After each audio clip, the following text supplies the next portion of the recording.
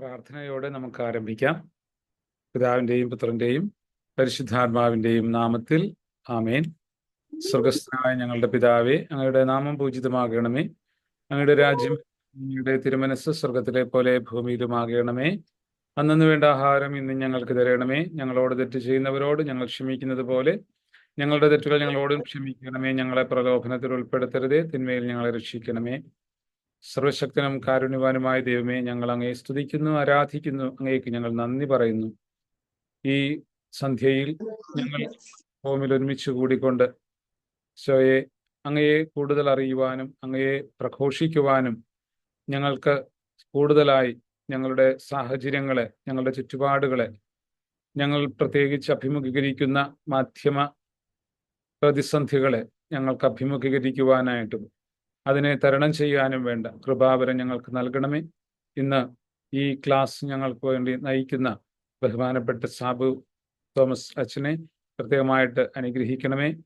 ഞങ്ങൾക്ക് ഈ ക്ലാസ്സിലൂടെ കൂടുതൽ ഗ്രഹിക്കുവാനായിട്ട്, കൂടുതൽ ആഴത്തിൽ അങ്ങയെ പ്രഘോഷിക്കുവാനായിട്ട് ഏതെല്ലാം തരത്തിൽ സാധിക്കും എന്നതിനെക്കുറിച്ച് മനസ്സിലാക്കുവാനായിട്ടും ഞങ്ങളെ പ്രാപ്തമാക്കണമേ. ഇതിനുവേണ്ടി സാങ്കേതികമായ എല്ലാ സഹായങ്ങളും ചെയ്തുകൊണ്ടിരിക്കുന്ന മിസിയോ ടീമിനെ കൃത്യമായിട്ട് അനുഗ്രഹിക്കണമേ. എല്ലാ ശുശ്രൂഷകളും അങ്ങേ മഹത്വത്തിനായി ഞങ്ങൾ പ്രത്യേകമായിട്ട് സമർപ്പിക്കുന്നു. അമ്മേ മാതാവേ, നിന്റെ വലിയ മാധ്യസ്ഥവും സഹായവും എപ്പോഴും ഞങ്ങളോട് കൂടെ എപ്പോഴും ഉണ്ടാകണമേ. ആമേ. ഈശോയിലേറ്റവും പ്രിയപ്പെട്ട വൈദിക സഹോദരരെ, പ്രിയപ്പെട്ട സാബു തോമസ് അച്ഛ, മിസിയോ ടീമിലെ പ്രിയ ബഹുമാനപ്പെട്ട ആലിസ് ചേച്ചി, ടോമി ചായൻ, മറ്റ് ടീം അംഗങ്ങളെ, ഈ ക്ലാസ്സിൽ പങ്കെടുക്കുവാനായിട്ട് വളരെ ആഗ്രഹത്തോടെ താല്പര്യത്തോടെ കടന്നു വന്നിരിക്കുന്ന സന്യസ്തരെ, പ്രിയ ബഹുമാനപ്പെട്ട മത അധ്യാപകരെ, സഹോദരരെ, നിങ്ങളേവരെയും ഏറ്റവും സന്തോഷത്തോടെ ഈ സന്ധ്യയിൽ ഈ ഒരു ക്ലാസ്സിലേക്ക് സ്നേഹപൂർവ്വം സ്വാഗതം ചെയ്യുകയാണ്. പ്രത്യേകിച്ച് നാം വിശ്വാസ പരിശീലകർ എന്ന നിലയിൽ ഇന്ന് അഭിമുഖീകരിക്കുന്ന വലിയ ഒരു പ്രതിസന്ധി തന്നെയാണ് ഈ മാധ്യമങ്ങൾ. അതിൽ എത്രമാത്രം നമുക്ക് കൂടുതൽ ഗൗരവത്തോടെ അല്ലെങ്കിൽ കൂടുതൽ സമചിത്തതയോടുകൂടെ കൂടുതൽ ബുദ്ധിപൂർവം നമുക്ക് അതിനെ നേരിടുവാനായിട്ട് ഏതെല്ലാം തരത്തിൽ നമുക്കതിന് സഹായകമാകുമെന്ന ഒരു ക്ലാസ്സാണ് ഇന്ന് നമുക്ക് വേണ്ടിയിട്ട് പ്രിയപ്പെട്ട സാബു അച്ഛൻ എടുക്കുന്നത്. ഇതിനു മുൻപ് ഹോക്മ കോഴ്സിൽ കൂടിയവർക്ക് ഈ ഒരു ക്ലാസ്സിനുള്ള അവസരം ഉണ്ടായിരുന്നു. ഇപ്പോൾ കെറിഗ്മ കോഴ്സിൽ പങ്കെടുക്കുന്നവർക്ക് വേണ്ടിയും മറ്റ് മതബോധന രംഗത്ത് പ്രവർത്തിക്കുന്ന എല്ലാവർക്കും വേണ്ടി തന്നെയാണ് ഈ ഒരു ക്ലാസ് ഒരുക്കുന്നത്. അച്ഛൻ ഇന്ന് പ്രത്യേകമായിട്ട് ഓർമ്മിപ്പിക്കുകയുണ്ടായി കുടുംബത്തോടൊപ്പം ഈ ക്ലാസ്സിൽ പങ്കെടുക്കുവാനായിട്ട്.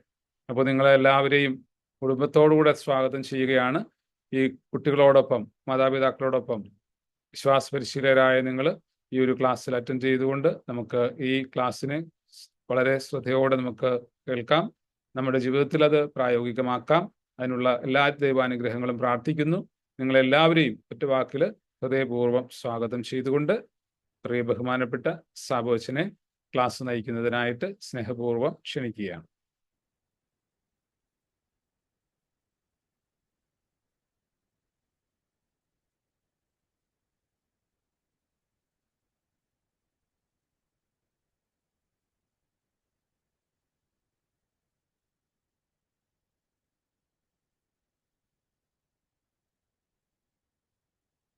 ഓക്കെ അച്ഛാ, കേൾക്കാം. ഞാൻ എൻ്റെ സ്ക്രീൻ ഷെയർ ചെയ്യാൻ വേണ്ടി ഒന്ന് നോക്കട്ടെ.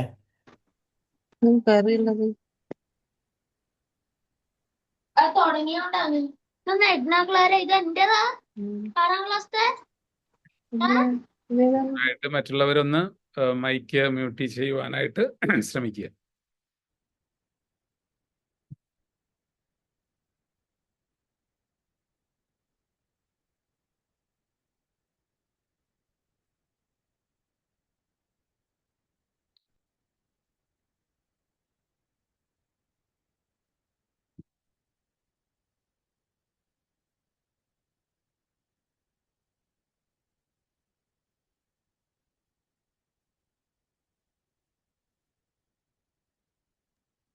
ഓക്കെ അച്ഛാ, കേൾക്കുന്നുണ്ടോ?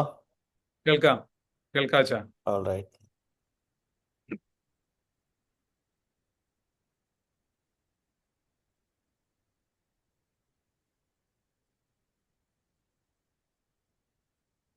ഒരു മിനിറ്റ് അച്ഛാ.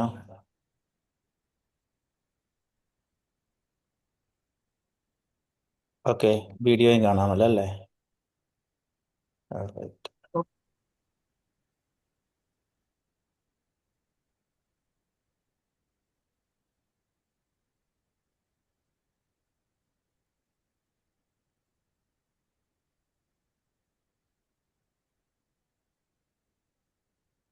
All right.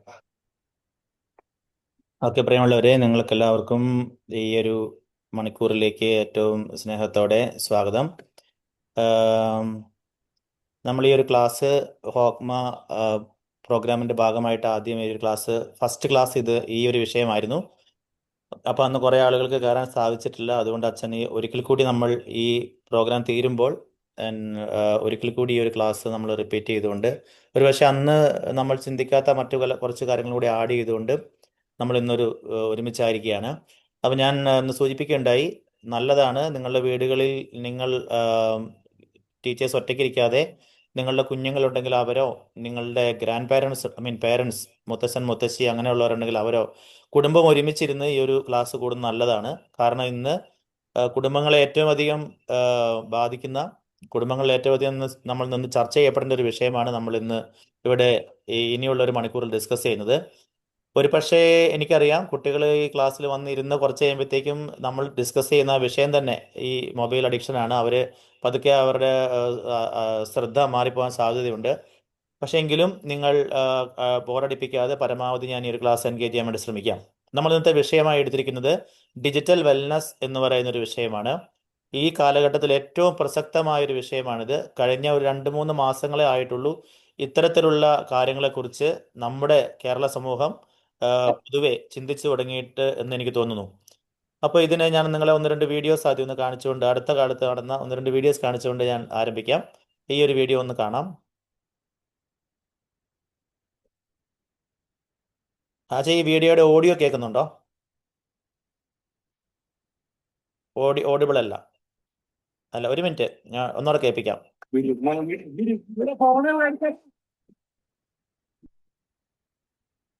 കേൾക്കാം.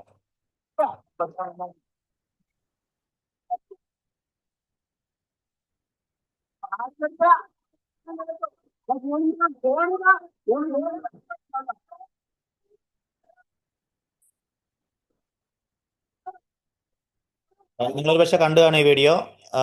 ഇതിന്റെ ഓഡിയോ നിങ്ങൾ കേൾക്കുന്നുണ്ടെന്ന് ഞാൻ കരുതുന്നു. ഇപ്പൊ ഞാനത് പോസ് ചെയ്തിരിക്കുകയാണ്. അതായത് ഫോൺ മേടിച്ചു വെച്ചു എന്നതിന്റെ പേരിൽ ഒരു 10 വയസ്സുകാരൻ, അവൻ എപ്പോഴും ഫോണിൽ കളിച്ചുകൊണ്ടിരിക്കുകയാണ്, റീൽസ് കണ്ടുകൊണ്ടിരിക്കുകയാണ്. ഇപ്പൊ അവധിക്കാലമാണ്. അപ്പോൾ ഞങ്ങളുടെയൊക്കെ കുട്ടിക്കാലത്ത് അവധിക്കാലമായി കഴിഞ്ഞാൽ ഏപ്രിൽ മെയ് മാസങ്ങളിൽ കുട്ടികളെല്ലാവരും പാടത്തും പറമ്പിലും ഗ്രൗണ്ടിലും എല്ലാം ആണ്. അപ്പോൾ എല്ലാവരും, ആ നാട്ടിലുള്ള പിള്ളേരെല്ലാവരും ഒരുമിച്ച് വന്ന് കളികളിൽ ഏർപ്പെട്ടുകൊണ്ടിരിക്കുകയാണ്. ഇപ്പോൾ എല്ലാവരും കളികളിൽ ഏർപ്പെടുന്നു. പക്ഷേ എല്ലാവരും അവനവൻ്റെ വീട്ടിൽ തന്നെ ഇരുന്നുകൊണ്ട് മൊബൈലിൻ്റെ അകത്ത് തോണ്ടി ഓരോ കളികളിലാണ്. അപ്പോൾ അങ്ങനെ ഫുൾ ടൈം സ്ക്രീനിലേക്ക് തല കൊണ്ടിട്ടിരുന്ന ഒരു 10 വയസ്സുകാരനോട് അപ്പൻ അവൻ്റെ മൊബൈൽ ഫോൺ ഒന്ന് വാങ്ങി വെച്ചു. വാങ്ങി വെച്ചപ്പോൾ തന്നെ അവൻ വീട്ടിൽ നിന്ന് ഇറങ്ങി ഓടി അടുത്തുള്ള ഒരു കെട്ടിടത്തിൻ്റെ മണ്ടേ കയറി അവിടുന്ന് താഴേക്ക് ചാടുമെന്ന് പറഞ്ഞ് ഭീഷണി മുഴക്കി. ഇപ്പോൾ പോലീസും ഫയർഫോഴ്സും ആംബുലൻസും എല്ലാം വന്ന് അവനോട് താഴെ ഇറങ്ങാൻ വേണ്ടി യാചിക്കുകയാണ്. അപ്പോൾ അതാണ് ഈ വീഡിയോ. ഇത് കഴിഞ്ഞ ആഴ്ച മെയ് 13-ാം തീയതി നമ്മുടെ കേരളത്തിൽ നടന്ന കാര്യമാണ്. ഓക്കെ, ജസ്റ്റ് ഒരു കഴിഞ്ഞ ആഴ്ച നടന്നൊരു കാര്യം ഞാൻ കാണിച്ചതേ ഉള്ളൂ. മറ്റൊരു ദയനീയമായ രംഗം കാണാം. നമുക്കറിയാം, നമ്മൾ പകൽ സമയത്ത് എന്താണോ ഏറ്റവും കൂടുതൽ എന്തിലാണോ മുഴുകിയിരിക്കുന്നത്, അത് നമ്മുടെ രാത്രിയെയും ബാധിക്കും. നമ്മുടെ ഒരു മസിൽ മെമ്മറി എന്നൊക്കെ പറയും. ആ മസിൽ മെമ്മറി ആയിട്ട് ഒരുപക്ഷെ രാത്രിയിലും നമ്മൾ ചെയ്തുകൊണ്ടിരുന്ന ആ കാര്യം നമ്മൾ അറിയാതെ തന്നെ നമ്മൾ ചെയ്യുന്നു വരും. നമുക്ക് കാണാം, ഒരു 2.5 വയസ്സുള്ളൊരു കുഞ്ഞ് പകൽ സമയത്ത് ആ കുഞ്ഞിനെ അടക്കിയിരുത്താൻ വേണ്ടി ആ കുഞ്ഞിൻ്റെ മാതാപിതാക്കൾ ആ കൊച്ചിന് എപ്പോഴും മൊബൈൽ ഫോൺ കൊടുത്തിരിക്കുകയാണ്. അപ്പോൾ പകൽ സമയം മുഴുവൻ ആ കൊച്ച് ഫോണിൽ തോണ്ടിക്കൊണ്ടിരിക്കുന്നു. അമ്മ അടുക്കളയിൽ വർക്ക് ചെയ്യുന്നു, അപ്പൻ എന്തെങ്കിലും വേറെ ജോലിക്ക് പോയിട്ടുണ്ടാവും. അപ്പോൾ ഓട്ടോമാറ്റിക്കായിട്ട് രാത്രി ഉറങ്ങാൻ കിടക്കുന്ന ആ കുഞ്ഞ് പകൽ സമയം മുഴുവൻ ആയിരുന്നൊരു കാര്യം സ്പോണ്ടേനിയസ് ആയിട്ട് ആ കുഞ്ഞിൻ്റെ മസിൽ മെമ്മറി ആയിട്ട് വരുന്നു. അപ്പോൾ ആ കുഞ്ഞ് ചെയ്യുന്നത് നമുക്ക് നോക്കാം.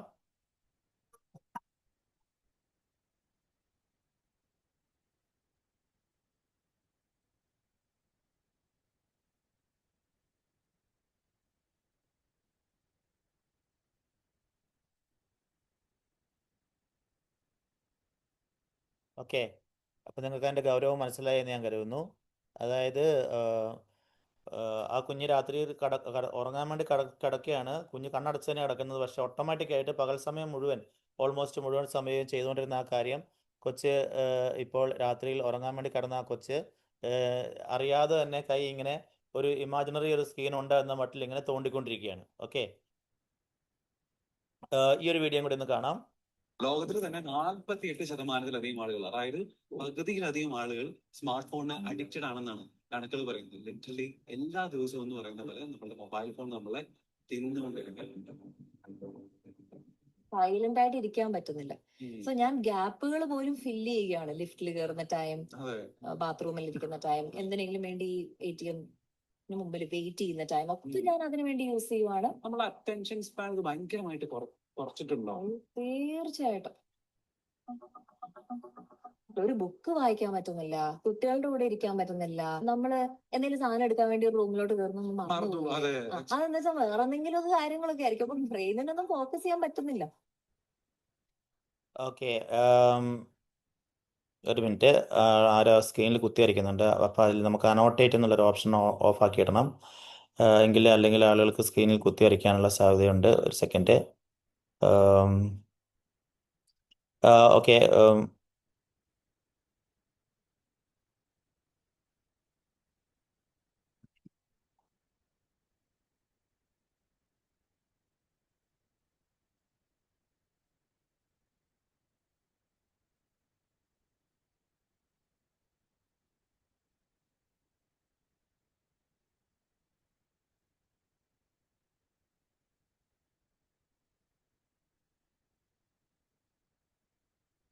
ഓൾറൈറ്റ്.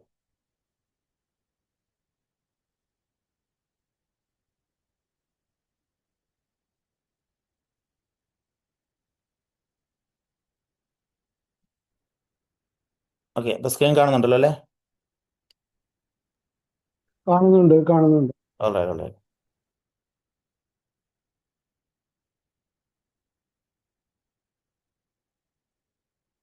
ലോകത്തിൽ തന്നെ ഓക്കെ, ലെറ്റ്സ് കണ്ടിന്യൂ.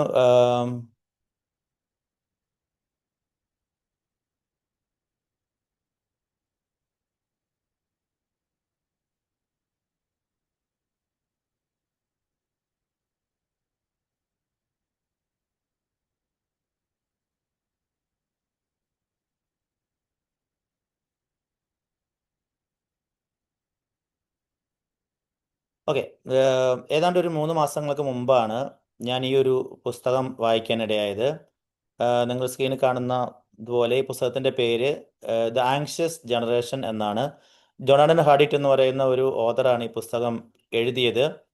അപ്പം ഈ പുസ്തകത്തിൽ അദ്ദേഹം തലക്കെട്ടിട്ടിരിക്കുന്നത് നിങ്ങൾ ശ്രദ്ധിക്കുക, ദ ആങ്ഷ്യസ് ജനറേഷൻ, ഉത്കണ്ഠാകുലമായ തലമുറ എന്നാണ്. അപ്പോൾ ഈ പുസ്തകം വായിച്ചപ്പോഴാണ് നമ്മൾ ഇന്ന് ഞാനും നിങ്ങളും ഒക്കെ കടന്നു പോകുന്ന ഒരു പ്രതിസന്ധി എത്രമാത്രം ഗൗരവമുള്ളതാണ് എന്ന് എൻ്റെ ശ്രദ്ധയപ്പെട്ടത്. അപ്പോൾ അതിനോടനുബന്ധിച്ച് തുടർന്ന് ഞാൻ മറ്റു ചില പുസ്തകങ്ങളും കൂടി നെറ്റിലും തപ്പിയെടുത്ത് വായിക്കുകയുണ്ടായി. Glow Kids, how to unplug your child തുടങ്ങിയ പുസ്തകങ്ങൾ. തുടർന്ന് വീണ്ടും വളരെ ഇൻട്രസ്റ്റ് ആയി ടോപ്പിക്ക്. അപ്പോഴാണ് മറ്റു ചില പുസ്തകങ്ങൾ കൂടി, stop staring at your screens, my brain has too many tabs open തുടങ്ങിയ മറ്റു പുസ്തകങ്ങൾ. അപ്പോൾ അങ്ങനെ ഈ വിഷയത്തെക്കുറിച്ച് കൂടുതൽ ചിന്തിക്കുകയും പഠിക്കുകയും ചെയ്തപ്പോഴാണ് അടിയന്തരമായി നമ്മൾ അധ്യാപകരും പേരൻസും ഒക്കെ ഇടപെടേണ്ട ഒരു മേഖലയാണ് ഈ ഒരു മേഖല എന്നുള്ള ഒരു ബോധ്യം എനിക്കുണ്ടായത്. അങ്ങനെയാണ് ഡിജിറ്റൽ വെൽനസ് എന്ന് പറയുന്ന ഒരു വിഷയത്തിലേക്ക് എൻ്റെ ശ്രദ്ധ മാറിയത്. അപ്പോൾ അതിനു മുമ്പ് ഞാൻ AI എങ്ങനെ എഡ്യൂക്കേഷനിൽ ഉപയോഗിക്കാം എന്നതിനെക്കുറിച്ചായിരുന്നു കൂടുതലായിട്ട് ചർച്ച ചെയ്തുകൊണ്ടിരുന്നത്. അപ്പോൾ ഇത് മുതൽ ഈ ഒരു വിഷയത്തിലേക്ക് വന്നു. നിങ്ങൾക്കറിയാം, ഫെബ്രുവരി 6, 2026 ദീപിക പത്രം ഒരു മുഖലേഖനം എഴുതി. ആ മുഖലേഖനത്തിന്റെ ടൈറ്റിൽ കടസി കളിക്ക് മുൻപ് കുട്ടികളെ രക്ഷിക്കണം എന്നായിരുന്നു. ഈ ഒരു മുഖലേഖനം ദീപിക എഴുതാനിടയായ സാഹചര്യം തലേദിവസം നടന്ന ഒരു വാർത്തയാണ്. ഒരു വീട്ടിലെ 3 കുട്ടികൾ, മുംബൈയിലുള്ള ഒരു വീട്ടിലെ 3 കുട്ടികൾ അവരവരുടെ വീടിന്റെ 7ാം നിലയിലുള്ള 9ാം നിലയിലുള്ള ഫ്ലാറ്റിൽ നിന്നും താഴേക്ക് ചാടി ജീവനൊടുക്കുകയാണ്. അപ്പോൾ രാത്രി ഉറങ്ങാൻ വേണ്ടി കിടന്ന കുട്ടികൾ രാവിലെ എഴുന്നേറ്റ് നോക്കുമ്പോൾ ആ കുട്ടികൾ 3 പേര്, ഒരു വീട്ടിലെ 3 പെൺമക്കൾ മരിച്ചു കിടക്കുകയാണ്. അപ്പോൾ അത് അപ്പൻ അവരുടെ ഫോൺ മേടിച്ചു വെച്ചു എന്നാണ് കാരണം. അവർ രാത്രിയിൽ വളരെ ലേറ്റായിട്ട് ഫോണിൽ ഇങ്ങനെ കളിച്ചുകൊണ്ടിരിക്കുന്നു. അപ്പോൾ പലതവണ അപ്പൻ അവരോട് വാൺ ചെയ്തു, പക്ഷേ അവരത് ശ്രദ്ധിക്കുന്നില്ല. അപ്പോൾ ഒരു ദിവസം അപ്പൻ ബലമായിട്ട് അവരുടെ ഫോൺ മേടിച്ചു വെച്ചു. അപ്പോൾ അവരുടെ ആത്മഹത്യക്കുറിപ്പ് എങ്ങനെയാണ്: സോറി മമ്മി, സോറി പപ്പ, ഞങ്ങൾക്ക് ഫോണില്ലാതെ ജീവിക്കാൻ പറ്റില്ല. പിറ്റേ ദിവസത്തെ മനോരമയിൽ അതിനെക്കുറിച്ചുള്ള വാർത്ത എങ്ങനെയാണ്, നിങ്ങൾ കാണാൻ വാർത്ത: ഗെയിം ഇല്ലാതെ ഞങ്ങൾക്ക് ജീവിക്കാനാവില്ല, ഇതാണ് ഞങ്ങളുടെ ലോകമെന്ന് അവർ ഡയറിയിൽ കുറിച്ചിട്ട് അവർ 3 പേര് ആത്മഹത്യ ചെയ്യാൻ. അതേ പത്രത്തിൻ്റെ അകത്ത് തന്നെ നിങ്ങൾക്ക് ഇവിടെ കാണാം, ഭോപ്പാലിൽ ഒരു 11 വയസ്സുകാരൻ 9ാം ക്ലാസ്സിൽ പഠിക്കുന്ന ഒരു കുട്ടി, അവൻ ഇതേപോലെ തന്നെ ജീവനൊടുക്കുകയാണ്. ഏതായാലും ഇത് ഒറ്റപ്പെട്ടൊരു സംഭവമല്ല, ഭോപ്പാലിലോ അല്ലെങ്കിൽ മുംബൈയിലോ ഡൽഹിയിലോ മാത്രം നടക്കുന്ന കാര്യമല്ല എന്ന് തൊട്ടടുത്ത ദിവസം തന്നെ നമ്മൾ അറിയാനിടയായി. നമ്മുടെ നാട്ടിൽ എന്താണ്, ചോറ്റാനിക്കരയിലുള്ള ഒരു കുട്ടി, അവള് ഇൻസ്റ്റഗ്രാം വഴി പരിചയപ്പെട്ട ഒരു യുവാവ്, അയാൾ മരിച്ചുപോയി എന്നൊരു വാർത്ത കിട്ടി. കഴിഞ്ഞ 2 ആഴ്ചയായിട്ട് ഇൻസ്റ്റഗ്രാമിൽ ഒരു യുവാവുമായിട്ട് പരിചയത്തിലായിരുന്നു, അവർ തമ്മിൽ ചാറ്റിംഗ് ഉണ്ടായിരുന്നു. അപ്പോൾ ആ യുവാവ് മരിച്ചുപോയി എന്നൊരു വാർത്ത അവൾക്ക് കിട്ടുകയാണ്. അപ്പോൾ അവൾ ഒരു ആത്മഹത്യക്കുറിപ്പ് എഴുതി വെച്ചു. ഞാൻ ഇംഗ്ലീഷ് ടീച്ചേഴ്സിനെ പ്രത്യേകം അഭിനന്ദിക്കുകയാണ്. ഈ കുട്ടി ഇംഗ്ലീഷ് പഠിപ്പിച്ച ടീച്ചേഴ്സ് ഏതായാലും നല്ല ഗ്രാമറിൽ നല്ല അക്ഷരത്തെറ്റില്ലാതെ ഇംഗ്ലീഷ് എഴുതാൻ വേണ്ടി അവളെ പഠിപ്പിച്ചിട്ടുണ്ട്. അതുകൊണ്ട് തന്നെ വളരെ മനോഹരമായ ഒരു ആത്മഹത്യാക്കുറിപ്പ് അക്ഷരത്തെറ്റില്ലാതെ, ഗ്രാമർ മിസ്റ്റേക്ക് ഇല്ലാതെ എഴുതാൻ അവൾക്ക് സാധിച്ചിട്ടുണ്ട്. അപ്പോൾ ആത്മഹത്യക്കുറിപ്പ് വായിച്ചു നോക്കി നമുക്ക് കാണാം. അവൾ പറയുന്നു, എനിക്ക് എൻ്റെ കാര്യങ്ങളെല്ലാം ഷെയർ ചെയ്യാൻ കഴിഞ്ഞ 2 ആഴ്ചയായിട്ട് ഒരു ചെറുപ്പക്കാരൻ ഞാൻ ഇൻസ്റ്റയിൽ പരിചയപ്പെട്ടു. അവൻ കൊറിയക്കാരനാണ്. പക്ഷെ അവനിപ്പോൾ മരിച്ചതായിട്ട് എനിക്കൊരു വാർത്ത കിട്ടി, എനിക്കിനി ജീവിക്കാനാവില്ല എന്ന് പറഞ്ഞ് വീടിൻ്റെ അടുത്തുള്ള പാറമടയിൽ ആത്മഹത്യ ചെയ്ത നമ്മുടെ നാട്ടിലെ ഒരു കുട്ടിയാണ്. കഴിഞ്ഞ ദിവസം ഞാൻ ആക്സിഡൻ്റലായിട്ട് ഞാൻ കണ്ടതാണ് ഒരു പരസ്യം. അതായത് ജിയോ ഹോട്ട്സ്റ്റാറിലുള്ള ഒരു നെറ്റ് സീരീസ് കുട്ടികൾ കാണാൻ വേണ്ടി എങ്ങനെയാണ് കുട്ടികൾ ഇത് കാണേണ്ടത് എന്നാണ് അതിന് പരസ്യം കൊടുത്തിരിക്കുന്നത്. രാത്രി ലൈറ്റെല്ലാം ഓഫാക്കി കാണണം, 4ാമത്തെ എപ്പിസോഡ് കഴിഞ്ഞാൽ പിന്നെ അതിൻ്റെ കഥയങ്ങ് മാറും. അപ്പോൾ രാത്രി ലൈറ്റ് ഓഫാക്കി കാണണമെന്നാണ്. അപ്പോൾ നമ്മുടെ ഈ അവധിക്കാലത്ത് മാത്രമല്ല, ഈവൻ ക്ലാസ്സുള്ള ദിവസങ്ങളിലും എന്തുമാത്രം സമയമാണ് നമ്മളുടെ കുട്ടികൾ മാത്രമല്ല മുതിർന്നവരും ഈ നമ്മുടെ ഫോണിലായിരിക്കുന്നത് എന്നതിൻ്റെ തെളിവുകളാണ്. അപ്പോൾ ഈ ഒരു വിഷയത്തെ സംബന്ധിച്ച് ഒരു പുസ്തകം ഈ അനുഭവങ്ങളെല്ലാം വെച്ച് എഴുതാൻ വേണ്ടി ഇടയായി. ആ പുസ്തകത്തിൻ്റെ പേര് ഡിജിറ്റൽ വെൽനസ്, സ്മാർട്ട് ഫോൺ യുഗത്തിൽ പുതുതലമുറയ്ക്ക് ഒരു ഗൈഡ് എന്നാണ്. കഴിഞ്ഞ ഒരു 2-2.5 മാസം കൊണ്ട് ഈ പുസ്തകം ഏതാണ്ട് 15ഓളം എഡിഷൻസ് ആണ് ഇറങ്ങിയത്. എറണാകുളം അങ്കമാലി രൂപതയിലെ +2 വേദപാഠം കഴിഞ്ഞ മുഴുവൻ കുട്ടികൾക്കും ഈ പുസ്തകം ഗിഫ്റ്റായിട്ട് കൊടുക്കാനിടയായി. മാത്രമല്ല, പല രൂപതകളിൽ നിന്നും ഈ പുസ്തകം അവർക്ക് കുട്ടികൾക്ക് വേണ്ടിയിട്ട് വായിക്കാനും ഒത്തിരി ഇടങ്ങളിൽ നിന്ന് ഇത് വളരെയേറെ ഉപകാരപ്രദമാണ് എന്ന് പറഞ്ഞ് പോസിറ്റീവായിട്ടുള്ള ഫീഡ്ബാക്ക് കിട്ടി. ഓക്കെ, ഒരു സെക്കൻഡ് ഇപ്പം തിരിച്ചു വരാം.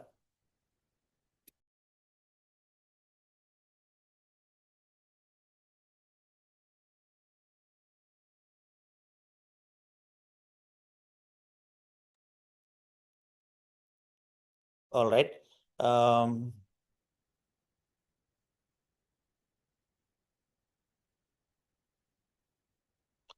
ഓക്കെ, അപ്പം ഞാൻ നേരത്തെ പറഞ്ഞ ജോണൻ ഹാഡിറ്റിൻ്റെ ആ ഒരു പുസ്തകത്തിൽ, ദ ആങ്ഷ്യസ് ജനറേഷൻ എന്ന പുസ്തകത്തിൽ അദ്ദേഹം വളരെ മനോഹരമായിട്ട് ഈ ജനറേഷൻസിനെ അങ്ങ് തിരിച്ചിട്ടുണ്ട്. നിങ്ങൾക്കറിയാം, കഴിഞ്ഞ ഒരു 100 വർഷം എടുക്കുകയാണെങ്കിൽ നമുക്ക് ജനറേഷൻസിനെ എങ്ങനെ തിരിക്കാം.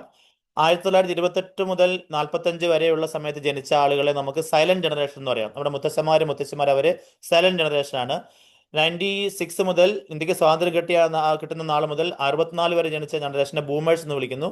പിന്നെ gen X, gen Y, gen Z, gen alpha, generation beta എന്നിങ്ങനെയാണ്. അപ്പോൾ ഈ ഓരോ കാലഘട്ടത്തിലുള്ള ജനറേഷൻസിന് അവർ ജനിച്ച് ജീവിക്കുന്ന ആ കാലഘട്ടത്തിലുള്ള പശ്ചാത്തലങ്ങൾ, സാമൂഹിക പശ്ചാത്തലങ്ങൾ, ഭക്ഷണ രീതിയിലുള്ള മാറ്റങ്ങൾ, ഡ്രസ്സിലുള്ള മാറ്റങ്ങൾ, കാഴ്ചപ്പാടിലുള്ള മാറ്റങ്ങൾ, ജീവിതശൈലിയിലുള്ള മാറ്റങ്ങൾ, ടെക്നോളജിയിലുള്ള മാറ്റങ്ങൾ, ഈ മാറ്റങ്ങൾക്കനുസരിച്ച് ഓരോ കാലഘട്ടത്തിലെ ജനറേഷൻസിന് അതതിൻ്റെതായ ചില പ്രത്യേകതകളും സ്വഭാവ സവിശേഷതകളും ഉണ്ട്. അത് കണക്കിലെടുത്ത് നിരീക്ഷിച്ചുകൊണ്ടാണ് ഈ ജനറേഷൻസിനെ ഇങ്ങനെ പലതായി തിരിച്ചിരിക്കുന്നത്. അതിൽ അദ്ദേഹം ഈ കഴിഞ്ഞ ഒരു 20 വർഷമായിട്ട് ടെക്നോളജിയിൽ വന്ന ഡെവലപ്മെന്റ് അനുസരിച്ച് key stages of technological development എന്ന് പറഞ്ഞ് 3 ഘട്ടങ്ങളായി തിരിച്ചിട്ടുണ്ട്. അതിൽ ഒന്നാമത്തേത് ഏർലിയർ ടെക്നോളജി അല്ലെങ്കിൽ പ്രീ സ്മാർട്ട് ഫോൺ ഇറ എന്നാണ്. ഒരുപക്ഷെ നിങ്ങളിവിടെ ഈ ക്ലാസ് അറ്റൻഡ് ചെയ്യുന്ന മാതാപിതാക്കന്മാരോ മതാധ്യാപകരോ ഞാൻ ഉൾപ്പെടെയുള്ള ആളുകൾ, ഞങ്ങളൊരു 80s-ലോ 90s-ലോ ഒക്കെ ഉണ്ടായിരുന്ന ആളുകളുടെ അന്നത്തെ കാലത്ത് വീട്ടിലുണ്ടായിരുന്ന ഏറ്റവും വലിയ ടെക്നോളജി എന്ന് പറയുന്നത് വീട്ടിലുണ്ടായിരുന്ന റേഡിയോ അല്ലെങ്കിൽ ആദ്യകാലത്തെ ബ്ലാക്ക് ആൻഡ് വൈറ്റ് TV അതൊക്കെയായിരുന്നു. ഒരുപക്ഷെ ഞാൻ എൻ്റെ ഓർമ്മകൾ പുറകോട്ട് പോകുമ്പോൾ ഞാൻ ആദ്യമായിട്ട് എൻ്റെ വീട്ടിലൊരു റേഡിയോ ഞങ്ങൾ വാങ്ങുന്നത് ഒരു 1985-86, ഞാൻ 5-ലോ 6-ലോ ഒക്കെ പഠിക്കുന്ന സമയത്താണ്. ആദ്യമായി ഒരു ടി വി ആദ്യമായിട്ട് കാണുന്നത് തന്നെ 1984-ൽ ഇന്ദിരാഗാന്ധി മരിച്ചപ്പോൾ ആ അടക്ക് കാണാൻ വേണ്ടിയിട്ടാണ്. അപ്പൊ അന്ന് ഞാനിപ്പോഴും ഓർക്കുന്നു, അന്ന് എൻ്റെ ഇടവകയിൽ ഒരു ചേട്ടന് മാത്രമേ ടി വി ഉണ്ടായിരുന്നുള്ളൂ. അതും അദ്ദേഹം ഇന്ദിരാഗാന്ധി മരിച്ച ആ ഒരു ചടങ്ങ് കാണാൻ വേണ്ടി മേടിച്ചതാണ്. അപ്പോൾ അത് കാണാൻ വേണ്ടിയിട്ട് ആ ഒരു ഇടവകയിലെ പഞ്ചായത്തിലുള്ള ആളുകൾ മുഴുവൻ അവിടെ ഒരുമിച്ച് കൂടി ഞാൻ ഓർക്കുകയാണ്. അപ്പോൾ അന്ന് ഒരു സിനിമ സ്ക്രീൻ ആവട്ടെ, അല്ലെങ്കിൽ തിയേറ്ററിലെ സ്ക്രീൻ ആവട്ടെ, അല്ലെങ്കിൽ ഒരു ടി വിയുടെ സ്ക്രീൻ ആവട്ടെ, അതെല്ലാം ഒരു നാട്ടിലുള്ള ആളുകളെ ഒരുമിപ്പിച്ച് കൂട്ടുന്ന ഒരു സ്ക്രീൻ ആയിരുന്നു നമുക്ക് കാണാം. പിന്നീട് 2004-2005 ആ കാലഘട്ടത്തിലാണ് ആദ്യമായിട്ട് ഒരു മൊബൈൽ ഫോൺ എന്ന് പറയുന്ന ഒരു സംഭവം നമ്മുടെയൊക്കെ കൈകളിലേക്ക് എത്തുന്നത്. ഒരുപക്ഷെ നിങ്ങൾ ഓർത്തു നോക്കുകയാണെങ്കിൽ ആദ്യമായി നമ്മൾ ഉപയോഗിച്ച മൊബൈൽ ഫോൺ നോക്കിയയുടെ അല്ലെങ്കിൽ സാംസങ്ങിന്റെ ആദ്യത്തെ രീതിയിലുള്ള മോഡൽ മൊബൈൽ ഫോൺ ആയിരുന്നു. അപ്പോൾ മൊബൈൽ ഫോൺ വന്നപ്പോൾ നമ്മുടെയൊക്കെ ജീവിതത്തിൽ ഉണ്ടായ ഒരു വ്യത്യാസം എന്താണ്? അതിനു മുന്നേ ഉണ്ടായിരുന്നത് ലാൻഡ് ഫോൺ ആണ്. അപ്പോൾ ലാൻഡ് ഫോൺ വീട്ടിലേക്ക് ഇപ്പോൾ ഉദാഹരണത്തിന് +2 പഠിക്കുന്ന ഒരു പെൺകുട്ടി എന്ന് കരുതുക, 10ാം ക്ലാസ് പഠിക്കുന്ന ഒരു പെൺകുട്ടി എന്ന് കരുതുക. അപ്പോൾ അവളുടെ ക്ലാസ്സിൽ പഠിക്കുന്ന ഒരു ക്ലാസ്മേറ്റ് ഒരു ബോയ് വീട്ടിലേക്ക് ഫോൺ വിളിക്കുകയാണ്. അപ്പോൾ അന്ന് ലാൻഡ് ഫോൺ ആയിരുന്നപ്പോഴത്തേക്കും ആരാ പോയി എടുക്കുക? അപ്പൻ പോയി ഫോൺ എടുത്തു, അല്ല അമ്മ പോയി ഫോൺ എടുത്തു, ചേട്ടനോ ചേച്ചിയോ മുത്തശ്ശിയോ ഫോൺ എടുത്തു. ആ ഫോൺ അതിന് ശേഷം ഒരു മിനിറ്റ്, അവളെ വിളിച്ച് ആ ഫോൺ കൊടുക്കുന്നു. അപ്പോഴത്തേക്കും ആ കുട്ടിക്ക് ആ ഫോൺ എന്താണ്, അവൾക്ക് പ്രൈവറ്റ് ആയിട്ട് സംസാരിക്കാൻ സാധിക്കുന്നില്ല. അപ്പോൾ അത് ഫോണിൽ സംസാരിക്കുമ്പോൾ എന്താണ് സംസാരിക്കുന്നത്, ആരോടാണ് സംസാരിക്കുന്നത് എന്ന് കേട്ടുകൊണ്ട് കുടുംബാംഗങ്ങളുണ്ട്. അതുകൊണ്ട് തന്നെ ലാൻഡ് ഫോൺ നമുക്ക് അത്തരത്തിലുള്ള പ്രൈവസി തന്നിരുന്നില്ല. എന്നാൽ സ്മാർട്ട് ഫോണിന്റെ വരവോടുകൂടി, മൊബൈൽ ഫോണിന്റെ വരവോടുകൂടി നമുക്ക് പ്രൈവസിയായി. നമുക്കൊരു ഫോൺ വന്നു, ഫോൺ എടുത്തുകൊണ്ട് നമുക്ക് നമ്മുടെ മുറിയിൽ പോകാം, ആരോട് സംസാരിക്കാം, നമ്മൾ ആരോട് സംസാരിക്കുന്നു കുടുംബത്തിലുള്ള മറ്റാരും അറിയുന്നില്ല. അത്തരത്തിലൊരു വലിയ പ്രൈവസി നമുക്ക് തന്നത് ലാൻഡ് ഫോണിൽ നിന്നും മൊബൈൽ ഫോണിലേക്ക് വന്നപ്പോഴാണ്. എനിക്ക് തോന്നുന്നത് ഏതാണ്ട് 2004-05 കാലഘട്ടത്തിലാണ് നമ്മുടെയൊക്കെ കൈകളിലേക്ക് ആദ്യമായി ഒരു മൊബൈൽ ഫോൺ വരുന്നത്. അന്നത്തെ ആദ്യത്തെ black and white mobile phone.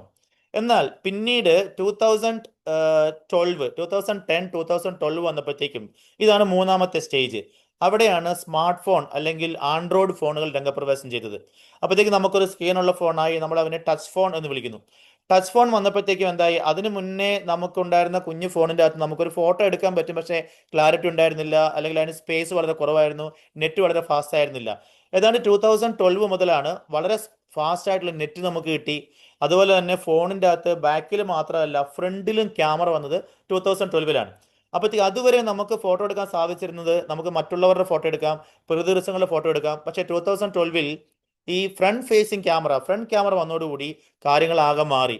നമുക്ക് നമ്മുടെ തന്നെ ഫോട്ടോ എടുക്കാം, സെൽഫി എടുക്കാമെന്ന് മാത്രമല്ല, ആ ഒരു സമയത്താണ് സോഷ്യൽ മീഡിയ രംഗപ്രവേശം ചെയ്തത്. ഫേസ്ബുക്ക്, ടിക്ടോക്ക്, ഇൻസ്റ്റഗ്രാം തുടങ്ങിയ സോഷ്യൽ മീഡിയ ആപ്പുകൾ രംഗപ്രവേശം ചെയ്തു. അതൊരു വലിയ ചേഞ്ച് ആണ് വരുത്തിയത്. അതിനെക്കുറിച്ച് ജോനാഥൻ പറയുന്നത് അതിന് ദ ഗ്രേറ്റ് റീവയറിംഗ് എന്നാണ്. അത് ഏതാണ്ട് 2012 മുതലാണ്.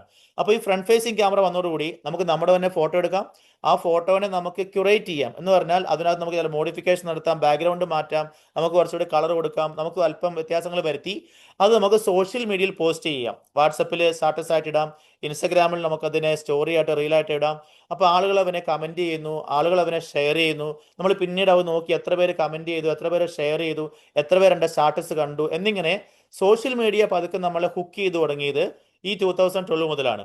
അവിടെയാണ് നമ്മൾ റിയൽ യൂണിവേഴ്സിൽ നിന്നും, അതായത് യഥാർത്ഥമായ ഒരു ലോകത്ത് നിന്നും ഒരു വെർച്വൽ യൂണിവേഴ്സിലേക്ക്, അയഥാർത്ഥമായ ഒരു ലോകത്തിലേക്ക്, വെർച്വൽ ആയിട്ടുള്ള ഒരു ലോകത്തിലേക്ക് നമ്മൾ ആദ്യമായി മാറുന്നത് ഏതാണ്ട് ഒരു 13 വർഷങ്ങൾക്ക് മുമ്പ് ആണ്. 2012 മുതലാണ് സോഷ്യൽ മീഡിയയുടെ വരവോടുകൂടി ഫ്രണ്ട് ഫേസിങ് ക്യാമറ വന്നതോടുകൂടി അത് വലിയൊരു വ്യത്യാസം വരുത്തി. അവിടെയാണ് ജനറേഷൻ ആൽഫ എന്ന് പറയുന്ന ഒരു വിഭാഗം രംഗപ്രവേശം ചെയ്തത്. ഇപ്പോൾ നമ്മുടെ ഹൈസ്കൂളിലൊക്കെ ഇപ്പോൾ സ്കൂളിൽ പഠിക്കുന്ന കുട്ടികളെല്ലാം തന്നെ 2010 മുതൽ 2025 വരെ ജനിച്ച കുട്ടികളെ ജനറേഷൻ ആൽഫ എന്ന് വിളിക്കുന്നു. 2025-6 ജനിച്ച കുട്ടികളെ ജനറേഷൻ ബീറ്റ എന്ന് വിളിക്കുന്നു. അതിന് കാരണമുണ്ട്. അപ്പോൾ ജനറേഷൻ ആൽഫയിൽ ജനിച്ച കുട്ടികളായിരിക്കും ഒരുപക്ഷെ ഇന്ന് സ്കൂളിൽ പഠിക്കുന്ന പിള്ളേര്, കോളേജിൽ പഠിക്കുന്ന പിള്ളേര് ജെൻസി പിള്ളേരാണ്, അതിന് മുന്നേ ജനിച്ച കുട്ടികളായിരിക്കാം. എന്താണ് ജനറേഷൻ ആൽഫയിലെ പിള്ളേരുടെ പ്രത്യേകത എന്ന് നമുക്ക് നോക്കാം. അവർ ജനിച്ച് വീണപ്പോൾ തന്നെ ഈ ടച്ച് ഫോൺ യുഗത്തിലേക്കാണ് അവർ ജനിച്ച് വീണത്. അതുകൊണ്ട് തന്നെ ഒരു ടച്ച് ഫോൺ ഉപയോഗിക്കാനുള്ള ഒരു കഴിവ് അത് അവരുടെ ജീനിൽ തന്നെ ഉള്ളതുപോലെ പെട്ടെന്ന് തന്നെ ഈ കാര്യങ്ങൾ തോണ്ടിപ്പിടിച്ച് പഠിച്ചെടുക്കാനുള്ള ഒരു കഴിവ് അവർക്കുള്ളതുപോലെ ആണ് അവർ. മാത്രമല്ല 2010 മുതൽ ഫാസ്റ്റ് ഇന്റർനെറ്റ് ഉള്ളതുകൊണ്ട് ഇന്റർനെറ്റിന്റെ ഒരു ലോകത്തിലേക്കാണ് ജനറേഷൻ ആൽഫ ജനിച്ചു വീണത്. നമുക്ക് ഈ ഒരു കൊച്ചു വീഡിയോ കാണുമ്പോൾ അത് എന്താണെന്ന് നമുക്ക് വ്യക്തമാകും.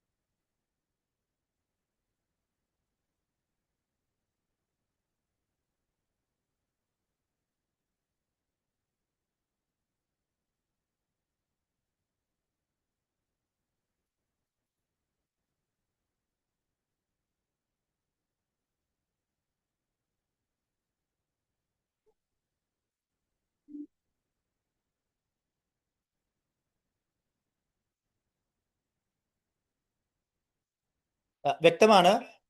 2010 മുതൽ ജനിച്ച കുഞ്ഞുങ്ങൾ അവര് ജനറേഷൻ ആൽഫയാണ്. They are born for the internet എന്ന് നമുക്ക് പറയാം. നെറ്റിലേക്കാണ് അവർ ജനിച്ചു വീണത്. നെറ്റ് ഇല്ലാത്ത ഒരു സമയത്തെക്കുറിച്ച് അവർക്ക് ചിന്തിക്കാൻ സാധിക്കുന്നില്ല. അപ്പോൾ പിറന്നു വീണപ്പോൾ തന്നെ എന്താണ് എന്നെ എടുത്ത നേഴ്സിന്റെ കൂടെ ഒരു സെൽഫി.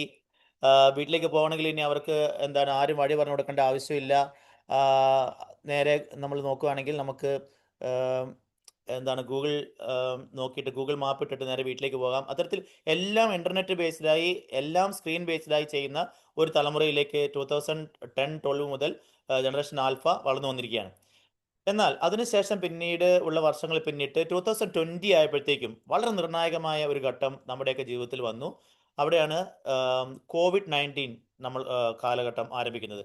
COVID-19 വന്ന് ഏതാണ്ട് 2-2.5 വർഷം വീടിനകത്ത് അടച്ചിരുന്നപ്പോൾ നമ്മളെ കണക്ട് ചെയ്യാൻ വേണ്ടി യഥാർത്ഥത്തിൽ സഹായിച്ചത് ഈ പറയുന്ന സോഷ്യൽ മീഡിയ ആണ്, സ്മാർട്ട് ഫോണാണ്. ഈവൻ ഞങ്ങൾ ടീച്ചേഴ്സിനാണെങ്കിൽ തന്നെ ക്ലാസ് എടുക്കാൻ വേണ്ടി ഓൺലൈൻ ക്ലാസ്സുകൾക്ക് സ്മാർട്ട് ഫോൺ ഉപകരിച്ചു. അന്ന് വരെ കുട്ടികൾക്ക് ഫോൺ കൊടുക്കരുതെന്ന് പറഞ്ഞിരുന്ന ഗവൺമെൻറ്റും കൊടുക്കരുതെന്ന് പറഞ്ഞിരുന്ന സ്കൂളുകളും കുട്ടികൾക്ക് എല്ലാവർക്കും ഫോൺ കൊടുത്തു. ഉദാഹരണത്തിന് ഒരു വീട്ടിൽ ഒരു കുട്ടി 8 പഠിക്കുന്നു, ഒരാൾ 10 പഠിക്കുന്നു, ഒരാൾ +1 പഠിക്കുന്നു. അപ്പോൾ എല്ലാവർക്കും ഒരേ സമയത്ത് തന്നെ ഓൺലൈൻ ക്ലാസ് വരികയാണ്. അപ്പോൾ എന്ത് വേണം? എല്ലാവർക്കും ഫോൺ വേണം. അതുകൊണ്ട് തന്നെ സെക്കൻഡ് ഹാൻഡ് ആണെങ്കിലും എല്ലാ പിള്ളേർക്കും ഫോൺ മേടിച്ചു കൊടുത്തു. അങ്ങനെ 2-2.5 വർഷം നമ്മൾ പരസ്പരം വീടിനകത്ത് ഇരിക്കുമ്പോൾ കണക്ട് ചെയ്യാൻ വേണ്ടി മൊബൈൽ ഫോൺ നമുക്ക് ഉപയോഗിക്കേണ്ടി വന്നു, സ്മാർട്ട് ഫോൺ ഉപയോഗിക്കേണ്ടി വന്നു. അങ്ങനെ ആയതുകൊണ്ട് ആ 2-2.5 വർഷം ഫുൾ ടൈം നമ്മൾ ഫോണിലായതുകൊണ്ട് അതിനുശേഷം നമ്മൾ പുറത്തേക്ക് ഇറങ്ങി വന്നപ്പോൾ എന്താണ് സംഭവിച്ചത്? നമ്മൾ അറിയാതെ തന്നെ COVID-19 ഈ ലോകത്തിൽ നിന്ന് തുടച്ചു നീക്കപ്പെട്ടെങ്കിലും ഒപ്പം തന്നെ അവനോട് ചേർന്ന് നമ്മൾ അറിയാതെ മറ്റൊരു എപ്പിഡമിക് നമ്മളെല്ലാവരും ബാധിച്ചു. അത് ഇന്റർനെറ്റ് ആൻഡ് ഫോൺ അഡിക്ഷൻ ആണ്. ഞാനിങ്ങനെ ആലോചിക്കുകയായിരുന്നു, ഒരു 2015 ഒരു മനുഷ്യൻ ഒരു വനവാസത്തിന് പോയെന്ന് കരുതുക. അയാൾ വെറുതെ ഒരു കാട്ടിൽ ഒരു 10 വർഷത്തേക്ക് വനവാസത്തിന് പോയി. ഒരു 2015 പോയ അയാൾ 10 വർഷം കഴിഞ്ഞ് 2025 അവസാനം 26 ഇറങ്ങി വരിക എന്ന് കരുതുക. അപ്പോൾ അയാൾ ഇന്ന് ഇറങ്ങി വന്ന് നോക്കുമ്പോൾ അയാൾ ഇന്നത്തെ ലോകം മനുഷ്യന്മാർ ചെയ്യുന്നത് കണ്ടാൽ അയാൾ അത്ഭുതപ്പെട്ടു പോകും. അയാൾ റോട്ടിൽ കൂടെ നടന്നു പോവുകയാണെങ്കിൽ എന്താണ് എല്ലാവരുടെയും കയ്യിൽ ഇങ്ങനെ എന്തോ തിളങ്ങുന്ന ഒരു സാധനം, എല്ലാവരും അതിലിങ്ങനെ നോക്കി കുനിഞ്ഞു നോക്കി തോണ്ടിക്കൊണ്ട് പോവുകയാണ്. ആരെയും ഗുഡ് മോർണിംഗ് അല്ലെങ്കിൽ ഗുഡ് ഈവനിങ് അങ്ങ് ഗ്രീറ്റ് ചെയ്യുന്നില്ല. എല്ലാവരുടെയും ശ്രദ്ധ ഇങ്ങനെ ഈ ഫോണിലാണ്. അതൊരു ട്രെയിനിൽ കയറുവാണെങ്കിൽ ട്രെയിനിലുള്ള എല്ലാവരും കയ്യിലിങ്ങനെ എന്തോ തോണ്ടിക്കൊണ്ടിരിക്കുന്നു. മിക്കവാറും പേര് ഹെഡ്സെറ്റ് വെച്ചെന്തോ കേട്ടോണ്ടിരിക്കുന്നു. ആരും പുറത്തേക്ക് നോക്കി കാഴ്ചകൾ കാണുന്നില്ല. ആരും മുമ്പിലിരിക്കുന്ന ആൾക്കാരോട് മിണ്ടുന്നില്ല. ഞാൻ ആലുവ സെമിനാറിലാണ് പഠിച്ചത്. എൻ്റെ വീട് തലശ്ശേരിയിലാണ്. അപ്പോൾ ഞാൻ മിക്കവാറും പോയിക്കൊണ്ടിരുന്നത് ട്രെയിനിലാണ്. അപ്പോൾ അന്നത്തെ കാലത്ത് നമ്മൾ ട്രെയിനിൽ കയറുമ്പോൾ നമ്മുടെ കമ്പാർട്ട്മെൻറ്റ് ഓപ്പോസിറ്റുള്ള ആൾക്കാരോട് മിണ്ടും, പരിചയപ്പെടും. അത്തരത്തിൽ ട്രെയിനിൽ നല്ല ചില സൗഹൃദങ്ങൾ അത് നമുക്ക് ജീവിതത്തിലേക്ക് വളരെ ഹെൽപ്ഫുള്ളാണ്. അപ്പോൾ എങ്ങനെയാണ് മുമ്പിലിരിക്കുന്ന സ്ട്രേഞ്ചറായ ആളോട് മിണ്ടേണ്ടതെന്നൊക്കെ അറിയാമായിരുന്നു. പക്ഷേ ഇപ്പോൾ എല്ലാവരും ഒരു ട്രെയിനിലാവട്ടെ ബസ്സിലാവട്ടെ കയറി കഴിഞ്ഞാൽ എല്ലാവരും അപ്പം തന്നെ ഫോൺ എടുത്ത് ഒരു ഗ്യാപ്പ് കിട്ടുമ്പോൾ, എപ്പോഴാണോ നമുക്കൊന്ന് ഫ്രീ ആയിട്ടിരിക്കാൻ ഒരു ഗ്യാപ്പ് കിട്ടുന്നത് അപ്പോൾ തന്നെ കീസയിൽ നിന്ന് ഫോൺ എടുത്ത് അതിലേക്ക് നോക്കി റീലുകൾ കണ്ടിരിക്കുന്ന ഒരു പ്രവണത നമുക്ക് എല്ലാവർക്കും തന്നെ വന്നിട്ടുണ്ട്. ആ മനുഷ്യൻ്റെ ഒരു എയർപോർട്ടിൽ ചെന്നിരിക്കുകയാണെങ്കിൽ എയർപോർട്ടിൽ എല്ലാവരും വെയിറ്റ് ചെയ്തിരിക്കുന്ന എല്ലാവരും ഫോണിലാണ്. ഞാനിപ്പോൾ നിങ്ങളൊരു ഇമേജ് കാണിച്ചു തരാം. ഇത് ഞാൻ കുറച്ച് നാൾ മുന്നേ മദ്രാസ് എയർപോർട്ടിൽ ഇരിക്കുമ്പോൾ എടുത്ത ഒരു രംഗമാണ്. അപ്പോൾ അവിടെ എന്താണ് ഒരു അവിടെ ഇരിക്കുന്ന ഒരു അപ്പനും 2 പിള്ളേരും ഒരു ചേച്ചിയും മുഴുവൻ സമയം പിള്ളേർ 2 ഫോണിൽ കളിച്ചുകൊണ്ടിരിക്കുകയായിരുന്നു. അതെല്ലാം വിടൂ, ഇത് തൃശ്ശൂർ പൂരത്തിൻ്റെ രംഗമാണ്. തൃശ്ശൂർ പൂരം എത്ര മനോഹരമാണ്. അത് കാണാൻ വേണ്ടി വന്നിരിക്കുന്ന ആളുകൾ നിങ്ങൾ നോക്കുക. ഈ താഴെ കാണുന്ന തിളങ്ങുന്ന ഈ കാണുന്ന വൈറ്റ് നിറത്തിൽ കാണുന്ന ഇതെല്ലാം മൊബൈൽ ഫോണാണ്. അപ്പോൾ അവിടെ നടക്കുന്ന വർണ്ണവിസ്മയങ്ങൾ, ആനയും അമ്പാരിയും കുടമാറ്റവും എല്ലാം ആൾക്കാരിങ്ങനെ അവരുടെ ഫോണിൻ്റെ കുഞ്ഞ് സ്ക്രീനിൽ കൂടെ കണ്ടുകൊണ്ടിരിക്കുകയാണ്. അതെല്ലാം റെക്കോർഡ് ചെയ്തുകൊണ്ടിരിക്കുകയാണ്. അതിനുശേഷം വീട്ടിൽ പോയിട്ട് ഇത് കണ്ടിട്ട് എന്താണ് കാര്യം? അപ്പോൾ എല്ലാവരും എല്ലാ പ്രോഗ്രാമിനും പോകുന്നത് ഞാനവിടെ ഉണ്ടായിരുന്നു എന്ന് അതിൻ്റെ വിഷ്വൽ എടുത്തിട്ട് പിന്നീട് ഇത് സ്റ്റാറ്റസ് ഇടാനും പിന്നീട് റീലാക്കാനും അത് സ്റ്റോറി ആക്കാനും വേണ്ടി ജീവിതത്തിൽ നമ്മൾ അതിനുവേണ്ടി മാത്രം നമ്മൾ പിക്നിക്കിന് പോകുന്നു, അതിനുവേണ്ടി മാത്രം തൃശ്ശൂർ പൂരത്തിന് പോകുന്നു, അതിനുവേണ്ടി മാത്രം എല്ലാത്തിനും പോകുന്നു. അത്തരത്തിലുള്ള ഒരു ജീവിത ശൈലിയിലേക്ക് നമ്മൾ അറിയാതെ മാറിയിരിക്കുകയാണ്. ഞാൻ ഈ കഴിഞ്ഞ ആഴ്ചകളിൽ ഞാൻ യൂറോപ്പിലായിരുന്നു. അപ്പോൾ അവിടെ അവിടെ മാർപ്പാപ്പയെ കാണാൻ വേണ്ടി ഒരു പേപ്പൽ ഓഡിയൻസ് കിട്ടാനിടയായി. അപ്പോൾ ഞാൻ അത്ഭുതപ്പെട്ടു പോയി. നിങ്ങൾ ഈ രംഗം കാണുക. അതായത് ഇത് മാർപ്പാപ്പ വരുന്ന വാഹനമാണ്. അവിടെ കൂടി നിന്ന് ഏതാണ്ട് 10,000-കണക്കിന് ആളുകൾ. അവരെല്ലാവരും മാർപ്പാപ്പ അവരുടെ ഇടയ്ക്കൂടെ വരുമ്പോഴത്തേക്കും ആരും അവരുടെ യഥാർത്ഥത്തിലുള്ള കണ്ണുകൊണ്ട് ശരിക്കും കണ്ണു തുറന്ന് മാർപ്പാപ്പയെ നോക്കുന്നില്ല. നിങ്ങളിവിടെ നോക്കുക, ഈ നിൽക്കുന്ന മനുഷ്യൻ്റെ നോട്ടം അങ്ങോട്ടാണ്. അയാൾ മാർപ്പാപ്പ തൊട്ട് മുന്നിലുണ്ട്, പക്ഷെ അയാളുടെ നോട്ടം അയാളുടെ ഫോണിലേക്കാണ്. അയാൾ ഇങ്ങനെ ഫോൺ പൊക്കി പിടിച്ച് ഫോണിലേക്ക് നോക്കി ഫോണിലുള്ള കുഞ്ഞു മാർപ്പാപ്പനെ നോക്കുകയാണ്. ഇവിടെ നിൽക്കുന്ന എല്ലാവരും, ഈ കുട്ടിയാകട്ടെ ഇയാളാകട്ടെ, എല്ലാവരുടെയും നോട്ടം ഫോണിലേക്കാണ്. മാർപ്പാപ്പ അവരുടെ അടുത്തോടെ ഇങ്ങനെ കടന്നു പോകുന്നു, എല്ലാവരും ആശീർവദിക്കുന്നു. മാർപ്പാപ്പയുടെ ആശീർവാദം മുഴുവൻ കിട്ടുന്നത് ഫോണിനാണ്. അപ്പോൾ അതിനുശേഷം മാർപ്പാപ്പ ചെന്ന് വേദിയിൽ ഇരുന്ന് കഴിഞ്ഞപ്പോൾ എല്ലാവരും ആ എടുത്ത വിഷ്വൽ, ആ വിഷ്വൽ ഇങ്ങനെ കുനിഞ്ഞിരുന്ന് എല്ലാവരും അത് സ്റ്റാറ്റസ് ആക്കി ഇടുന്നു, എല്ലാവർക്കും അയച്ചു കൊടുക്കുന്നു, റീലാക്കി ഇടുന്നു, സ്റ്റോറി ആക്കി ഇടുന്നു. സോ ഞാൻ വത്തിക്കാനിൽ പോയി ഞാൻ മാർപ്പാപ്പയെ കണ്ടുവെന്ന് ലോകത്തെ മുഴുവൻ അറിയിക്കാൻ വേണ്ടി മാത്രമേ അവിടെ പോകുന്നത് പോലെ യഥാർത്ഥത്തിൽ കണ്ണു തുറന്ന് കാണേണ്ട ഒരു രംഗം, മാർപ്പാപ്പയുടെ മുഖം നോക്കി മാർപ്പാപ്പയെ കണ്ട് ആശീർവാദം മേടിക്കാൻ വളരെ ചുരുക്കം പേര് മാത്രമേ അവന് തയ്യാറാവുന്നുള്ളൂ. ഞാൻ വീണ്ടും ഓർക്കുന്നു, പാതുവാലി അന്തോണീസിന്റെ തിരുശേഷിപ്പുകൾ വെച്ച സ്ഥലത്തേക്ക് പോയി. അപ്പോൾ അവിടെ പ്രത്യേകിച്ച് മലയാളികൾ ആ തിരുശേഷിപ്പുള്ള സ്ഥലത്തോട്ട് കയറുമ്പോൾ എല്ലാവരും കയ്യിൽ മൊബൈൽ ഫോൺ എടുത്തിട്ട് ആ വീഡിയോ ഓണാക്കി ആ തിരുശേഷിപ്പ് ഇങ്ങനെ ഷൂട്ട് ചെയ്ത് പോവുകയാണ്. എന്നാൽ ശരിക്കും കണ്ണു തുറന്ന് അത് കാണുക, അവൻ്റെ മുന്നിൽ വന്ന് ശാന്തമായി പ്രാർത്ഥിക്കുക, അങ്ങനെയുള്ള ആളുകൾ വളരെ കുറവാണ്. ഞാൻ പറഞ്ഞു വരുന്ന ഇതാണ്, ലൈഫിൽ നമ്മൾ അറിയാതെ നമ്മുടെ എല്ലാ കാര്യങ്ങളും അത് സ്റ്റാറ്റസും റീലും സ്റ്റോറിയും ഇടാൻ വേണ്ടിയുള്ള കാര്യങ്ങളായി മാറിക്കൊണ്ടിരിക്കുകയാണ്. ഭക്ഷണം കഴിക്കാൻ വേണ്ടി ഒരു റെസ്റ്റോറൻറ്റിൽ പോകുമ്പോഴാകട്ടെ, ഞാൻ കഴിഞ്ഞ ദിവസം ഒരു റെസ്റ്റോറൻറ്റിൽ ഫുഡ് കഴിക്കാൻ വേണ്ടി പോയി. എൻ്റെ അടുത്ത് ഒരു ഫാമിലി വന്നിരുന്നു, ഒരു അപ്പനും അമ്മയും 2 മക്കളും. അവർ ഫുഡ് ഓർഡർ ചെയ്തു. അതിനുശേഷം ഉടനെ തന്നെ 4 പേരുടെയും കയ്യിൽ ഫോണുണ്ട്. 4 പേരും ആ ഫോൺ എടുത്തു. എല്ലാവരും ആ ഫോണിലേക്ക് നോക്കി ഇങ്ങനെ തോണ്ടിക്കൊണ്ടിരുന്നു. ഓരോ റീല് ഇഷ്ടപ്പെട്ടവരൊന്ന് കണ്ടുകൊണ്ടിരുന്നു. അവസാനം ഫുഡ് കൊണ്ടുവന്നു. ഫുഡ് കഴിക്കുമ്പോഴും കയ്യിൽ ഇങ്ങനെ ഫോൺ വെച്ച് ഫുഡ് കഴിച്ചുകൊണ്ടിരുന്നു. ഞാൻ ഓർക്കുകയാണ്, എന്തിനാണ് അവർ പിന്നെ വന്നത് അല്ലേ? ഒരുമിച്ച് ഒരു ഫുഡ് ഔട്ടിന് വന്നതാണ്, ഡൈൻ ഔട്ടിന് വന്നതാണ്. അപ്പോൾ ആ സമയത്ത് എല്ലാവരും മുഖത്ത് നോക്കി, അപ്പനും അമ്മയും മക്കളും മുഖത്ത് നോക്കി പരസ്പരം സംസാരിക്കേണ്ടതിന് പകരം എല്ലാവരും ഫോണിൽ നോക്കിക്കൊണ്ടിരിക്കുകയാണ്. അതുപോലെ തന്നെ ഒരു അമ്മ ഇന്നൊരു കൊച്ചിനെ ഭക്ഷണം കൊടുക്കണമെങ്കിൽ, കൊച്ചു കുട്ടികളെ അവർ ഭക്ഷണം കഴിപ്പിക്കാൻ വേണ്ടി പല അമ്മമാരും ഡിജിറ്റൽ ബേബി സിറ്റിംഗ് എന്ന് പറയും. ആ കൊച്ചിന് ഇങ്ങനെ ഒരു ഫോൺ കൊടുക്കുന്നു, ഫോണിൽ കൊച്ചു നോക്കിക്കൊണ്ടിരിക്കുന്നു, അമ്മ ഇങ്ങനെ കൊച്ചിന് ഭക്ഷണം കൊടുത്തുകൊണ്ടിരിക്കുന്നു. സോ ഇത്തരത്തിൽ നമ്മുടെയൊക്കെ ജീവിതത്തിൽ നമ്മൾ അറിയാതെ തന്നെ സ്ക്രീൻ നമ്മുടെയൊക്കെ ജീവിതത്തിൻ്റെ ഒരു ഭാഗമായി മാറിക്കഴിഞ്ഞു. COVID-19 കഴിഞ്ഞ് പുറത്തു വന്നപ്പോഴത്തേക്കും അതിൻ്റെ ഭയാനകമായ അവസ്ഥ എന്താണെന്ന് ഈ കഴിഞ്ഞ 1-2 വർഷത്തിന് ശേഷം ഇപ്പോൾ നമ്മൾ നിൽക്കുമ്പോൾ 2026 ആയി കഴിയുമ്പോഴത്തേക്കും അത് നമുക്ക് വളരെ വ്യക്തമാണ്. ഇത് കുട്ടികളെ നമ്മൾ മാത്രം കുറ്റം പറഞ്ഞിട്ട് കാര്യമില്ല.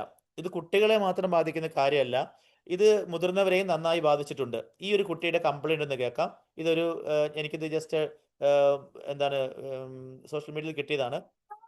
He loves his phone more than me. He loves his phone more than you. Yeah, How can you say that? because he's watching his phone more than me. That is really true. Yeah. Whenever I call him, he's not listening. He's addicted to his phone. My God. നമുക്ക് phone എടുത്ത് ഒളിപ്പിച്ചേക്കാം. ആ phone ഇപ്പൊ പൊട്ടിച്ച് കളിയാടുന്നത്. Why? Everything is his with him. I have given him lots of chance. Full is mistake. It's okay. We can make. കൊച്ചിൻ്റെ complaint നിങ്ങൾക്ക് മനസ്സിലായി കാണും. കൊച്ചു പറയണത്, എൻ്റെ ഡാഡിക്ക് എന്നെക്കാളും ഇഷ്ടം ഫോണിനെയാണ്. എന്നെ നോക്കുന്നതിനേക്കാളും കൂടുതൽ സമയം എൻ്റെ ഡാഡി ഫോണിനെയാണ് നോക്കിക്കൊണ്ടിരിക്കുന്നത്. ഞാൻ ആ ഡാഡിയുടെ ഫോൺ മേടിച്ച് തല്ലിപ്പൊടിച്ച് കളയും. ഞാനൊന്ന് സ്കൂളിൽ പോയിട്ട് തിരിച്ചു വന്നു കഴിയുമ്പോൾ എൻ്റെ വിശേഷങ്ങൾ പറയാൻ വേണ്ടി ഞാൻ വരുമ്പോൾ ഡാഡി ഫോണിൽ നോക്കി തോണ്ടിക്കൊണ്ടിരിക്കുകയാണ്. എനിക്ക് തോന്നുന്നു അതുകൊണ്ട് ഇത് ഈ കൊച്ചു പറഞ്ഞ സത്യമാണ്. ഞാൻ കഴിഞ്ഞ ദിവസം കുട്ടികൾക്ക് ഈ വിഷയത്തെക്കുറിച്ച് ക്ലാസ് എടുത്തപ്പോൾ കുട്ടികൾ പറയായിരുന്നു, അപ്പോൾ അതൊരു ക്ലാസ് ആദ്യം എടുക്കേണ്ടത് എൻ്റെ വീട്ടിലുള്ള ഗ്രാൻഡ് പേരൻസിനാണ്. കാരണം അവരൊരു പക്ഷെ കാണുന്നത് പ്രാർത്ഥനകളൊക്കെ ആയിരിക്കും, അച്ഛന്മാരുടെ ധ്യാനങ്ങളോ അല്ലെങ്കിൽ ന്യൂസോ. ഒന്നും ആലോചിച്ച് നോക്കുകയാണെങ്കിൽ നമ്മുടെ മുതിർന്ന തലമുറ ഈ കഴിഞ്ഞ ഇലക്ഷൻ കാലവും ഇലക്ഷൻ കഴിഞ്ഞിട്ട് റിസൾട്ട് വരാൻ വേണ്ടിയും റിസൾട്ട് വന്നു കഴിഞ്ഞതിന് ശേഷം ആരാണ് മുഖ്യമന്ത്രി എന്നറിയാൻ വേണ്ടിയും മുഖ്യമന്ത്രി ആയതിനു ശേഷം സത്യപ്രതിജ്ഞയും അതിനെക്കുറിച്ച് സംബന്ധിക്കുന്ന റീലുകളെല്ലാം കണ്ടുകൊണ്ട് ഈ കഴിഞ്ഞ 1.5 മാസമായിട്ട് ഈ ഒരു വിഷയമായി കേരളത്തിലെ ഇലക്ഷനുമായി ബന്ധപ്പെട്ടുള്ള സോഷ്യൽ മീഡിയയിൽ വരുന്ന പോസ്റ്റുകളെല്ലാം ഇങ്ങനെ തോണ്ടി എന്തേലും സമയമാണ് ഒരു പക്ഷേ നമ്മുടെ മുതിർന്ന ആളുകൾ കളഞ്ഞിട്ടുണ്ടാവുക. ഞാൻ ഈ കഴിഞ്ഞ ദിവസം ഒരു സ്ഥലത്ത് വാർഷിക ധ്യാനം നടത്താൻ വേണ്ടി പോയി ഇടവകി. അപ്പോൾ ആ ധ്യാനത്തിന് ഒരു ദിവസം വൈകുന്നേരം ഒരു വീട്ടിൽ എനിക്ക് ഈ ധ്യാനത്തിന് ഒരു ടോപ്പിക്കായിട്ട് ഞാൻ ഈ ഒരു ടോപ്പിക് എടുത്തു. അതിനുശേഷം രാത്രിയിൽ ഒരു വീട്ടിൽ ഭക്ഷണം കഴിക്കാൻ വേണ്ടി വികാരിച്ച് എന്നെ കൊണ്ടുപോയി. അപ്പോൾ അന്ന് ആ വീട്ടിലെ ചേച്ചിയോട് പറയായിരുന്നു, അച്ഛൻ ഇന്ന് ധ്യാനത്തിന് ഈ ഒരു ടോപ്പിക്ക് പറഞ്ഞപ്പോഴാണ് സത്യത്തിൽ ഞങ്ങളുടെ വീട്ടിൽ എന്താണ് ഈ ദിവസങ്ങളിൽ സംഭവിച്ചുകൊണ്ടിരിക്കുന്നത് എന്ന് ഞാനൊന്ന് നിന്ന് ചിന്തിച്ചത്. അപ്പോൾ ചേച്ചി പറയാണ്, ഞങ്ങൾ 4 പേരാണ്, ഞാനും ഭർത്താവ് 2 മക്കളും. അപ്പോൾ ഞാൻ ആലോചിക്കുകയായിരുന്നു, ഭർത്താവിന് ഈ രാഷ്ട്രീയമായ വിഷയങ്ങൾ ഭയങ്കര ഇഷ്ടമാണ്. അദ്ദേഹം ഇലക്ഷൻ അനൗൺസ് ചെയ്തത് മുതൽ ഇലക്ഷൻ്റെ സമയം, പിന്നെ റിസൾട്ട് വരുവാനുള്ള ഗ്യാപ്പ്, അതിനെക്കുറിച്ചുള്ള ഊഹാപോഹങ്ങൾ, പിന്നെ വിജയം വന്നതിന് ശേഷം റിസൾട്ട് വന്നതിന് ശേഷം പിന്നെ മുഖ്യമന്ത്രി ആരാണെന്ന് അറിയാനുള്ള 10 ദിവസം, ഇങ്ങനെ ഈ കാലം മുഴുവൻ അദ്ദേഹം ഇങ്ങനെ വീട്ടിലിരുന്നുകൊണ്ട് ഇതിങ്ങനെ തോണ്ടി ഈ വാർത്തകൾ മുഴുവൻ ഇങ്ങനെ റീലുകളെല്ലാം അതിൻ്റെ ചർച്ചകളെല്ലാം ഫുൾ ടൈം കണ്ടുകൊണ്ടിരിക്കുകയാണ്. എനിക്കിഷ്ടം എംബ്രോയിഡറി, തയ്യൽ, അങ്ങനെയുള്ള കാര്യങ്ങളാണ്. ഞാൻ എൻ്റെ അടുക്കളയിലെ പണി ഒതുക്കി കഴിഞ്ഞിട്ട് അപ്പം തന്നെ ഫോൺ എടുത്തിട്ട് അതുമായി ബന്ധപ്പെട്ട റീലുകളും കാര്യങ്ങളും ഞാനിങ്ങനെ തോണ്ടിക്കൊണ്ടിരിക്കും. മൂത്ത ചെറുക്കൻ +2 ആണ്. അവൻ്റെ മുറിയിൽ ഇരുന്നുകൊണ്ട് അവന് ഇഷ്ടപ്പെട്ടത് ഇങ്ങനെ നോക്കിക്കൊണ്ടിരിക്കും. അടുത്തൊരു കൊച്ച് 8ാം ക്ലാസ്സിലാണ്, ഒരു പെങ്കൊച്ച്. അവൾക്ക് ഇഷ്ടപ്പെട്ട ഇങ്ങനെ ക്രയോൺസ്, അങ്ങനത്തെ അവൾക്ക് ഇഷ്ടപ്പെട്ട കുറച്ച് കാര്യങ്ങൾ നോക്കിക്കൊണ്ടിരിക്കും. അത്തരത്തിൽ എന്താണ്, ഞങ്ങൾ 4 പേരും ഒരു വീട്ടിൽ താമസിക്കുന്നെങ്കിലും ഞങ്ങൾ 4 പേരുടെ സമയത്തിൽ വീട്ടിൽ ഒരുമിച്ചുള്ള സമയത്തിൻ്റെ അകത്ത് ഒരു 90% സമയവും ഞങ്ങളെല്ലാവരും ഈ സ്ക്രീനിലാണ് ആയിരിക്കുന്നത്. ഒരുമിച്ചിരിക്കുന്ന വർത്തമാനം പറയുന്ന സമയങ്ങൾ വളരെ കുറവാണ്. ഈവൻ ഭക്ഷണം കഴിക്കാൻ വേണ്ടി ഞാൻ എടുത്ത് വിളമ്പി വെച്ച് കഴിഞ്ഞ് വിളിക്കുമ്പോഴും എല്ലാവരും അവർക്ക് ഇഷ്ടപ്പെട്ടത് തോണ്ടിക്കൊണ്ട് ഒരുമിച്ച് വന്നിരുന്ന് ഒരു ടേബിളിൽ വന്നിരുന്ന് ഇത് നോക്കിക്കൊണ്ട് ഭക്ഷണം കഴിക്കുന്ന ഒരു രീതിയാണ്. ഞങ്ങൾ ഇതിനെക്കുറിച്ച് അവെയർ ആയത് ഈ ഒരു വിഷയത്തെക്കുറിച്ച് അച്ഛൻ ക്ലാസ് എടുത്തപ്പോഴാണ് എന്ന് ആ അമ്മ പറയാനിടയായി. ഞാനിവനെ മുഴുവൻ കുറ്റപ്പെടുത്തി ആക്ഷേപിച്ച് അധിക്ഷേപിക്കുകയല്ല. നമുക്കിത് ആവശ്യമാണ്. സത്യത്തിൽ നിങ്ങളിപ്പോൾ നോക്കിയാൽ ഈ സ്ക്രീനിൽ കാണുന്ന ഈ കാര്യങ്ങളെല്ലാം ഈ ചെറിയ ഒരു മൊബൈൽ ഫോൺ നമുക്ക് വന്നതോടുകൂടി നമുക്ക് വേണ്ടെന്ന് മാറ്റിവെക്കാൻ സാധിച്ചു. ഉദാഹരണത്തിന് നമുക്കിനി നമുക്കൊരു വാച്ച് വേണ്ട, നമുക്ക് ഫോണിൽ നമ്മൾ സമയം നോക്കുന്നു. കലണ്ടറിൻ്റെ ആവശ്യമില്ല, ഒരു ഡയറിയുടെ ആവശ്യമില്ല, നമുക്കിനി ടോർച്ച് വേണ്ട. ഒരു കാര്യം എടുക്കാൻ വേണ്ടി രാത്രി നമ്മൾ പെട്ടെന്ന് മൊബൈലിൻ്റെ ലൈറ്റ് ഓൺ ആക്കി നമുക്ക് നോക്കാൻ വേണ്ടി പറ്റും. നമുക്ക് ടി വി വേണ്ട, ടി വിയിലെ ന്യൂസുകളെല്ലാം നമുക്ക് മൊബൈലിൽ കാണാൻ വേണ്ടി പറ്റും. ന്യൂസ് പേപ്പർ വേണ്ട, റേഡിയോ വേണ്ട, അല്ലെങ്കിൽ ഇനി ഒരു ക്യാമറ വരെ കൊണ്ടു നടക്കണ്ട, ഒരു വീഡിയോ ക്യാമറ വരെ കൊണ്ടു നടക്കണ്ട, സ്കാനർ കൊണ്ടു നടക്കണ്ട. ഇങ്ങനെ നമുക്ക് ഡെയിലി ലൈഫിൽ നമ്മൾ ഉപയോഗിച്ചുകൊണ്ടിരുന്ന ഒത്തിരിയേറെ ഗാഡ്ജറ്റുകൾ, ഒത്തിരിയേറെ കാര്യങ്ങൾ ഈ ഒരു കുഞ്ഞ് സ്ക്രീനിലേക്ക് ഒരു കുഞ്ഞ് മൊബൈൽ ഫോൺ നമ്മുടെ കയ്യിലുണ്ടെങ്കിൽ നമുക്ക് റീപ്ലേസ് ചെയ്യാൻ വേണ്ടി പറ്റുന്നുണ്ട്. അത്തരത്തിൽ നമുക്കിത് വളരെ ഉപകാരപ്രദമാണ്. പക്ഷേ നമ്മൾ ഇതിനെ റെസ്പോൺസിബിൾ ആയിട്ടും ഡിസിപ്ലിനായിട്ടും ഉപയോഗിച്ചില്ലെങ്കിൽ നമ്മുടെയൊക്കെ ജീവിതത്തിൽ നമ്മുടെ ബന്ധങ്ങളെ, കുടുംബത്തിലുള്ള ബന്ധങ്ങളെ, നമുക്ക് നമ്മുടെ വിലപ്പെട്ട സമയത്തെ എല്ലാം നമ്മൾ അറിയാതെ തന്നെ ഇത് കളയുന്നുണ്ട്. അപ്പോൾ അതുകൊണ്ട് ഈ ഒരു വീഡിയോ ഒന്ന് ജസ്റ്റ് ഒന്ന് കണ്ടു നോക്കാം.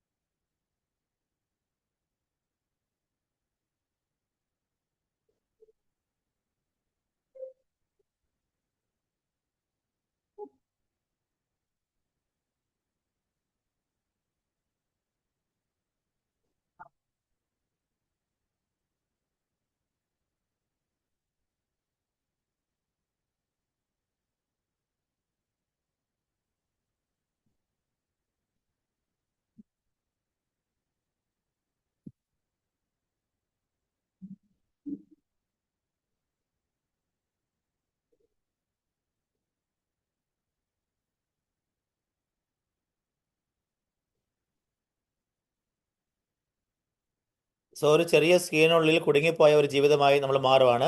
നമുക്ക് ഇതിനെക്കുറിച്ച് അല്പം കൂടി ശാസ്ത്രീയമായി ഒന്ന് അനലൈസ് ചെയ്യുമ്പോൾ ഇന്ന് നമുക്കെല്ലാവർക്കും 2 തരം സ്പേസ് ഉണ്ട്. ഒന്ന് സൈബർ സ്പേസ്, ഒന്ന് ഫിസിക്കൽ സ്പേസ്. അതായത് നമ്മൾ യഥാർത്ഥത്തിൽ നമ്മൾ മുഖത്ത് നോക്കി മറ്റുള്ളവരോട് സംസാരിക്കുമ്പോൾ, അല്ലെങ്കിൽ നമ്മൾ ഒരു കാര്യം പ്രവൃത്തി ചെയ്തുകൊണ്ടിരിക്കുമ്പോൾ നമ്മൾ യഥാർത്ഥ ലോകം എന്ന് പറയുന്നത് നമ്മുടെ യഥാർത്ഥ ഫിസിക്കൽ സ്പേസ് ആണ്. പക്ഷേ നമ്മൾ നമ്മുടെ മൊബൈൽ ഫോൺ ഒന്ന് ഓൺ ചെയ്യുമ്പോൾ, സ്ക്രീൻ ഓൺ ചെയ്യുമ്പോൾ, അതിലേക്ക് നോക്കുമ്പോൾ നമ്മൾ സൈബർ സ്പേസിലാണ്. അല്ലെങ്കിൽ ടി വി ഓൺ ചെയ്യുമ്പോൾ നമ്മൾ സൈബർ സ്ക്രീൻ സ്പേസിലാണ്. ഇത് സ്പേസ് ആയിട്ട് പറയുമ്പോൾ, ടൈം ആയിട്ട് പറയുകയാണെങ്കിൽ 2 തരം നമുക്ക് പറയാം. ഒന്ന് സ്ക്രീൻ ടൈം, 2 റിയൽ ടൈം. ഇപ്പോൾ സ്ക്രീൻ ടൈം എന്ന് പറഞ്ഞാൽ നമ്മുടെ ഫോൺ ഓൺ ആക്കുമ്പോൾ നമ്മൾ സ്ക്രീൻ ടൈമിലാണ്. അല്ലാതെ നമ്മൾ പുറത്ത് കളിക്കുമ്പോൾ, യഥാർത്ഥത്തിൽ നമ്മൾ മറ്റുള്ളവർ മിണ്ടുമ്പോൾ, അതൊക്കെ നമ്മൾ റിയൽ ടൈമിലാണ്. ഇന്നിപ്പോൾ സംഭവിച്ചിരിക്കുന്നത് എന്താണെന്നറിയാമോ? നമ്മുടെ റിയൽ ടൈമിനേക്കാൾ കൂടുതലാണ് നമ്മുടെ സ്ക്രീൻ ടൈം എന്നുള്ളതാണ്. ഞാൻ വെറുതെ ഞാൻ കോളേജിൽ പഠിപ്പിക്കുകയാണല്ലോ. അപ്പോൾ ഞാൻ കുട്ടികളോട് ഇടയ്ക്ക് ചോദിക്കാറുണ്ട്, നിങ്ങൾ നിങ്ങളുടെ ഫോൺ എടുക്കൂ, കോളേജിൽ കുട്ടികൾക്ക് ഫോൺ കൊണ്ടുവരാം, നിങ്ങളെ സ്ക്രീൻ ടൈം ഒന്ന് കാണിച്ചു തരൂ. അപ്പോൾ അത്ഭുതത്തോടെ ഞാൻ കണ്ടു, അതായത് ചില കുട്ടികൾക്ക് 10 മണിക്കൂർ, 12 മണിക്കൂർ, 14 മണിക്കൂർ വരെ സ്ക്രീൻ ടൈം ഉള്ള കുട്ടികളെ ഞാൻ കാണാനിടയായി. അതുപോലെ തന്നെ എറണാകുളം അങ്കമാലി അതിരൂപതയുടെ എലൈവ് എന്ന് പറയുന്ന +2 പിള്ളേർക്ക് വേണ്ടിയുള്ള പ്രോഗ്രാം കഴിഞ്ഞ 2 വർഷമായിട്ട് ഞായറാഴ്ചകളിൽ കൊറോണ തലത്തിൽ അവർ ഒരുമിച്ച് കൂടുമ്പോൾ ഈ ഒരു വിഷയമാണ് ഞാൻ കഴിഞ്ഞ ഒരു 5-6 എലൈവിൽ ഞാൻ എടുത്തത്. അപ്പോൾ അവരോട് ഞാൻ 500, 400, 500 പിള്ളേരുണ്ടാവും. അവരുടെ ഫോൺ എടുത്തിട്ട് അവരോട് ഞാൻ അവരുടെ സ്ക്രീൻ ടൈം കാണിക്കാൻ വേണ്ടി പറയുമ്പോഴും ഓൺ ആൻ ആവറേജ് +2 ഒക്കെ പഠിക്കുന്ന പിള്ളേർക്ക് അവർ +2 ഒക്കെ പഠിക്കുന്ന പിള്ളേർ അവർ സ്കൂളിൽ ഫോൺ കൊണ്ടുവരാറില്ല. എങ്കിൽ തന്നെയും 10 മണിക്കൂർ, 8 മണിക്കൂറൊക്കെയാണ് അവർക്ക് സ്ക്രീൻ ടൈം കാണുന്നത്. എന്ന് പറഞ്ഞാൽ 24 മണിക്കൂറിൻ്റെ അകത്ത് 10 മണിക്കൂർ, 8 മണിക്കൂർ, 12 മണിക്കൂറൊക്കെ സ്ക്രീൻ ടൈം എന്ന് പറഞ്ഞിട്ടുണ്ടെങ്കിൽ അത് വളരെ കൂടുതലാണ്. അത് കുട്ടികൾക്ക് മാത്രമല്ല. ഞാൻ കഴിഞ്ഞ ദിവസം ഒരു സ്കൂളിൽ 2-3 സ്കൂളുകൾ ഒരുമിച്ച് ടീച്ചേഴ്സിന് ട്രെയിനിങ് കൊടുക്കാൻ വേണ്ടി പോയപ്പോൾ ഞാൻ ടീച്ചേഴ്സിനോട് പറഞ്ഞു, ഇതൊക്കെ നിങ്ങളുടെ ഫോൺ എടുക്കൂ, നിങ്ങളുടെ സ്ക്രീൻ ടൈം ഒന്ന് കാണിക്കൂ. നമുക്കറിയാം, ഒരു ആൻഡ്രോയിഡ് ഫോൺ ആണെങ്കിൽ അതിൻ്റെ അകത്ത് സെറ്റിങ്സിൻ്റെ അകത്ത് parental control and digital wellbeing എന്ന് പറയുന്നൊരു ഓപ്ഷൻ ഉണ്ട്. അപ്പോൾ നിങ്ങൾക്ക് ആർക്കെങ്കിലും നിങ്ങളുടെ സ്ക്രീൻ ടൈം എന്ന് ക്ലാസ് ചെയ്യുമ്പോൾ ചെക്ക് ചെയ്യാം. സെറ്റിങ്സിൻ്റെ അകത്ത് parental control and digital wellbeing എന്ന് പറയുന്നത് എടുക്കുകയാണെങ്കിൽ അവിടെ സ്ക്രീൻ ടൈം ഉണ്ട്. നിങ്ങളുടെ ആപ്പിൾ ഫോൺ ആണെങ്കിൽ ജസ്റ്റ് ലെഫ്റ്റ് സ്വൈപ്പ് ചെയ്താൽ അവിടെ നിങ്ങൾക്ക് സ്ക്രീൻ ടൈം കിട്ടും. ആ സ്ക്രീൻ ടൈമിൻ്റെ അകത്ത് തന്നെ ഞാൻ ഒരു കുട്ടി 12 മണിക്കൂർ സ്ക്രീൻ ടൈം ഉള്ളൊരു കുട്ടി വന്നു. അതായത് 24 മണിക്കൂർ സമയത്തിൽ ഉറങ്ങാൻ വേണ്ടി ഒരു 7 മണിക്കൂർ 8 മണിക്കൂർ കഴിഞ്ഞാൽ പിന്നെ ബാക്കി 12 മണിക്കൂർ സ്ക്രീൻ ടൈം എന്ന് പറഞ്ഞാൽ പിന്നെ പോയിട്ട് ഒരു 3-4 മണിക്കൂർ മാത്രമേ റിയൽ ടൈം ആ കുട്ടിക്ക് കിട്ടുന്നുള്ളൂ. അപ്പോൾ ആ 12 മണിക്കൂർ സ്ക്രീൻ ടൈമിൻ്റെ അകത്ത് എന്താണ് ആ കുട്ടി കണ്ടതെന്ന് അറിയണമെങ്കിൽ നമ്മൾ ഒന്നുകൂടി ടച്ച് ചെയ്തിട്ടുണ്ടെങ്കിൽ ഏതൊക്കെ ആപ്പുകളാണ് അല്ലെങ്കിൽ ഏതൊക്കെ പ്രോഗ്രാംസ് ആണ് അയാൾ കണ്ടത് ഡീറ്റെയിൽ ആയിട്ട് നമുക്ക് കിട്ടും. അപ്പോൾ അതിനകത്ത് നിങ്ങൾക്കറിയാമോ, ഒരു 40 വയസ്സ് കഴിഞ്ഞ ആളുകളൊക്കെ ആണെങ്കിൽ അവരുടെ സോഷ്യൽ മീഡിയ എന്ന് പറയുന്നത് ഫേസ്ബുക്കാണ്. പക്ഷേ ഒരു യൂത്തിൻ്റെ അല്ലെങ്കിൽ ജൻ ആൽഫ പിള്ളേരുടെ കുട്ടികളുടെ സ്ക്രീൻ ടൈം ഏറ്റവും അധികമായിട്ട് കൊണ്ടുപോകുന്നത് എന്താണെന്ന് അറിയാമോ? ഇൻസ്റ്റഗ്രാമാണ്. അപ്പോൾ എങ്ങനെയാണ് സ്ക്രീൻ ടൈമും റിയൽ ടൈമും ബാലൻസ് ചെയ്യേണ്ടത് എന്നുള്ളത് നമ്മളെ സംബന്ധിച്ച് ഇന്നത്തെ കാലത്ത് വലിയൊരു ചലഞ്ചാണ്. അപ്പോൾ ഇതാണ് സ്ക്രീൻ ടൈം എന്ന് പറയുക. നിങ്ങൾ സെറ്റിങ്സിൽ പോയിട്ട് അവിടെ parental control and digital wellbeing എന്ന് കൊടുക്കുകയാണെങ്കിൽ ഇങ്ങനെ ഒരു റൗണ്ടിൻ്റെ അകത്ത് നമുക്ക് ഒരു ദിവസം നമ്മൾ എത്ര സമയം സ്ക്രീൻ ടൈം ഉണ്ടെന്ന് കാണാം. അപ്പോൾ അതിൻ്റെ നടുക്ക് ഇവിടെ ടച്ച് ചെയ്യുകയാണെങ്കിൽ നമുക്ക് ഇതുപോലൊരു സ്ക്രീൻ കിട്ടും. അപ്പോൾ അവിടെ ഓരോ ദിവസവും എത്രയാണ് ആവറേജ് എന്ന് നമുക്ക് കിട്ടും.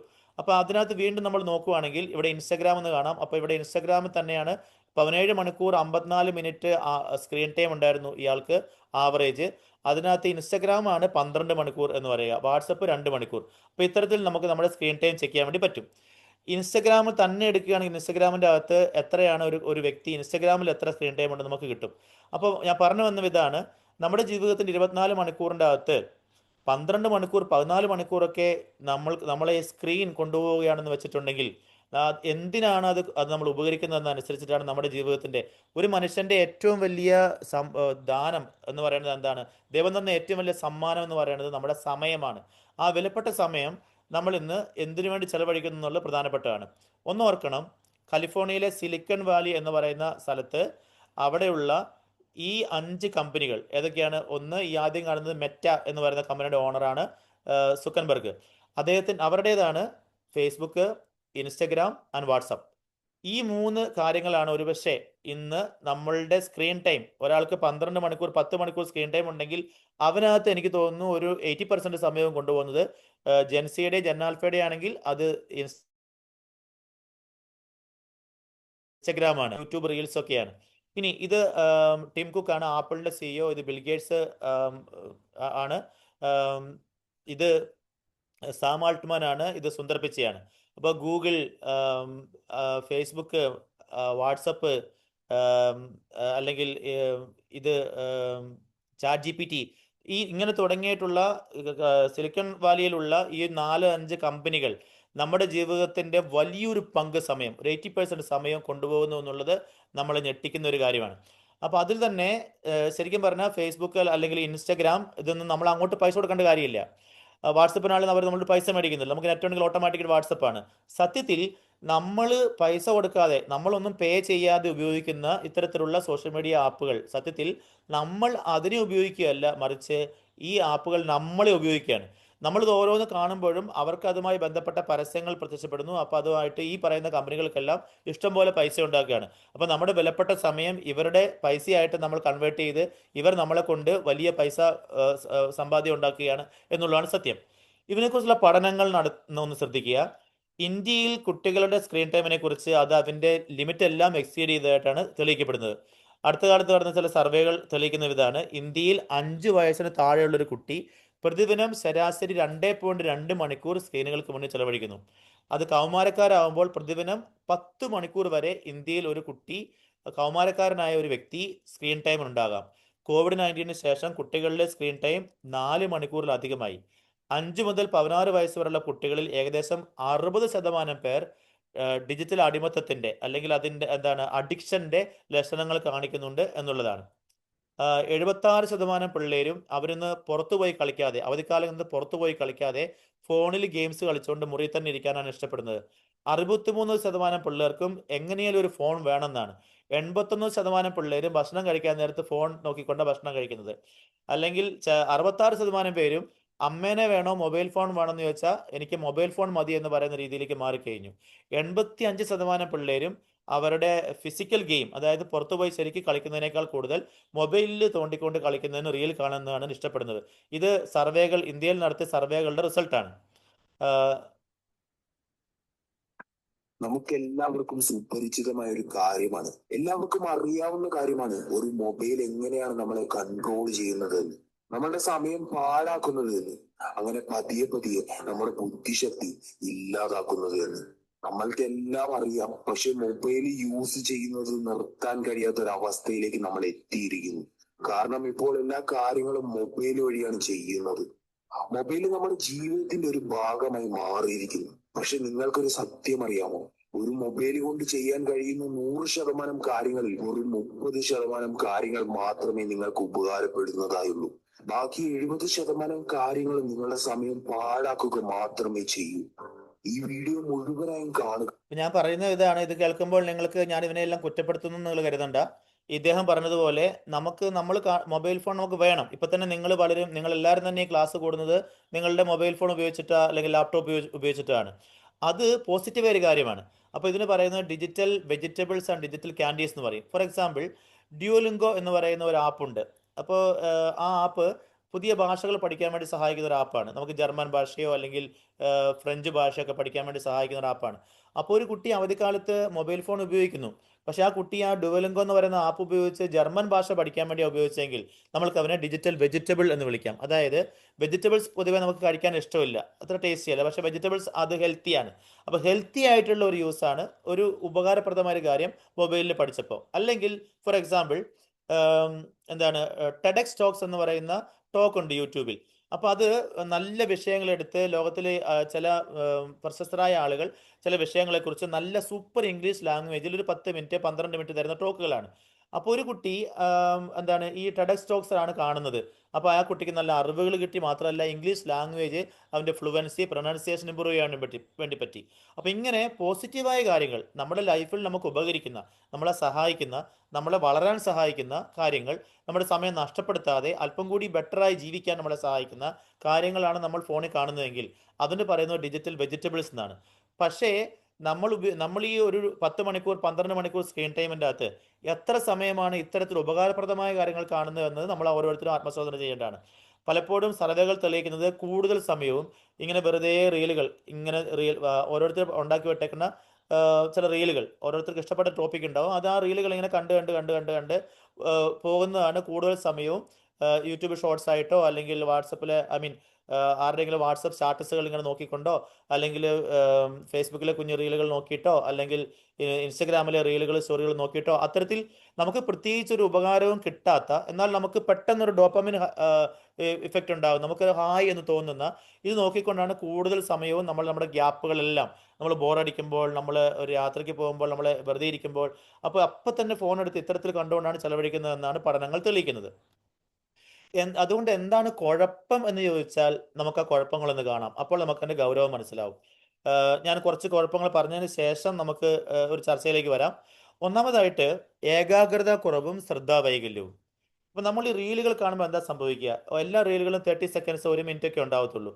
ഇന്നിപ്പോൾ ഒരു മിനിറ്റ് റീല് പോലും നമുക്ക് കാണാൻ ക്ഷമയില്ല. നമ്മളൊന്ന് കണ്ടു അപ്പം തന്നെ തോണ്ടി. ഈ റീലുകൾ ഉണ്ടാക്കിയിരിക്കുന്ന കമ്പനികളെല്ലാം വളരെ ബുദ്ധിപരമായിട്ടാണ് ചെയ്തിരിക്കുന്നത്. കാരണം എന്താണ്, നമ്മളിതിങ്ങനെ ഹൊറിസോണ്ടലായിട്ടല്ല മറിച്ച് വെർട്ടിക്കലായിട്ടാണ് തോണ്ടേണ്ടത്. അപ്പോൾ ഇത് തന്നെ നമുക്ക് തോണ്ടാൻ എളുപ്പമാണ്. അപ്പോൾ ഒന്ന് തോണ്ടി അപ്പം ജസ്റ്റ് ഒരു 10 സെക്കൻഡ് കണ്ടു, നമുക്കത് ഇഷ്ടപ്പെട്ടില്ല, അപ്പം അതിനേക്കാൾ ബെറ്റർ ആയിട്ടുള്ള ഇനി വരാനുണ്ട്, ഇതിനി ഫണ്ണി ആയിട്ട് വേറെ ഉണ്ട് നമുക്ക് തോന്നുന്നു. അപ്പോൾ നമ്മൾ വീണ്ടും തോണ്ടി, അപ്പോൾ അടുത്തത് കണ്ടു. അങ്ങനെ ഇപ്പോൾ ഒരു പുസ്തകം വായിക്കാൻ വേണ്ടി ഒരാൾ ഇരിക്കുകയാണ്. ഫോർ എക്സാമ്പിൾ ഇപ്പോൾ ഇക്കിഗായ് എന്ന് പറയുന്ന പുസ്തകം ഉണ്ടോ, വളരെ മനോഹരമായ ഒരു പുസ്തകമാണ്, വളരെ യൂസ്ഫുൾ ആയ പുസ്തകമാണ്. ഇത് നിങ്ങൾ വായിക്കാൻ വേണ്ടി ഇരിക്കുകയാണ്. അപ്പോൾ വായിച്ചു തുടങ്ങി, ഒരു പേജ് വായിച്ചു, 2 പേജ് വായിച്ചുകൊണ്ടിരിക്കുമ്പോഴത്തേക്കും ഫോണിൽ നോട്ടിഫിക്കേഷൻ വന്നു. അപ്പോൾ നമ്മൾ ആ ഫോൺ എടുത്തപ്പോൾ തന്നെ പുസ്തകം ഉടനെ അവിടെ അടച്ചു വെച്ചു. എന്നിട്ട് ഫോൺ എടുത്ത ഉടനെ തന്നെ നമ്മൾ വാട്സപ്പിൽ ആരും ഒരു മെസ്സേജ് അയച്ചതാണ്, അവന് റിപ്ലൈ അയച്ചു. അപ്പോൾ തോന്നി വെറുതെ ഇൻസ്റ്റാഗ്രാം ഒന്ന് നോക്കാൻ തോന്നി, ഇൻസ്റ്റാഗ്രാം എടുത്തു, അതിൻ്റെ അകത്ത് റീലുകൾ കണ്ടു, അപ്പോൾ ലേറ്റസ്റ്റ് പോസ്റ്റുകൾ കണ്ടു, സ്റ്റോറികൾ കണ്ടു. അപ്പോൾ പിന്നെ വീണ്ടും ഒന്ന് ഇത് നോക്കി. അങ്ങനെ ഒരു അരമണിക്കൂർ 3/4 മണിക്കൂർ നമ്മൾ അറിയുന്നില്ല സമയം കടന്നു പോകുന്നത്. അപ്പോഴത്തേക്കും നമ്മൾ വായിച്ചുകൊണ്ടിരുന്ന പുസ്തകത്തിൽ നമ്മൾ വായിച്ചു വെച്ച 2 പേജുമായിട്ടുള്ള കണക്ഷൻസ് പോയി. അത്തരത്തിൽ നമുക്കൊരു ഫോക്കസ്ഡ് ആയിട്ടൊരു കാര്യം ചെയ്യാൻ വേണ്ടി പറ്റുന്നില്ല. അതുകൊണ്ട് എന്താണ്, നമുക്ക് ഓർമ്മക്കുറവ് വന്നു തുടങ്ങിയിരിക്കുന്നു, പതുക്കെ ഡിമെൻഷ്യ വന്നു തുടങ്ങിയിരിക്കുന്നു, ഒരു കാര്യം ഓർമ്മയിൽ വെക്കാൻ പറ്റുന്നില്ല. ഇപ്പം ഞാൻ നിങ്ങളോട് ഇന്നലെ രാവിലെ നിങ്ങൾ എന്ത് ബ്രേക്ക്ഫാസ്റ്റിന് എന്താ കഴിച്ചതെന്ന് ചോദിച്ചാൽ പെട്ടെന്ന് പറയാൻ പറ്റത്തില്ല. എന്ന് വെച്ചാൽ നമുക്ക് ഫാസ്റ്റ് ആയിട്ട് നമ്മുടെ മുമ്പിൽ കൂടെ ദൃശ്യങ്ങൾ, വിഷ്വൽസ് ഇങ്ങനെ പോയിക്കൊണ്ടിരിക്കുമ്പോഴത്തേക്കും നമുക്ക് മൈൻഡിലുള്ള ഒരു ഏകാഗ്രത, കിട്ടുന്നില്ല. അതുകൊണ്ട് തന്നെ പഠനങ്ങൾ പറയുവാണ് ഇനി മുന്നോട്ടുള്ള കാലത്ത് ഒരു കാര്യത്തിൽ ഇങ്ങനെ ഏകാഗ്രമായിരുന്ന് ഒരു നല്ല കവിത എഴുതുന്ന ഒരു കവിയാവട്ടെ, അല്ലെങ്കിൽ ഏകാഗ്രതമായി ഇരുന്ന് ഒരു വർക്ക് ചെയ്ത് ഒരു ഫോക്കസ് ചെയ്ത് ഒരു പഠനം നടത്തുന്ന ഒരു സയന്റിസ്റ്റ് ആവട്ടെ, അങ്ങനെയുള്ള ആളുകളെ കിട്ടാൻ വളരെ ബുദ്ധിമുട്ടായിരിക്കും. കാരണം എന്താണ്, എല്ലാവരും ഇങ്ങനെ വളരെ ഫാസ്റ്റായിട്ട് കുഞ്ഞു കുഞ്ഞു കാര്യങ്ങൾ ഷോർട്ടായിട്ട് കാര്യങ്ങളൊക്കെ കാണുന്ന ഒരു ലോകത്തിലേക്ക് മാറിക്കൊണ്ടിരിക്കുകയാണ്. അതുകൊണ്ട് തന്നെ ക്ലാസ്സിലാണെങ്കിൽ പിള്ളേർക്ക് ഒരു 10 മിനിറ്റ് കഴിഞ്ഞാൽ പിന്നെ ശ്രദ്ധയില്ല. ഇപ്പം തന്നെ ഈ ഒരു ടോക്ക് ഞാൻ തുടങ്ങി, ഞാനിപ്പോൾ ഒരു അരമണിക്കൂറായി സംസാരിച്ചുകൊണ്ടിരിക്കുകയാണ്. ഒരു 10 മിനിറ്റ് കഴിയുമ്പോഴത്തേക്കും നിങ്ങൾക്ക് ഇതിനകത്ത് ശ്രദ്ധ പോകും. കാരണം എന്താ, കുഞ്ഞു കുഞ്ഞു റീൽസ് വീഡിയോസ് ഇങ്ങനെ കണ്ട് നമുക്കല്പം ലോങ് ആയിട്ടുള്ളൊരു കാര്യത്തിൽ ഫോക്കസ് ചെയ്യാൻ പറ്റുന്നില്ല. ഒരു 2.5 മണിക്കൂർ ഒരു സിനിമ പോലും തിയേറ്ററിൽ പോയി സ്വസ്ഥമായിരുന്ന് ഫോൺ എടുക്കാതെ കാണാൻ കുട്ടികൾക്ക് പറ്റുന്നില്ല. ഞാൻ കഴിഞ്ഞ ദിവസം ഒരു സിനിമയ്ക്ക് പോയപ്പോൾ ശ്രദ്ധിച്ചു, എൻ്റെ തൊട്ടപ്പുറത്തിരുന്ന ഒരു അപ്പനും അമ്മയും നടുക്കൊരു മേ ബി ഒരു 8 വയസ്സുള്ള ഒരു കുട്ടിയുണ്ട്. ആ സിനിമയുടെ 2.5 മണിക്കൂർ സമയം ആ കുട്ടി ഒരു പ്രാവശ്യം പോലും അവൻ്റെ തലപൊക്കി സിനിമയുടെ സ്ക്രീനിലേക്ക് നോക്കിയിട്ടില്ല. അവൻ്റെ കയ്യിൽ മൊബൈൽ ഫോൺ ഉണ്ട്, അവൻ കുനിഞ്ഞിരുന്ന ആ ഫോണിനകത്ത് ഇങ്ങനെ തോണ്ടി എന്തോ ഗെയിം കളിച്ചുകൊണ്ടിരിക്കുകയാണ്. എന്ന് പറഞ്ഞിട്ടുണ്ടെങ്കിൽ ഒരു 2.5 മണിക്കൂറുള്ള സിനിമ പോലും ഒരു തിയേറ്ററിൽ പോയി ക്ഷമയോടെ ഫോൺ എടുക്കാതെ കാണാൻ പറ്റാത്ത രീതിയിലേക്ക് നമ്മൾ മാറിയിരിക്കുകയാണ്. അപ്പോൾ ശ്രദ്ധാ വൈകല്യവും ഏകാഗ്രത കുറവും അറിയാതെ തന്നെ നമുക്ക് എല്ലാവർക്കും വന്നിട്ടുണ്ട്. രണ്ടാമത്തേത്, പണ്ടൊക്കെ നമ്മൾ മദ്യത്തിൻ്റെ അഡിക്ഷൻ അല്ലെങ്കിൽ മയക്കുമരുന്നിൻ്റെ അഡിക്ഷൻ എന്നൊക്കെ പറയായിരുന്നു. സത്യത്തിൽ മദ്യത്തിൻ്റെ അഡിക്ഷനേക്കാളും മയക്കുമരുന്നിൻ്റെ അഡിക്ഷൻ പോലെ തന്നെയും ഉള്ള ഒരു ഇലക്ട്രോണിക് കൊക്കെയിൻ എന്നാണ് ഇതിനെക്കുറിച്ച് പറയുക. കാരണം ഒരു ഗ്യാപ്പ് വരുമ്പോൾ തന്നെ ഫോൺ എടുത്തിട്ട് ഇങ്ങനെ നോക്കാൻ വേണ്ടി നമുക്ക് തോന്നുവാണ്. എപ്പോഴും ഒന്ന് കീസയിൽ ഇരുന്ന ഒരു ഫാൻറ്റം വൈബ്രേഷൻ എന്ന് പറയും, നമ്മുടെ ഫോൺ വൈബ്രേറ്റ് ചെയ്യുന്നത് നമുക്ക് തോന്നുവാണ്. ഇതില്ലാതിരിക്കാൻ പറ്റുന്നില്ല. അപ്പം അത്തരത്തിൽ ഇതൊരു നമുക്കൊരു അനിയന്ത്രിതമായ ആസക്തിയായി വീഡിയോ ഗെയിമുകളും സോഷ്യൽ മീഡിയ ഒക്കെ മാറിയിരിക്കുന്നു എന്നുള്ളതാണ്. ചില കുട്ടികൾക്ക്, ഈ ഗെയിം അഡിക്റ്റ് ആയ കുട്ടികൾക്ക് റിയൽ വേൾഡും ഫാൻറ്റസിയും തമ്മിൽ തിരിച്ചറിയാൻ വേണ്ടി പറ്റാതെ വരുന്നു. ഞാൻ ഓർക്കുന്നു, കുറച്ചാൾ മുന്നേ ഞാനൊരു വീട്ടിൽ പോയി. അപ്പോൾ അവിടെ ഒരു 5 വയസ്സുകാരൻ ഒരു ആൺകുട്ടിയുണ്ട്. അപ്പോൾ ഞാനവിടെ ചെന്നിരുന്നു പേരൻസോട് വർത്താനം പറഞ്ഞിരിക്കുമ്പോഴത്തേക്കും ഞാൻ ചോദിച്ചു, ഇവിടുത്തെ മോൻ എന്ത് ചെയ്യുന്നു ചോദിച്ചു. അപ്പോൾ മോൻ അകത്തിരുന്ന ഒരു പ്ലേ സ്റ്റേഷനിൽ എന്തെങ്കിലും കളിച്ചുകൊണ്ടിരിക്കുകയായിരുന്നു. അപ്പോൾ മോനെ അവർ വിളിച്ചു. അപ്പോൾ അവൻ അവിടെ നിന്ന് ഇറങ്ങി വന്ന ഉടനെ ഞാൻ അവിടെ ഇരിക്കുന്നു. അവൻ ഉടനെ തന്നെ വാതിലിനോട് ഇങ്ങനെ നിന്നുകൊണ്ട് എന്നെ ഇങ്ങനെ നോക്കിയിട്ട് എന്നെ ഇങ്ങനെ പെട്ടെന്ന് ഇങ്ങനെ ഒരു തോക്ക് പോലെ ഇങ്ങനെ കാണിച്ചിട്ട് എന്നെ ഇങ്ങനെ വെടിവെക്ക്, ഇങ്ങനെ വെടിവെക്ക്. അവനവിടെ അടങ്ങിയിരിക്കുന്നില്ല. അവനിങ്ങനെ ചാടി മറിയുന്നു, ഓടുന്നു, സ്റ്റെയർകേസ് കയറി താഴേക്ക് ചാടുന്നു, ഭയങ്കരമായിട്ട് ഹൈപ്പർ ആക്റ്റീവായി മാറിയിരിക്കുകയാണ്. അപ്പോൾ എനിക്ക് മനസ്സിലായ കുട്ടി അവൻ്റെ ഫ്രീ ടൈം മുഴുവൻ, സ്കൂളിൽ വിട്ട് വന്ന ഫ്രീ ടൈം മുഴുവൻ അവനിങ്ങനെ കളിച്ചുകൊണ്ടിരിക്കുകയാണ്. അപ്പോൾ അവൻ ഒരുപക്ഷെ കളിക്കുന്നത് ഫ്രീ ഫയർ അങ്ങനെയുള്ള അല്ലെങ്കിൽ PUBG പോലെയുള്ള ഗെയിമുകളായിരിക്കാം. അപ്പോൾ ആ ഗെയിമുകൾ ഇങ്ങനെ വയലൻ്റ് ആയിട്ടുള്ള വെടിവെക്കുന്ന ആക്ഷൻ ഉള്ള ഗെയിമുകൾ കളിച്ച് അവൻ ആ ഗെയിമിൻ്റെ ലോകം ഏത്, റിയൽ വേൾഡ് ഏത് എന്ന് തിരിച്ചറിയാൻ പറ്റാത്ത വിധത്തിൽ അവൻ്റെ ബ്രെയിനിൻ്റെ വയറിങ് തന്നെ മാറുവാണ്. സോ അത്തരത്തിൽ അതുകൊണ്ട് തന്നെ ഹൈപ്പർ ആക്റ്റീവ് ആകുന്ന കുട്ടികൾ എവിടെയൊന്നും അടങ്ങിയിരിക്കാൻ പറ്റുന്നില്ല, എപ്പോഴും ഇങ്ങനെ പെടപ്പാണ്. അത്തരത്തിലുള്ള രീതികളുണ്ട്. ഞാനിത് കഴിഞ്ഞ ദിവസം ഒരു സ്ഥലത്ത് ക്ലാസ് എടുത്തപ്പോഴത്തേക്കും എന്നോട് ഒരു സാറ് വന്ന് പറയായിരുന്നു, സാറിന് അറിയാവുന്ന ഒരു വീട്ടിലൊരു കുട്ടിക്ക്, അവൻ 5 വയസ്സായി, പക്ഷേ ഇനിയും അവന് നന്നായിട്ട് സംസാരിക്കാൻ പറ്റുന്നില്ല. കാരണം ഫുൾ ടൈം അവൻ്റെ കയ്യിൽ എപ്പോഴും പേരൻസ് ഡിജിറ്റൽ ബേബി സിറ്റിംഗ് ആയിട്ട് അവനെ അടക്കിയിരുത്താൻ വേണ്ടി, കരയുമ്പോഴെല്ലാം അവനെ അടക്കിയിരുത്താൻ വേണ്ടി ഫോൺ കൊടുത്തിരിക്കുകയാണ്. അപ്പോൾ അതുകൊണ്ട് തന്നെ അവൻ എപ്പോഴും ഫോൺ നോക്കിക്കൊണ്ടിരിക്കുന്നതുകൊണ്ട് റിയൽ പീപ്പിളുമായിട്ട് അവന് സംസാരം കുറവാണ്. എപ്പോഴും സ്ക്രീനിൽ ഇങ്ങനെ ഇരിക്കുകയാണ്. അതുകൊണ്ട് തന്നെ റിയൽ പീപ്പിളുമായിട്ട് സംസാരിച്ചെങ്കിൽ മാത്രമേ ഒരു കുട്ടിക്ക് ഭാഷ ശരിക്കും വളർന്നു വരത്തുള്ളൂ. അപ്പോൾ 5 വയസ്സായിട്ട് ആ കുട്ടിക്ക് ശരിക്കും സംസാരിക്കാൻ പറ്റുന്നില്ല. അതിന് കാരണം അവൻ്റെ സമയത്തിൻ്റെ കൂടുതൽ സമയവും അവൻ ചെലവഴിക്കുന്നത് സ്ക്രീനിലാണ് എന്നുള്ളത് കൊണ്ടാണ്. ഞാൻ നിങ്ങളെ 1-2 വീഡിയോസ് കാണിച്ചു തരാം.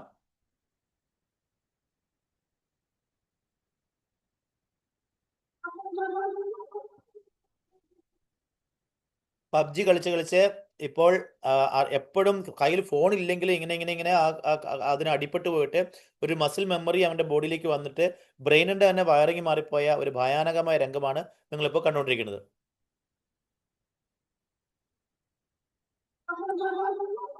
ഓക്കെ, അതുപോട്ടെ, മറ്റൊരു രംഗം കാണാം. ഈ കുട്ടി എപ്പോഴും നമ്മൾ ആ കുട്ടിയെ പറഞ്ഞിട്ട് കാര്യമില്ല. ആ കുട്ടിയെ അടക്കിയിരുത്താൻ വേണ്ടി എപ്പോഴും കയ്യിൽ മൊബൈൽ ഫോൺ കൊടുത്തു. ഭക്ഷണം കഴിക്കുമ്പോൾ കണ്ടു. ഇപ്പോൾ കുഞ്ഞിന് ഫുൾ ടൈം ഇങ്ങനെ കുനിഞ്ഞിരുന്നിട്ട് ഇങ്ങോട്ടുള്ള രക്തയോട്ടം കുറഞ്ഞു. തലച്ചോറിലേക്കുള്ള രക്തയോട്ടം കുറഞ്ഞതുകൊണ്ടുണ്ടായ പ്രശ്നങ്ങൾ നോക്കാം. मोबाइल जिंदगी खत्म कर दे, कोई देखो क्या हाल है बच्चे का, मोबाइल से कितना खतरनाक हाल है। आप इधर देखो, ये देखो, ये पता नहीं अब कौन सी दुनिया में पहुंच गया। और ये सब चीजें हमें पता है, हम जानबूझ के बच्चों की जिंदगी को खत्म कर रहे हैं, नहीं कर रहे। ये लाइव एग्जाम्पल है सर, आराम से ले। ഓക്കെ, മറ്റൊരു രംഗം ഇത് തമിഴ്നാട്ടിൽ നിന്നാണ്. ഫുൾ ടൈം ഗെയിം കളിച്ച് ഒരു കുട്ടിക്ക് സംഭവിച്ചേക്കുന്നത് നോക്കാം. போன் விளையாட்டுக்கு அடிமையாகி மயக்க நிலையில் அனுமதிக்கப்பட்டது போன்ற வீடியோ காட்சி சமூக வலைத்தளங்களில் பரவி வருகிறது. ഹോസ്പിറ്റലിൽ അഡ്മിറ്റ് ആണ്. കൈ ഇങ്ങനെ അറിയാതെ എപ്പോഴും ഇങ്ങനെ പോയിക്കൊണ്ടിരിക്കുകയാണ്, ഫുൾ ടൈം ഗെയിം കളിച്ചിട്ട്. போன்ற பாவனையை தொடர்ந்து செய்யும் காட்சிகளும் வீடியோவில் இடம்பெற்றுள்ளது. கடந்த 5ஆம் தேதி அதிகாலையில் நாங்குநேரியை சேர்ந்த ஒரு ഓക്കെ, ഈ കുട്ടിയും അതുപോലെ തന്നെ എന്താണ് കുഞ്ഞുങ്ങളുടെ ബോഡി വളരെ വീക്കാണ്. അവരിങ്ങനെ ഫുൾ ടൈം ഇങ്ങനെ കുനിഞ്ഞിരുന്ന് ഫോണിൽ നോക്കി നോക്കി നോക്കി ഇരുന്നിരുന്ന് ആ കുട്ടിയുടെയും ബ്രെയിനിലേക്കുള്ള ഈ ഇവിടുന്നുള്ള രക്തയോട്ടം, ആ നെർവുകൾ ജാമായിട്ട് ആ കുട്ടിക്ക് സംഭവിച്ചിരിക്കുന്ന ഇതാണ്.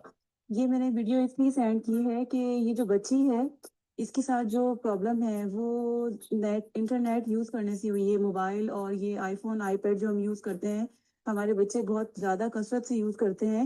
इस वजह से इस बच्ची के मेंटली इसको प्रॉब्लम हुआ है, और जो ये प्रॉब्लम हुआ है इसको, उसमें ये जो डॉक्टर हैं उन्होंने ये बताया है। और वो जो ഓക്കെ, ഞാൻ നേരത്തെ സൂചിപ്പിച്ചു, ഇതിന് പറയുന്നത് ഡിജിറ്റൽ ബേബി സിറ്റിംഗ് എന്നാണ്. പലപ്പോഴും ഇന്ന് തിരക്കുള്ള ലോകത്ത് പേരൻസ് പലരും ജോലിക്ക് പോകാൻ നേരത്തോ അല്ലെങ്കിൽ അവർ അടുക്കളയിൽ ജോലി ചെയ്യുമ്പോഴോ അവർ തിരക്കുന്ന സമയത്തോ കുഞ്ഞുങ്ങളെ അടക്കി ഇരുത്താൻ വേണ്ടി അവരുടെ കയ്യിൽ ഫോൺ കൊടുത്ത് ഇരുത്തുന്ന ഒരു ശീലം ഉണ്ടായിരുന്നു. അപ്പോൾ അത് പതുക്കെ പതുക്കെ പല കുട്ടികളും ഇങ്ങനെ ഡിജിറ്റൽ ബേബി സിറ്റിങ്ങിന് ഇരയായി മാറിയിരിക്കുന്നു. അതുകൊണ്ട് തന്നെ പലരുടെയും നല്ല സംസാര ശൈലി, അവർക്ക് നല്ല ഭാഷ അവർക്ക് കിട്ടിയിട്ടില്ല. മാത്രമല്ല അത്തരത്തിൽ അവരുടെ ബ്രെയിനിൻ്റെ വയറിങ് തന്നെ മാറിയിട്ടുണ്ട്. മൂന്നാമത്തെ ഒരു പ്രശ്നം എന്ന് പറഞ്ഞാൽ ഉറക്കക്കുറവാണ്. ഇന്ന് കുട്ടികൾ പലരും ഇപ്പോൾ വളരെ ലേറ്റ് ആയിട്ടാണ് ഉറങ്ങുന്നത്. ഇപ്പോൾ ഞാൻ കോളേജിലാണ്. കോളേജിൻ്റെ ഹോസ്റ്റലുകളിൽ, എൻ്റെ കോളേജിൻ്റെ മാത്രമല്ല പല കോളേജുകളിലെയും, ഞാനിത് പല കോളേജ് ക്ലാസ്സിന് പോകുമ്പോൾ എല്ലാവരും പറയാറുണ്ട്, ഹോസ്റ്റലുകളിലൊക്കെ പിള്ളേർ അല്ല വീട്ടിലുള്ള പിള്ളേർ തന്നെയും രാത്രി ലേറ്റ് ആയിട്ട് ലൈറ്റ് ഓഫ് ആക്കി ഫോൺ ഓൺ ആക്കി അതിൻ്റെ അകത്ത് ചില നെറ്റ്ഫ്ലിക്സ് സീരീസുകളോ അല്ലെങ്കിൽ ജിയോ സ്റ്റാർ സീരീസുകളോ അല്ലെങ്കിൽ എന്താണ് റീലുകളോ ഒക്കെ നോക്കി നോക്കി നോക്കി 2 മണി 3 മണി വരെ ഉറങ്ങാതിരിക്കുകയാണ്. അതിനുശേഷം രാവിലെ ലേറ്റായിട്ട് എഴുന്നേൽക്കുകയാണ്. അപ്പോൾ പല പിള്ളേരും രാവിലെ സൂര്യോദയമൊക്കെ കണ്ടിട്ട് എത്ര നാളായിട്ടുണ്ടെന്ന് അറിയാമോ? അപ്പോൾ അതിൻ്റെ പ്രശ്നം എന്താണ്? രാത്രിയിൽ നമ്മൾ ഉറങ്ങുന്നതിന് മുന്നേ ഈ ഫോൺ നോക്കുമ്പോൾ ഫോണിൽ നിന്ന് വരുന്ന വെളിച്ചത്തിന് പറയുന്നത് ബ്ലൂ ലൈറ്റ് എന്നാണ്. ആ ബ്ലൂ ലൈറ്റ് അത് നമ്മുടെ കണ്ണിൻ്റെ റെട്ടിനയിൽ വരുമ്പോഴത്തേക്കും ഉറക്കത്തിൻ്റെ ഹോർമോണായ മെലറ്റോണിൻ്റെ ഉൽപ്പാദനത്തെ കുറയ്ക്കുന്നു. നമ്മൾക്ക് ഉറങ്ങാൻ വേണ്ടി നമ്മളെ സഹായിക്കുന്നത് ബ്രെയിനിൽ നിന്ന് മെലറ്റോണിൻ എന്ന് പറയുന്ന ഒരു ഹോർമോണാണ്. ഈ ഹോർമോൺ നമ്മൾ കണ്ണിലേക്ക് ഈ ഫോണിൻ്റെ വെട്ടം അടിക്കുമ്പോൾ നമ്മുടെ ബ്രെയിൻ പറയുന്നു രാത്രി ആയിട്ടില്ല, ഇപ്പോഴും പകലാണ്. കാരണം പകൽ വരുന്ന വെളിച്ചത്തിലുള്ളതാണ് ബ്ലൂ ലൈറ്റ്. അപ്പോൾ ബ്രെയിനിന് കിട്ടുന്ന സിഗ്നൽ രാത്രി ആയിട്ടില്ല, ഉറങ്ങാനായിട്ടില്ല എന്നാണ്. അതുകൊണ്ട് തന്നെ ചിലർ പറയും ബോറടിക്കുന്നു, ഉറങ്ങാൻ കിടന്നിട്ട് ഉറക്കം വരുന്നില്ല, അതുകൊണ്ട് ഫോൺ നോക്കുന്നു. സത്യത്തിൽ ഉറക്കം വരുന്നില്ലാത്തത് കൊണ്ട് ഫോൺ നോക്കുന്നതല്ല, മറിച്ച് ഫോൺ നോക്കുന്നത് കൊണ്ടാണ് ഉറക്കം വരാത്തതെന്ന് നമ്മൾ അറിയുന്നില്ല. അപ്പോൾ ഇന്ന് പല കുടുംബങ്ങളിലും ഇപ്പോൾ ഒരു ഭാര്യയും ഭർത്താവ് ഉറങ്ങാൻ വേണ്ടി കിടക്കുകയാണ്. ഭർത്താവ് അങ്ങോട്ട് തിരിഞ്ഞു കിടന്ന് അയാൾക്ക് ഇഷ്ടപ്പെട്ട ഓരോ റീൽ തോണ്ടിക്കൊണ്ട് കിടക്കുന്നു, ഭാര്യ ഇങ്ങോട്ട് തിരിഞ്ഞു കിടന്ന് റീൽ നോക്കിക്കൊണ്ട് കിടക്കുന്നു. അങ്ങനെ പതിയെ രണ്ടുപേരും ഉറങ്ങുന്നു. ഉറങ്ങുമ്പോഴത്തേക്കും തലമുണയുടെ അടിയിൽ ഫോൺ വെക്കുന്നു. ഒരു ഉറക്കം കഴിഞ്ഞ് എഴുന്നേൽക്കുമ്പോഴത്തേക്ക് ഇപ്പുറത്ത് ഭാര്യയുണ്ടോ ഭർത്താവുണ്ടോ നല്ല തപ്പി നോക്കുന്നത്, ഫോൺ അവിടെ ഉണ്ടോയെന്ന് നോക്കുന്നത്, പിന്നെ പതുക്കെ ഇങ്ങനെ എഴുന്നേറ്റ് വീണ്ടും ഫോൺ നോക്കുന്നു. അത്തരത്തിൽ എന്താണ്, ഈവൻ നമ്മുടെ ബന്ധങ്ങളെപ്പോലും പരസ്പര സംഭാഷണങ്ങളെപ്പോലും ഇത്തരത്തിലുള്ള ഡിജിറ്റൽ അഡിക്ഷൻ ബാധിച്ചിരിക്കുന്നു എന്നുള്ളതാണ്. അപ്പോൾ ഇത് ഉറക്കക്കുറവ്, ക്രമം തെറ്റിയ ഉറക്കം ഈ ഫോണുമായി ബന്ധപ്പെട്ട് പ്രത്യേകിച്ച് കുട്ടികൾക്ക് പലർക്കും വലിയൊരു ഗൗരവമായ പ്രശ്നമാണ്. ഇപ്പോൾ ഞാൻ കോളേജിൽ പഠിപ്പിക്കുന്നത് അറിയാം, ക്ലാസ്സിൽ വന്നിരുന്ന് 10 മിനിറ്റ് കൊണ്ട് പിള്ളേരെല്ലാം ഇങ്ങനെ ഉറക്കം തൂങ്ങുകയാണ്. ചോദിക്കുമ്പോഴത്തേക്കും കടന്നുറങ്ങിയപ്പോഴത്തേക്ക് രാത്രി ഇന്നലെ കടന്നപ്പോൾ എത്ര മണിയായി, 2 മണിയായി, 3 മണിയായി. എന്ത് ചെയ്യായിരുന്നു? ഫോണിൽ ഓരോന്ന് കണ്ടുകൊണ്ടിരിക്കുകയായിരുന്നു. അപ്പോൾ അടുത്തത്, ഇരുട്ടിൽ അതുകൊണ്ട് ഫോൺ ഒരു വിനോദമല്ല, ഇരുട്ടിൽ ഫോൺ ഒരു വില്ലനാണ് എന്ന് നമുക്ക് ഓർത്തിരിക്കാം. അതിനേക്കാളും പ്രധാനപ്പെട്ട പ്രശ്നമാണ് എന്താണ്, സാമൂഹികമായ ഒറ്റപ്പെടലും ബന്ധങ്ങളിലെ തകർച്ചയെന്ന് പറയാം. പണ്ടൊക്കെ കോളേജിലൊക്കെ എന്ന് പറഞ്ഞാൽ കോളേജിൻ്റെ വരാന്ത കൂടെ നമ്മൾ നടക്കുമ്പോൾ എതിരെ വരുന്ന പിള്ളേർ hi good morning sir, good afternoon sir എന്നൊക്കെ വിഷയമായിരുന്നു. ഇപ്പം നമ്മൾ എതിരെ വരുന്ന പിള്ളേർ നമ്മൾ ഇടിക്കാണ്ടിരിക്കാൻ വേണ്ടി നമ്മൾ ഒഴിഞ്ഞു മാറണം. കാരണം എല്ലാവരും ഇങ്ങനെ ഫോണിൽ തോണ്ടി നടന്നു വരികയാണ്. അപ്പോൾ അത്തരത്തിൽ എന്താണ്, മറ്റുള്ളവരുടെ മുഖത്ത് നോക്കി അവർ വിഷ് ചെയ്യുന്ന, അപ്പോൾ ഒരു ബസ്സിൽ കയറിയാലോ ട്രെയിനിൽ കയറിയാലോ അടുത്തിരിക്കുന്ന ആരാണ് അവരോട് മിണ്ടാൻ എല്ലാവരും ഇങ്ങനെ ഒറ്റപ്പെട്ട ഒരു തുരുത്തിലേക്ക് മാറുക. വീടിനകത്ത് പോലെ ഞാൻ സൂചിപ്പിച്ചതുപോലെ സ്കൂൾ വിട്ട് വന്ന അപ്പം തന്നെ നേരെ ഫോൺ എടുത്തു, അവരവരുടെ മുറി കയറി ഫോൺ നോക്കിയിരിക്കുകയാണ്. എല്ലാ വീടുകളും ഇപ്പോൾ വലിയ വീടായി, 2 നില വീടായി. പിള്ളേർ മിക്കവാറും 2ാമത്തെ നിലയിലാണ്. അപ്പോൾ ഭക്ഷണം എടുത്തു വെച്ചു, കാപ്പി എടുത്തു വെച്ചു, മോളെ കാപ്പി എടുത്തു വെച്ചു വായോ എന്ന് പറയും. ഇപ്പോൾ വരാമേ, 5 മിനിറ്റ് കഴിഞ്ഞ് പിന്നെ മോളെ ഇറങ്ങി വാ, ഇപ്പോൾ വരാമേ, പിന്നെ അമ്മ അവിടെ പോയി വിളിച്ചോണ്ട് വരണം. എന്നാൽ പോലും ഇറങ്ങി വരുമ്പോഴത്തേക്ക് ഫോൺ എടുത്തുകൊണ്ട് വരിക. അത്തരത്തിൽ എല്ലാവരും അവനവൻ്റെ മുറിയിലേക്ക് കയറി ഇതിലേക്ക് മാറുന്ന ഒരു ഒറ്റപ്പെടലിലേക്കും മാറിയിരിക്കുകയാണ്. സത്യത്തിൽ മനുഷ്യനെ തമ്മിൽ കണക്ട് ചെയ്യാൻ വേണ്ടിയിട്ടാണ് സോഷ്യൽ മീഡിയയും മൊബൈൽ ഫോണും എല്ലാം ഉണ്ടായത്, അല്ലേ? ഇതെല്ലാം കമ്മ്യൂണിക്കേഷൻ മീഡിയയാണ്, മനുഷ്യനെ തമ്മിൽ കണക്ട് ചെയ്യാനാണ്. പക്ഷെ നമ്മളെ തമ്മിൽ കണക്ട് ചെയ്യാൻ വേണ്ടി ഉണ്ടാക്കിയിരിക്കുന്ന ഇതെല്ലാം ആക്ച്വലി വന്ന് 2026 ആയപ്പോഴത്തേക്ക് നമ്മളെ എല്ലാവരെയും ഡിസ്കണക്ട് ചെയ്തിരിക്കുകയാണ്. വീടിനകത്തും എല്ലാവരും ഒറ്റപ്പെട്ടു പോയി, പുറത്തു വന്നാൽ എല്ലാവരും ഒറ്റപ്പെട്ടു പോയി. അത്തരത്തിൽ കണക്ട് ചെയ്യാൻ വേണ്ടി കണ്ടുപിടിച്ച ഒരു മാധ്യമം നമ്മളെ അറിയാതെ ഒറ്റപ്പെടുത്തി ഡിസ്കണക്ട് ചെയ്തിരിക്കുന്നു നമ്മുടെ ബന്ധങ്ങളെ എന്നുള്ളത് തിരിച്ചറിയണം. ഇപ്പോൾ ഒരു ടൂറിന് പോവുക, നമ്മൾ ഒരു വൺ ഡേ പിക്നിക്കിന് പോവുകയാണ്, അല്ലെങ്കിൽ ഒരു കുടുംബം ഒരുമിച്ച് ഒരു കാറിന് ഒരു യാത്ര പോവുക, മൂന്നാറിലേക്കോ അല്ലെങ്കിൽ തേക്കടിയിലേക്കോ പോവുക. എന്താ സംഭവിക്കുന്നത്? അപ്പൻ ഇങ്ങനെ ഡ്രൈവ് ചെയ്തുകൊണ്ടിരിക്കുന്നു, അമ്മ ഇപ്പുറത്തിരുന്ന് ഫോണിൽ നോക്കിക്കൊണ്ടിരിക്കുന്നു, പിള്ളേർ രണ്ടുപേരും പുറകെ ഇരുന്നുകൊണ്ട് അവരുടെ ഫോൺ നോക്കിക്കൊണ്ടിരിക്കുന്നു, ഇടയ്ക്ക് ഒരു ഫോട്ടോ എടുക്കുന്നു, ആ ഫോട്ടോ എടുത്ത് എവിടെയെങ്കിലും ഇടുന്നു, എവിടെയെങ്കിലും ചെന്ന് ഇറങ്ങുന്നു, അവൻ്റെ സെൽഫി എടുക്കുന്നു, ഫോട്ടോ എടുക്കുന്നു, അത് പിന്നെ വാട്സപ്പിൽ സ്റ്റാറ്റസ് ആയിട്ട് ഇടുന്നു, പിന്നെ എത്ര പേര് കണ്ടു എന്ന് നോക്കിക്കൊണ്ടിരിക്കുന്നു. അങ്ങനെ കുനിഞ്ഞ് ആരും അങ്ങോട്ടും ഇങ്ങോട്ടും മിണ്ടാതെ ഒരു യാത്ര പോകുമ്പോൾ പോലും, ഒരു കാറിനകത്ത് ഒരുമിച്ചൊരു കുടുംബ യാത്ര പോകുമ്പോൾ പോലും ഇത്തരത്തിലൊരു സ്ക്രീൻ ടൈമിലേക്ക് മാറുന്ന ഒരു രംഗമാണ് നമ്മൾ അറിയാതെ വന്നിരിക്കുന്നത്. അതുകൊണ്ട് എന്താണ്, കുടുംബത്തിനകത്തെ പേരൻസും കുട്ടികളും തമ്മിലുള്ള ബന്ധം, സിബ്ലിങ്സ് തമ്മിലുള്ള ബന്ധം എല്ലാം കുറഞ്ഞിരിക്കുന്നത് പഠനങ്ങൾ തെളിയിക്കുന്നുണ്ട്. മറ്റൊരു കാര്യം ശ്രദ്ധിക്കേണ്ടത്, പേരൻസ് ശ്രദ്ധിക്കേണ്ടത്, നമ്മൾ ഇന്ന് നമ്മുടെ കുട്ടികൾക്ക് അവർക്ക് നല്ല സ്കൂളുകൾ, അവരെ വിടാൻ വേണ്ടി സ്കൂൾ ബസ്സുകൾ ഒരു 80s 90s ഉള്ള രീതികളല്ല. അപ്പം ഞാനൊക്കെ എന്ന് പറഞ്ഞാൽ 4-5 കിലോമീറ്റർ നടന്നു പോയി പഠിച്ചതാണ്. പക്ഷെ ഇന്ന് എൻ്റെ അനിയൻ്റെ പിള്ളേർ അതേ റോട്ടിൽ കൂടെ സ്കൂളിൽ പോകുമ്പോൾ അവരെ അനിയൻ വണ്ടിക്ക് കൊണ്ടുപോയി വിടും, അവരെ തിരിച്ച് വന്ന് വീട്ടിലെ കാറിന് കൂട്ടിക്കൊണ്ടുവരും. അത്തരത്തിൽ അവർക്ക് സ്വന്തമായിട്ട് മുറികളുണ്ട്. നമ്മളൊക്കെ ചെറുപ്പത്തിൽ സ്വന്തമായിട്ട് മുറിയൊന്നുമില്ല, ഞാൻ 3 മക്കൾ ഒരുമിച്ചൊരു മുറിയിലായിരുന്നു. പക്ഷെ ഇന്ന് എല്ലാ കുട്ടികൾക്കും സ്വന്തമായിട്ട് മുറിയുണ്ട്, സ്വന്തമായിട്ട് അവർക്ക് ഗാഡ്ജറ്റ്സ് ഉണ്ട്, ഒരുപക്ഷെ ഐപാഡ് ഉണ്ട്, ഫോൺ സ്വന്തമായിട്ട് മൊബൈൽ ഫോൺ ഉണ്ട്, അവർക്ക് പോകാൻ വേണ്ടി സ്കൂൾ ബസ് ഉണ്ട്, എല്ലാം ഉണ്ട്. അങ്ങനെ പുറത്തുള്ള ലോകത്തിൽ നമ്മൾ അവർക്ക് ഓവർ പ്രൊട്ടക്ഷൻ എല്ലാം കൊടുത്തിട്ടുണ്ട്. പക്ഷേ അവർ ഏറ്റവും അധികം സമയം ചെലവഴിക്കുന്ന ഡിജിറ്റൽ വേൾഡിൽ, പുറത്ത് ഫിസിക്കൽ വേൾഡിൽ എല്ലാം പ്രൊട്ടക്ഷൻ ഉണ്ട്, പക്ഷെ ഡിജിറ്റൽ വേൾഡിൽ എന്തുമാത്രം അവർക്ക് പ്രൊട്ടക്ഷൻ ഉണ്ട് എന്നുള്ളതിനെ കുറിച്ച് നമ്മൾ ചിന്തിക്കണം. അടുത്തയായിട്ട് നെറ്റ്ഫ്ലിക്സിൽ വളരെ വൈറലായ ഒരു നെറ്റ്ഫ്ലിക്സ് സീരീസ് ഉണ്ട്, അവൻ്റെ പേര് അഡോളസൻസ് എന്നാണ്.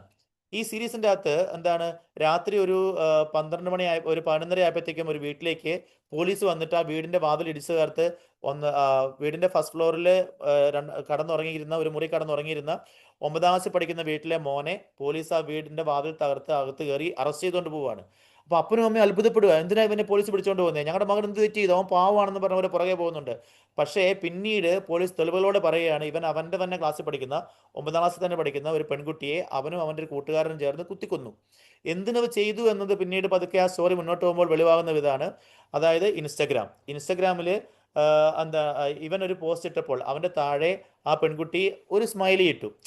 ആ സ്മൈലിക്ക് ഓരോ അർത്ഥങ്ങളുണ്ട്, അതിൻ്റെ കളറിന്, ആ സ്മൈലിയുടെ കീറി പോകുന്നതിന്, കണ്ണു പോകുന്നതിനൊക്കെ. അപ്പോൾ ആ കുട്ടിയിട്ട സ്മൈലിയുടെ അർത്ഥം കുട്ടികളുടെ ഭാഷയിൽ പറഞ്ഞിട്ടുണ്ടെങ്കിൽ അവനെ ബുള്ളി ചെയ്തു, അവനെ കളിയാക്കിക്കൊണ്ടിട്ട്. അതായത് അവൻ ഒരു മൊണ്ണയാണ്, അവനൊരു പെണ്ണുങ്ങളെ അട്രാക്ട് ചെയ്യാനുള്ള കഴിവ് അവനില്ല എന്ന് അർത്ഥം വരുന്ന ഒരു സ്മൈലിയാണ് അത്രേ ആ പെൺകുട്ടി ഇട്ടത്. അപ്പോൾ അവന് താഴെ അവൻ്റെ കൂട്ടുകാർ അവനെ കളിയാക്കി, അവനത് സഹിക്കാൻ പറ്റിയില്ല, നാണക്കേടായി അവൻ ആ പെൺകുട്ടിയെ കുത്തിക്കൊല്ലുകയാണ്. ഞാൻ പറഞ്ഞു വന്ന ഇതാണ്, കുട്ടികളുടെ ലോകത്ത് അവരിടുന്ന സ്മൈലികൾ, അവർ ഇൻസ്റ്റഗ്രാമിൽ പങ്കുവെക്കുന്ന പോസ്റ്റുകൾ, അവരാരോട് ചാറ്റ് ചെയ്യുന്നു, എന്ത് ചാറ്റ് ചെയ്യുന്നു, ഇതൊന്നും പേരൻസോ ടീച്ചേഴ്സോ അറിയുന്നില്ല. അത് വേറൊരു ലോകമാണ്. അപ്പോൾ ഞാൻ പറഞ്ഞു വന്ന ഇതാണ്, അവരുടെ ഔട്ടർ വേൾഡിൽ ഫിസിക്കൽ സ്പേസിൽ നമ്മൾ അവർക്കെല്ലാം സുരക്ഷിതത്വമുണ്ട്, പക്ഷേ അവർ ഏറ്റവും അധികം സമയം ചെലവഴിക്കുന്ന ഡിജിറ്റൽ സ്പേസിൽ, രാത്രിയിലൊക്കെ ലേറ്റായിട്ട് കടന്ന് ഫോൺ നോക്കിക്കൊണ്ടിരിക്കുന്ന ഡിജിറ്റൽ സ്പേസിൽ അവർ എന്ത് മെസ്സേജ് അയക്കുന്നു, ആരോട് മിണ്ടുന്നു എന്നുള്ളതിനെക്കുറിച്ച് നമുക്ക് കൺട്രോൾ ഇല്ല, അല്ലെങ്കിൽ നമ്മൾ ആ സുരക്ഷിതത്വം നമ്മൾ പലപ്പോഴും അവർക്ക് കൊടുക്കുന്നില്ല.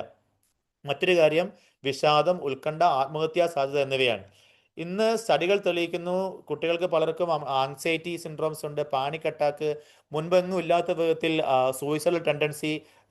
അതിനൊരു പ്രധാന കാരണം ഇത്തരത്തിൽ മറ്റുള്ളവരിൽ നിന്നെല്ലാം പിൻവാങ്ങി ഒറ്റപ്പെട്ട് ഡിജിറ്റലായിട്ടുള്ള ബന്ധങ്ങൾ, ഇത്തരത്തിലുള്ള റിയൽ ആയിട്ടുള്ള സൗഹൃദങ്ങൾ ഇല്ലാതെ പോകുന്നതുകൊണ്ടാണ്. പഠനങ്ങൾ എങ്ങനെയാണ്, UK യിലും US ലും എല്ലാം കഴിഞ്ഞ ഒരു 5 വർഷം കൊണ്ട് സൂയിസൈഡൽ ടെൻഡൻസി നിരക്കുകൾ, ഡിപ്രഷൻ്റെ നിരക്കുകൾ ഉയർന്നിട്ടുണ്ടെന്നുള്ളതാണ്. സ്ക്രീൻ ടൈം അത് കുട്ടികളുടെ ടീൻസിൻ്റെ സൂയിസൈഡുമായി വളരെ കണക്റ്റഡ് ആണ്. നമുക്കറിയാം, നമ്മുടെ നാട്ടിൽ തന്നെ എന്തുമാത്രം വാർത്തകളാണ്. ഈ പെൺകുട്ടി വൈക്കത്ത് ഒരു പാലത്തെ കൂടെ നടന്നു പോകുന്നു, അങ്ങോട്ട് നടന്നു ഇങ്ങോട്ട് നടന്ന് അവൾ പെട്ടെന്ന് ഫോണും കൊണ്ട് വെള്ളത്തിലേക്ക് എടുത്തിയാടുന്നുണ്ട്. അപ്പൻ ഫോൺ മേടിച്ച് വെച്ചതിന് ഫ്ലാറ്റിൽ നിന്നും ചാടി മരിച്ച കുട്ടികളുടെ വാർത്ത നമ്മൾ പത്രത്തിൽ വായിക്കുന്നുണ്ട്. പാലക്കാട് ഇൻസ്റ്റഗ്രാമുമായി ബന്ധപ്പെട്ട് ഒരു കുട്ടി സൂയിസൈഡ് ചെയ്തത്, അവന് തുടർന്ന് തന്നെ അത്തരത്തിൽ എല്ലാ ദിവസവും എന്നോണം ഈ ഒരു കാര്യവുമായി ബന്ധപ്പെട്ട് കേരളത്തിൽ കുട്ടികൾ ആത്മഹത്യ ചെയ്യുന്ന രംഗങ്ങളുണ്ട്. ഈ COVID-19 പാൻഡമിക്കിന് ശേഷം കഴിഞ്ഞ ഒരു 2-3 വർഷത്തിനുള്ളിൽ കുട്ടികളുടെ ഇടയ്ക്ക് ഇതുമായി ബന്ധപ്പെട്ട് 50% സൂയിസൈഡുകൾ ഉയർന്നിട്ടുണ്ടെന്നാണ് വാർത്തകൾ തെളിയിക്കുന്നത്. ഈ ഒരു പെൺകുട്ടി 2022 തിരുവനന്തപുരത്ത് ആത്മഹത്യ ചെയ്തപ്പോൾ അവളുടെ ആത്മഹത്യാ ഗ്രൂപ്പിൽ എഴുതി വെച്ചത് ഓർക്കുന്നുണ്ടാവും, എനിക്ക് ഇപ്പോൾ ഫോൺ ഉപയോഗിക്കാണ്ടിരിക്കാൻ പറ്റുന്നില്ല, ഞാനതിന് അഡിക്റ്റ് ആയ പോലെയാണ്, എനിക്ക് ആരോടും മിണ്ടാൻ തോന്നുന്നില്ല, ഞാൻ അതുകൊണ്ട് പോവുകയാണ്, എനിക്കൊരു അപേക്ഷയുണ്ട്, എൻ്റെ അനിയത്തിക്കെങ്കിലും ഫോൺ കൊടുക്കരുതെന്നാണ്. കേരളത്തിൽ ഞെട്ടിച്ചൊരു വാർത്തയാണ്. നീറ്റ് പരീക്ഷയിൽ 99.99 മാർക്ക് നേടിയ 19കാരൻ എനിക്ക് ഡോക്ടർ ആകണ്ട എന്ന് എഴുതി വെച്ചിട്ട് ആത്മഹത്യയാണ്. പൊന്മണി നീ ഡോക്ടർ ആകണ്ടെങ്കിൽ ആകണ്ട, അതിന് നീ സൂയിസൈഡിന്റെ കാര്യമുണ്ടോ? ഇത്തരത്തിൽ എന്താണ് ഒത്തിരിയേറെ കുട്ടികൾ ഇതുമായി ബന്ധപ്പെട്ട് അപ്പൻ ഫോൺ മേടിച്ച് വെച്ചു എന്ന് പറഞ്ഞാൽ പണ്ടൊക്കെ നമ്മൾ മദ്യപാനിക്ക് മദ്യപാനം നിർത്തി കഴിയുമ്പോൾ പെട്ടെന്നൊരു വിഡ്രോവൽ സിംറ്റം ഉണ്ടാകുന്നത് പോലെ പെട്ടെന്ന് ഫോൺ മേടിച്ച് അങ്ങനെ വെക്കാൻ പാടില്ല. അപ്പൊ തന്നെ അത്തരത്തിലൊരു അഡിക്ഷൻ ഉണ്ടെന്നുള്ളത് വ്യക്തമാണ്. ഒരു പ്രശ്നം എന്ന് പറയുന്നത് വൈജ്ഞാനിക തകർച്ച, ഓർമ്മശക്തിയെ ബാധിക്കുന്നു, ക്രിട്ടിക്കൽ തിങ്കിങ്ങിനെ ബാധിക്കുന്നു, മറ്റു ഹോബികളൊന്നും ചെയ്യാൻ താല്പര്യമില്ല. ഇതിന് ചില നല്ല പോസിറ്റീവായ മോഡലുകൾ ഉണ്ട്. ഉദാഹരണത്തിന് ഈ ഒരു IAS ഓഫീസർ അവള് 3 വർഷം സോഷ്യൽ മീഡിയ ഉപയോഗിച്ചില്ല. 3 വർഷം ഫോണോ സോഷ്യൽ മീഡിയ ഉപയോഗിക്കാതെയാണ് നേഹ ബദ്യാൽ എന്ന് പറയുന്ന ഈ കുട്ടി അവള് IAS ഫോക്കസ് ചെയ്ത് അതിന് പഠിച്ചു. അപ്പം ചില പിള്ളേർ പറയും എനിക്ക് പഠിക്കാൻ വേണ്ടിയിട്ടാണ് മൊബൈൽ ഫോൺ. ഇതൊരു എതിർ മാതൃകയാണ്, അതായത് നല്ലൊരു മാതൃകയാണ്. പഠിക്കാൻ വേണ്ടി മൊബൈൽ ഫോൺ വേണം നിർബന്ധമില്ല. 3 വർഷം മൊബൈൽ ഫോൺ മാറ്റി വെച്ചിട്ട് IAS പ്രിപ്പയർ ചെയ്ത് അത് നേടിയാൽ നമുക്ക് മാതൃകയാണ്. അതുപോലെ സഞ്ജു സാംസൺ, അവൻ ക്രിക്കറ്റിൽ അവൻ ഇന്ത്യനെ T20 വേൾഡ് കപ്പിൽ എത്തിച്ചപ്പോൾ അവൻ പറയുന്നുണ്ട്, ഞാൻ 2 വർഷം ഞാൻ സോഷ്യൽ മീഡിയയിൽ നിന്ന് മാറുമെന്നു. ഞാൻ എൻ്റെ കളിയിലേക്ക് മാത്രം ശ്രദ്ധ കേന്ദ്രീകരിച്ചു, അതുകൊണ്ട് എനിക്ക് ഇത്രയും വലിയൊരു നേട്ടം കൈവരിക്കാൻ വേണ്ടി സാധിച്ചു എന്ന് അവൻ പറയുന്നുണ്ട്. അപ്പോൾ ചില ലക്ഷ്യങ്ങൾ പ്രാപിക്കണമെന്ന് നമുക്ക് തീവ്രമായ ആഗ്രഹം ഉണ്ടെങ്കിൽ നമ്മൾ ഡിസ്ട്രാക്ട് ചെയ്യുന്ന, നമ്മുടെ സമയം അപഹരിക്കുന്ന, നമ്മുടെ ഫോക്കസ് കളയുന്ന ഈ ചില കാര്യങ്ങൾ വേണ്ടെന്ന് വെക്കാനുള്ള ചില തീരുമാനങ്ങൾ ഉണ്ടാവണം.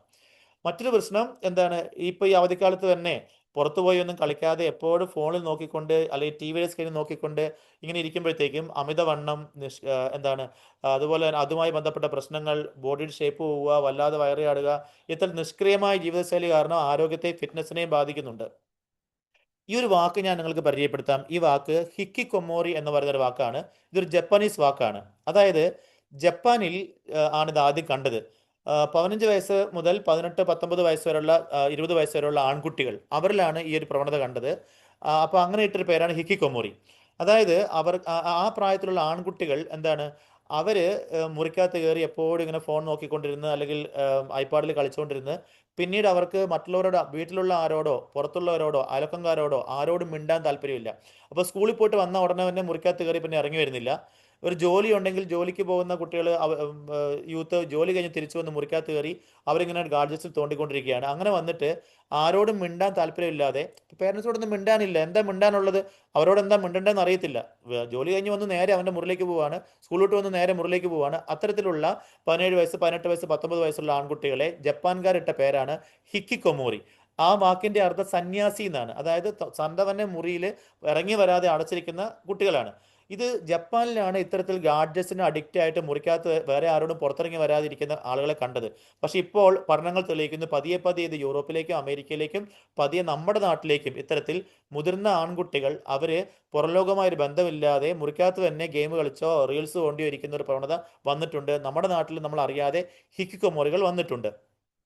മറ്റൊന്ന് ഫിസിക്കൽ പ്രോബ്ലംസ് ആണ്. ഫുൾ ടൈം ഇങ്ങനെ കുനിഞ്ഞ്, ദിവസത്തിൽ 10 മണിക്കൂർ സ്ക്രീൻ ടൈം എന്ന് പറഞ്ഞാൽ 10 മണിക്കൂർ ഇങ്ങനെ കുനിഞ്ഞിരിക്കുകയാണ്. അപ്പോൾ ഇവിടെ പടലയുടെ പുറകിൽ ഇവിടെ ചില ബെൻഡ് സംഭവിക്കുന്നു, തലച്ചോറിലേക്കുള്ള രക്തയോട്ടത്തിന് ശരിയാകുന്നില്ല, അതുകൊണ്ടുണ്ടാകുന്ന പ്രശ്നങ്ങൾ, ഇതിന് പറയുന്നത് ടെക്സ്റ്റ് നെക്ക് എന്നാണ്. അതുപോലെ തന്നെ ഫുൾ ടൈം നോക്കിയിരിക്കുമ്പോൾ കണ്ണിനുണ്ടാകുന്ന പ്രശ്നങ്ങൾ, കണ്ണിന് ചുമപ്പ്, മയോപ്പിയ എന്ന് പറയുന്ന പ്രശ്നങ്ങൾ, ഇത്തരത്തിൽ ടെക്സ്റ്റ് നെക്ക് സിൻഡ്രോം എന്ന് പറയുന്ന പ്രശ്നങ്ങൾ. പിന്നെ വിഡ്രോവൽ സിംറ്റം എന്ന് പറയും. പെട്ടെന്ന് ഫോൺ മേടിക്കുമ്പോഴത്തേക്കും അസ്വസ്ഥതയാവുകയാണ്, സ്ക്രീൻ ഇല്ലാതെ വരുമ്പോൾ അസ്വസ്ഥത, ഫോൺ കാണുന്നില്ലെങ്കിൽ നെറ്റ് ഇല്ലാതെ വന്നാൽ അസ്വസ്ഥത. ഈ ഒരു വീഡിയോ ഒന്ന് കാണാം.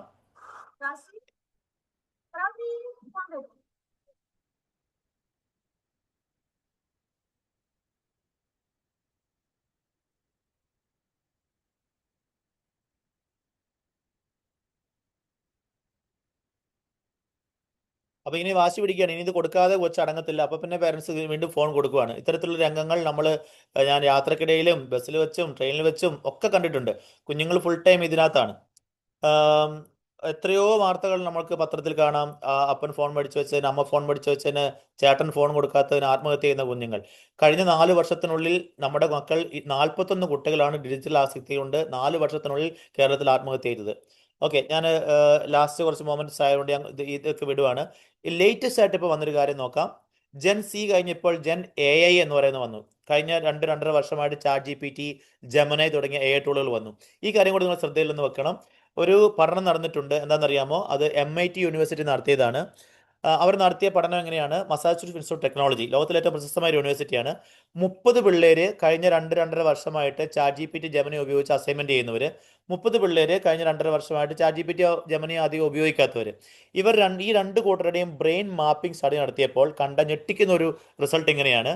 കഴിഞ്ഞ 2-2.5 വർഷമായി ഫോണിൻ്റെ അകത്ത് ChatGPT ജെമിനി ഒക്കെ എടുത്തിട്ട് അതുമാത്രം നോക്കി എല്ലാ ടാസ്കുകളും എല്ലാ അസൈൻമെന്റുകളും ചെയ്തുകൊണ്ടിരുന്ന പിള്ളേരുടെ ബ്രെയിനിന്റെ പ്രീ ഫ്രണ്ടൽ കോർട്ടക്സിൻ്റെ അകത്തുനിന്ന് സിഗ്നലുകൾ വളരെ വീക്കായി. എന്ന് വെച്ചാൽ മനുഷ്യനെ കുരങ്ങനിൽ നിന്ന് വ്യത്യസ്തമാക്കുന്ന, മനുഷ്യനെ മനുഷ്യനാക്കുന്ന ഒരു വലിയ പ്രത്യേകത എന്ന് പറഞ്ഞാൽ നമ്മുടെ പ്രീ ഫ്രണ്ടൽ കോർട്ടക്സ് ആണ് ബ്രെയിനിന്റെ. അവിടെയാണ് നമ്മുടെ critical thinking, analytical thinking, problem solving, decision making, നമ്മളുടെ ഇമാജിനേഷൻ, പവർ ഓഫ് ഇമാജിനേഷൻ എല്ലാം ഉള്ളത്. അപ്പോൾ അതുകൊണ്ട് ചെയ്യേണ്ട, നമ്മൾ സ്വന്തം ആലോചിച്ച് ചെയ്യേണ്ട, നമ്മൾ തീരുമാനം എടുക്കേണ്ട ഇതെല്ലാം ChatGPT ഉപയോഗിച്ച് ചെയ്തതുകൊണ്ട് എന്താണ്, ഈ ഭാഗത്ത് നിന്ന് പ്രീഫ്രണ്ടൽ കോർട്ടക്സിൽ നിന്ന് വരുന്ന സിഗ്നലുകൾ വളരെ വീക്കായി. അപ്പോൾ പഠനം പറയുകയാണ്, അങ്ങനെ വരുമ്പോൾ അങ്ങനെയുള്ള കുട്ടികൾക്ക് പതിയെ ഓർമ്മക്കുറവ് വരിക, ചില വർഷങ്ങൾ ഓർത്തിരിക്കാൻ പറ്റുന്നില്ല, കാരണം അതെല്ലാം AI തന്നുകൊള്ളുമല്ലോ. അപ്പോൾ അങ്ങനെ ഞാൻ സ്വന്തമായി ചെയ്യേണ്ട അസൈൻമെന്റുകളും ടാസ്കുകളും AI-നെ ഏൽപ്പിച്ച് എല്ലാം AI-നെ കൊണ്ട് ചെയ്യിക്കുന്ന കുട്ടികളുടെ പ്രീഫ്രണ്ടൽ കോർട്ടക്സ് വീക്കായിട്ട് ഇനി സംഭവിക്കാൻ സാധ്യതയുള്ളത് പതിയെ ഓർമ്മക്കുറവ്, പിന്നെ ഡിമെൻഷ്യ, അതിലേക്കൊക്കെ പോകാൻ സാധ്യതയുണ്ടത്രേ. എന്നാൽ ഈ ChatGPT ഉപയോഗിക്കാതെ, ജെമിനി ഇല്ലാതെ സ്വന്തമായിട്ട് അസൈൻമെന്റുകൾ ചെയ്ത കുട്ടികൾക്ക് അക്ഷരത്തെറ്റുകളും ഗ്രാമർ മിസ്റ്റേക്കും ഒക്കെ ഉണ്ടെങ്കിൽ തന്നെ അവരുടെ പ്രീഫ്രണ്ടൽ കോർട്ടക്സ് വളരെ സജീവമായി, അവിടുത്തെ സിഗ്നലുകൾ വളരെ പവർഫുള്ളാണ്. ഇത് നമ്മൾ ശ്രദ്ധിക്കേണ്ടതാണ്. മറ്റൊന്ന്, നമുക്കിപ്പോൾ ഒട്ടും വിൽ പവർ ഇല്ല. ഒരു ബോറടിക്കുമ്പോൾ അപ്പം തന്നെ ഫോൺ എടുക്കുകയാണ്. പിന്നെ നമുക്കത് ഒന്ന് മാറ്റിവെക്കാൻ പറ്റുന്നില്ല. അതുകൊണ്ട് തന്നെ നമ്മുടെ വിൽ പവർ വളരെ കുറഞ്ഞിരിക്കുന്നു. വേറൊന്ന്, ഞാനൊരു പോസ്റ്റ് ഇട്ടു, അപ്പം തന്നെ ഞാൻ എത്ര പേര് കണ്ടു. ഞാൻ ഒരു ടൂറിന് പോയി, ഒരു ട്രിപ്പിന് പോയി, ഞാൻ എൻ്റെ ഒരു പോസ്റ്റ് എടുത്ത് ഒരു വീഡിയോ ഒരു പോസ്റ്റ് ഇട്ടു. അപ്പോൾ എൻ്റെ പോസ്റ്റിന് അധികം ലൈക്കോ ഷെയറോ കിട്ടിയില്ലെങ്കിൽ എനിക്ക് വിഷമമാണ്. അത്തരത്തിൽ, അല്ലെങ്കിൽ വേറൊരു കുട്ടിക്ക് കൂടുതൽ പോസ്റ്റ് ലൈക്കും ഷെയറും കിട്ടി, അത്തരത്തിൽ എന്നെ ആളുകൾക്ക് ഇഷ്ടമില്ലേ എന്നിങ്ങനെ ചിന്തിക്കുക. അപ്പോൾ സോഷ്യൽ മീഡിയയിൽ കമ്പാരിസൺ ആൻഡ് ലോൺലിനെസ് വേറൊരു പ്രശ്നമാണ്. നല്ല ഹോബികൾ പലതും നഷ്ടപ്പെട്ടു. അപ്പോൾ ഇതുവരെ കുട്ടികൾക്കുണ്ടായിരുന്ന പല ഹോബികളും മാറിയിട്ട് ഫുൾ ടൈം ഇതിലേക്ക് മാറുന്നു.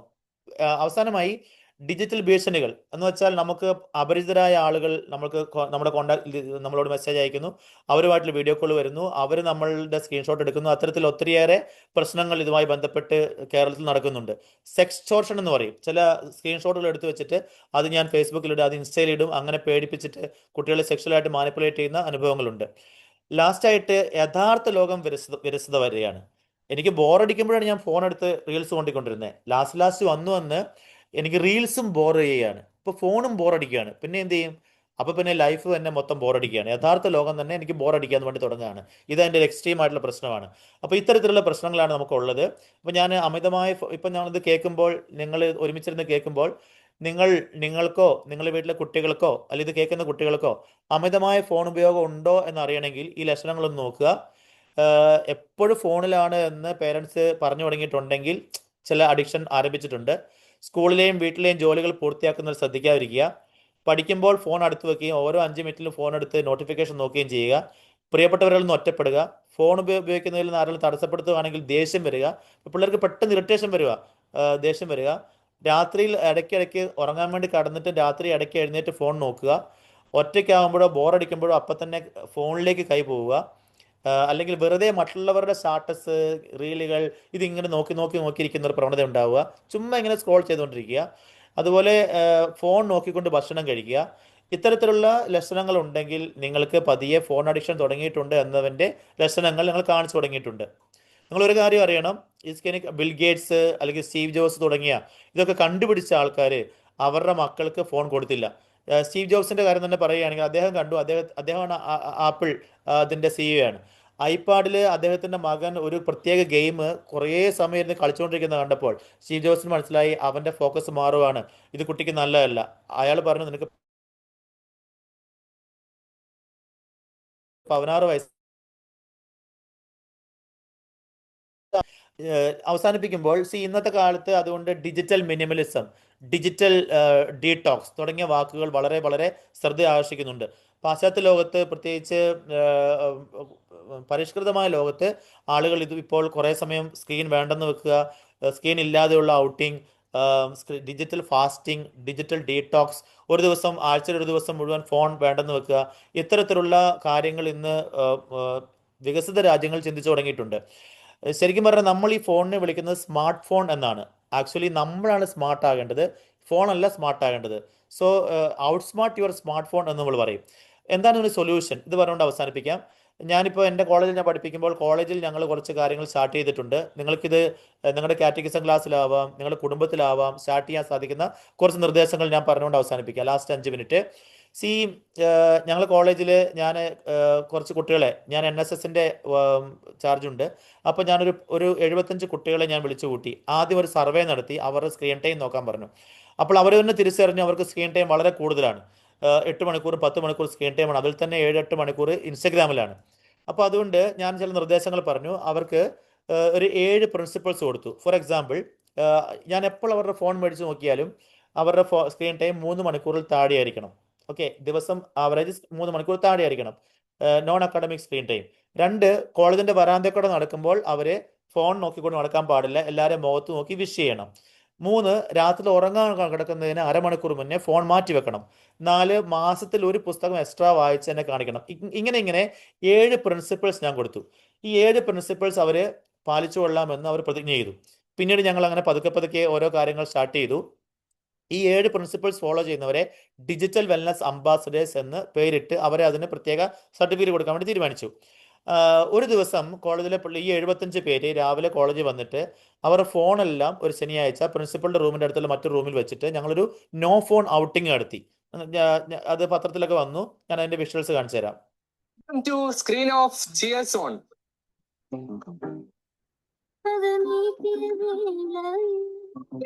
SH കോളേജിലെ വിവിധ ഡിപ്പാർട്ട്മെന്റുകളിൽ നിന്നുള്ള വിദ്യാർത്ഥികൾ ഈ ഒരു ദിവസം ഞങ്ങളുടെ മൊബൈൽ ഫോൺ ഒന്നും ഉപയോഗിക്കാതെ എല്ലാ കൂട്ടുകാരുമായി ഒന്നു ചേർന്ന് ഒരു ബോട്ട് ഔട്ടിങ്ങിന് പോവുകയാണ്.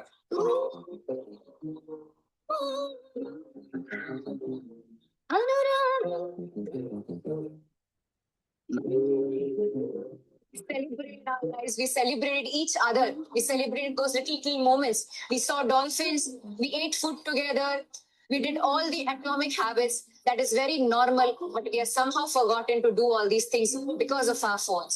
So let us choose to be seen beyond the screen.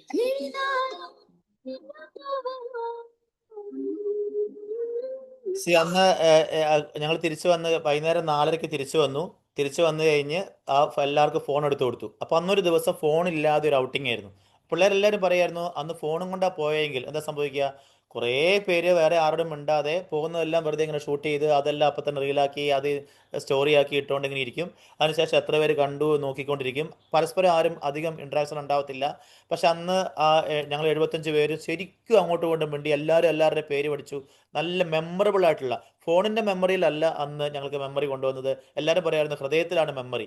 ഇപ്പോൾ ഇന്ന് എവിടെ പോയാലും, ഏത് ഔട്ടിങ് പോയാലും, എന്ത് പോയാലും, എവിടെ പോയാലും എല്ലാവരും ഫോണിൻ്റെ മെമ്മറിയിൽ എല്ലാം ഷൂട്ട് ചെയ്തുകൊണ്ട് പോരാണ്. പക്ഷേ ഹൃദയത്തിൽ ഓർക്കാൻ മെമ്മറികൾ ഇല്ലാതെ വരുന്നു. അപ്പോൾ അത് ബ്യൂട്ടിഫുൾ ഡേ ആയിരുന്നു. നമുക്ക് ഇനി ഇങ്ങനെയുള്ള ദിവസങ്ങൾ വേണം എന്ന് പിള്ളേർ പറയായിരുന്നു.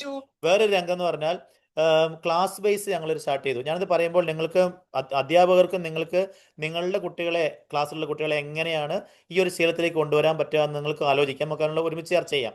അപ്പോൾ ഇത് ഒരു ക്ലാസ്സിലെ പിള്ളേർ, ഇപ്പം ഞാൻ നേരത്തേക്ക് എന്ന് പറഞ്ഞാൽ ഞങ്ങൾ അധ്യാപകർ ക്ലാസ് ചെല്ലുമ്പോൾ ആദ്യം ചെയ്യേണ്ടത് ഇങ്ങനെ പൊടിത്തിലടിച്ച് സൈലൻസ് എന്ന് പറയണം. കാരണം പിള്ളേരെല്ലാവരും സംസാരിച്ചുകൊണ്ടിരിക്കുമായിരുന്നു. പക്ഷെ ഇപ്പോൾ നമ്മൾ ചെല്ലുമ്പോൾ സൈലൻസ് പറയണ്ട, എല്ലാവരും സൈലൻ്റ് ആണ്, എല്ലാവരും കുനിഞ്ഞിങ്ങനെ ഫോൺ തോണ്ടിക്കൊണ്ടിരിക്കുകയാണ്. അപ്പോൾ ഈ ഒരു രംഗത്ത് നമ്മൾ മാറാൻ വേണ്ടി എന്ത് ചെയ്യുമെന്നറിയാമോ?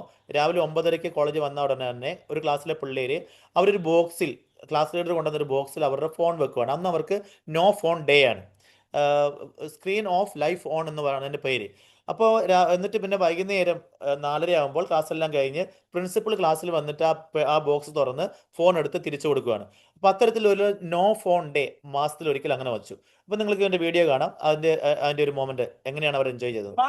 സ്മാർട്ട് ഡിവൈസുകളും നമ്മുടെ ജീവിതത്തിലെ ഒരു അവയവം എന്നതുപോലെ ഒഴിച്ചുകൂടാനാകാത്ത ഈ കാലഘട്ടത്തിൽ സ്ക്രീൻ ഓഫ് ലൈഫ് ഓൺ എന്ന സന്ദേശവുമായി തേവര സേക്രഡ് ഹാർട്ട് കോളേജിലെ 1ാം വർഷ BSc കെമിസ്ട്രി വിദ്യാർത്ഥികൾ അവരുടെ ഫോണുകളെല്ലാം ഒരു ദിവസത്തെ വർക്കിംഗ് അവേഴ്സ് മുഴുവൻ മാറ്റിവെച്ചുകൊണ്ട് ജീവിതത്തിലെ മറ്റ് ആസ്വാദന സാധ്യതകളെ തേടുകയാണ്.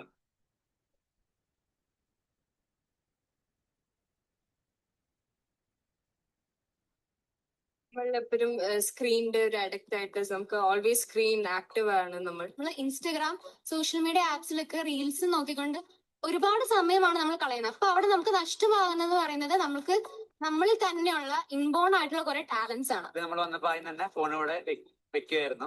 റെഗുലർ ആയിട്ടൊരു ഡേ ആണെങ്കിൽ നമ്മളെല്ലാരും അതിന് കുറച്ചുപേര് ഇങ്ങനെ സംസാരിക്കും, കുറച്ചുപേര് ഫോൺ തോണ്ടി ഒറ്റയ്ക്ക് ഇരിക്കലായിരുന്നു. പക്ഷെ ഇന്നിപ്പോ വന്നപ്പോ എല്ലാരും കൂടി ഒരുമിച്ച് ഇന്ന് ഫോൺ എടുക്കാൻ പാടില്ല എന്നൊരു മനസ്സിലൊരു ടെൻഡൻസി ഉണ്ട്. എന്നാലും നമ്മൾ ഒരുമിച്ചിരുന്ന് എല്ലാരും ഗെയിംസ് കളിച്ചത്. അപ്പൊ അന്ന് ഉച്ചക്കത്തെ ബ്രേക്കും ഫ്രീ ടൈമും എല്ലാം എല്ലാവരും അങ്ങോട്ടും ഇങ്ങോട്ടും മിണ്ടി ഓരോരുത്തർ അവരവരുടെ ടാലന്റുകളെ പ്രകടിപ്പിച്ച് അങ്ങനെ മനോഹരമായ ഒരു ദിവസമായിരുന്നു. അപ്പൊ ഇത് കെമിസ്ട്രി ഫസ്റ്റ് ഇയേഴ്സ് ആണ്. അവർ ചെയ്തപ്പോഴത്തേക്കും ഉണ്ട് അടുത്തൊരു ബാച്ചുകാർ വന്ന് പറഞ്ഞു, വേറൊരു ക്ലാസ്സുകാർ വന്ന് പറഞ്ഞു ഞങ്ങൾക്ക് ഇങ്ങനെ ദിവസം തരുമെന്ന് ചോദിച്ചു. അവർ ബോട്ടണിക്കാരായിരുന്നു. അപ്പൊ അവർ വേറൊരു മോഡലിൽ അത് ചെയ്തു. SH College Tevra presents the Digital Wellness Campaign, an initiative led by NSS. So we are the first year botany students and today we are celebrating a no phone day. അപ്പൊ അവർ ബോട്ടണിക്കാരാണ്. നോ ഫോൺ ഡേ കോളേജിൽ എന്നും വരുന്നുണ്ട്. പക്ഷേ അവർ botany ആണെങ്കിലും കോളേജിൽ വ്യത്യസ്തമായ മരങ്ങളോ അതിന്റെ വൈവിധ്യങ്ങളോ ഒന്നും അവർ ശ്രദ്ധിച്ചിട്ടില്ല. കാരണം എപ്പോഴും എല്ലാവരും റോട്ടിൽ കൂടെ നടക്കുമ്പോഴും എല്ലാം ഫോണിലാണ്. അപ്പൊ അന്നൊരു ദിവസം രാവിലെ 9:30 ഫോൺ അത് ക്ലാസ്സിൽ കൊണ്ട് വെച്ചിട്ട് വൈകുന്നേരം 4:30 വരെ ഫോൺ ഇല്ലാതെ പറ്റുമോ എന്ന് ട്രൈ ചെയ്യുമായിരുന്നു.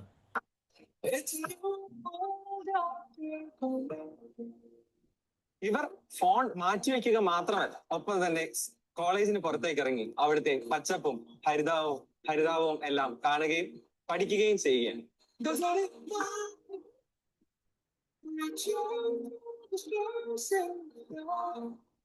ഇന്നത്തെ ദിവസം മുഴുവൻ നിങ്ങളുടെ കൂട്ടുകാരായിട്ട് ഇന്ററാക്ട് ചെയ്യാനും നിങ്ങളുടെ സുഹൃത്തുക്കളെ കൂടുതൽ അറിയാനും അതുപോലെ പ്രകൃതിയിലേക്ക് അടുത്ത് ഇടപഴകാനും പ്രകൃതിയെ കൂടുതൽ അറിയാൻ വേണ്ടിയാണ് നിങ്ങൾ ഇന്നത്തെ ദിവസം ഉപയോഗിക്കുന്നത്.